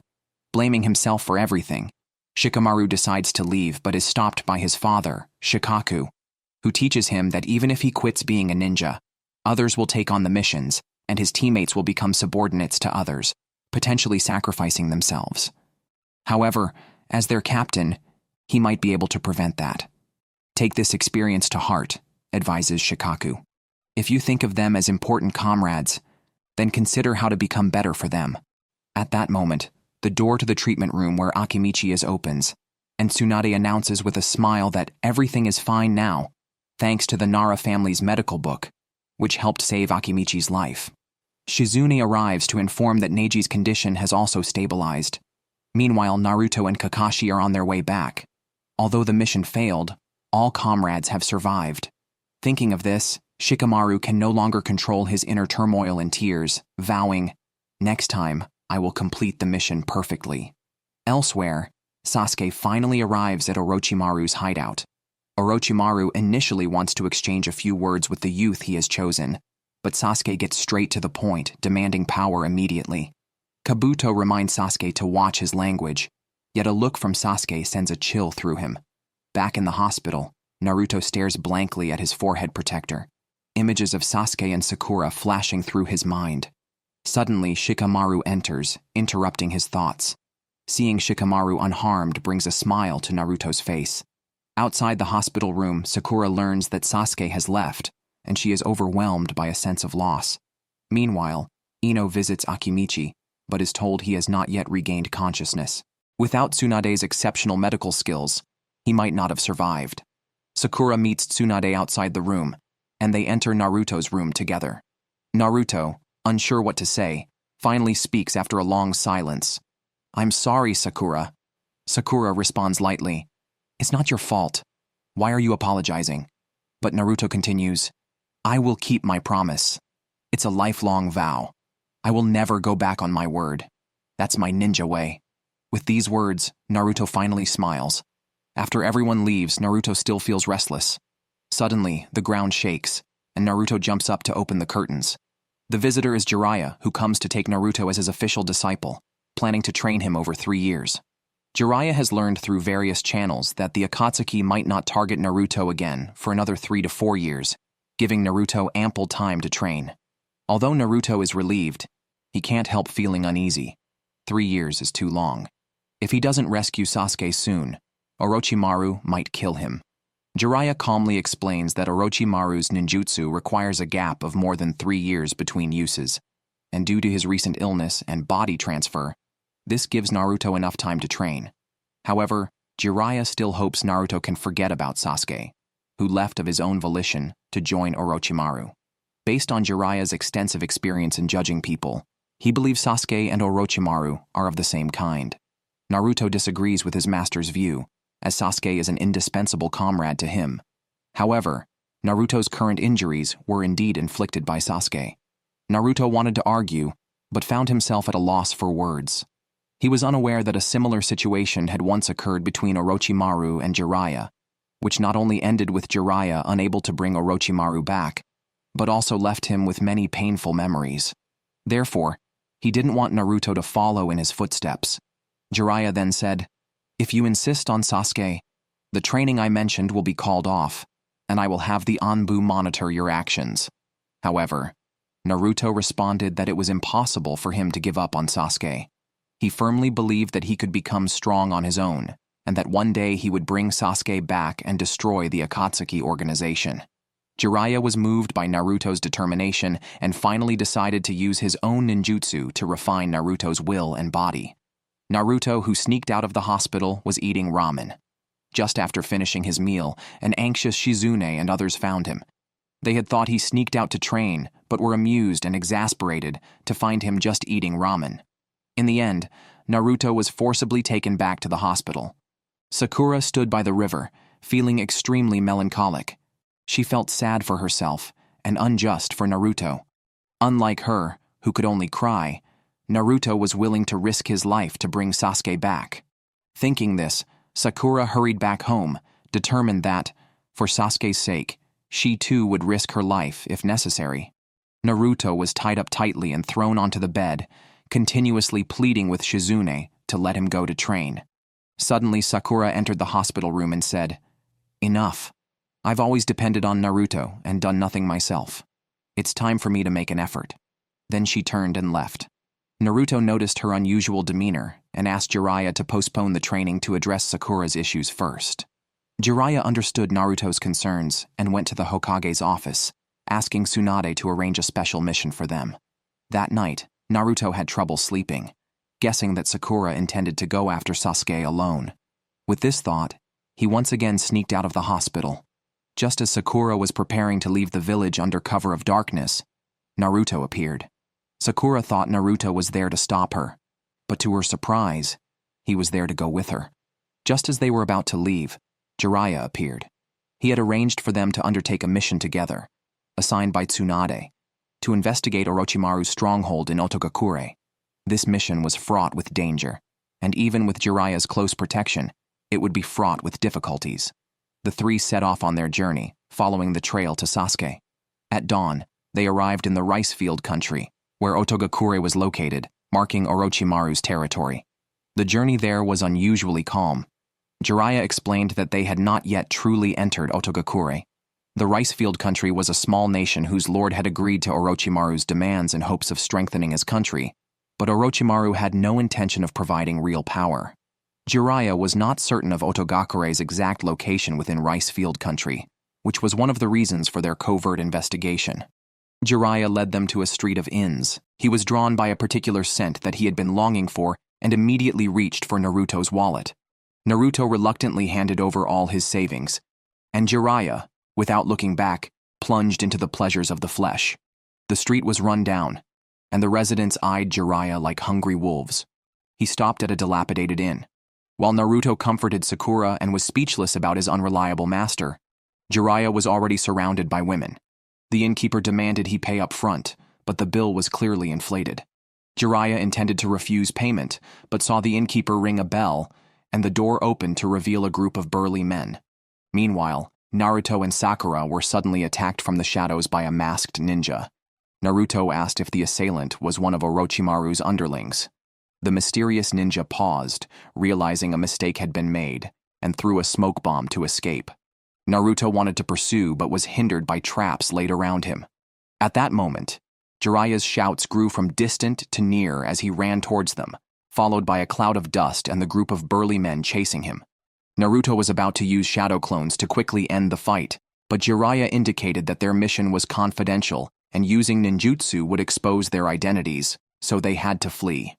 Naruto and Sakura had no choice but to follow Jiraiya's lead.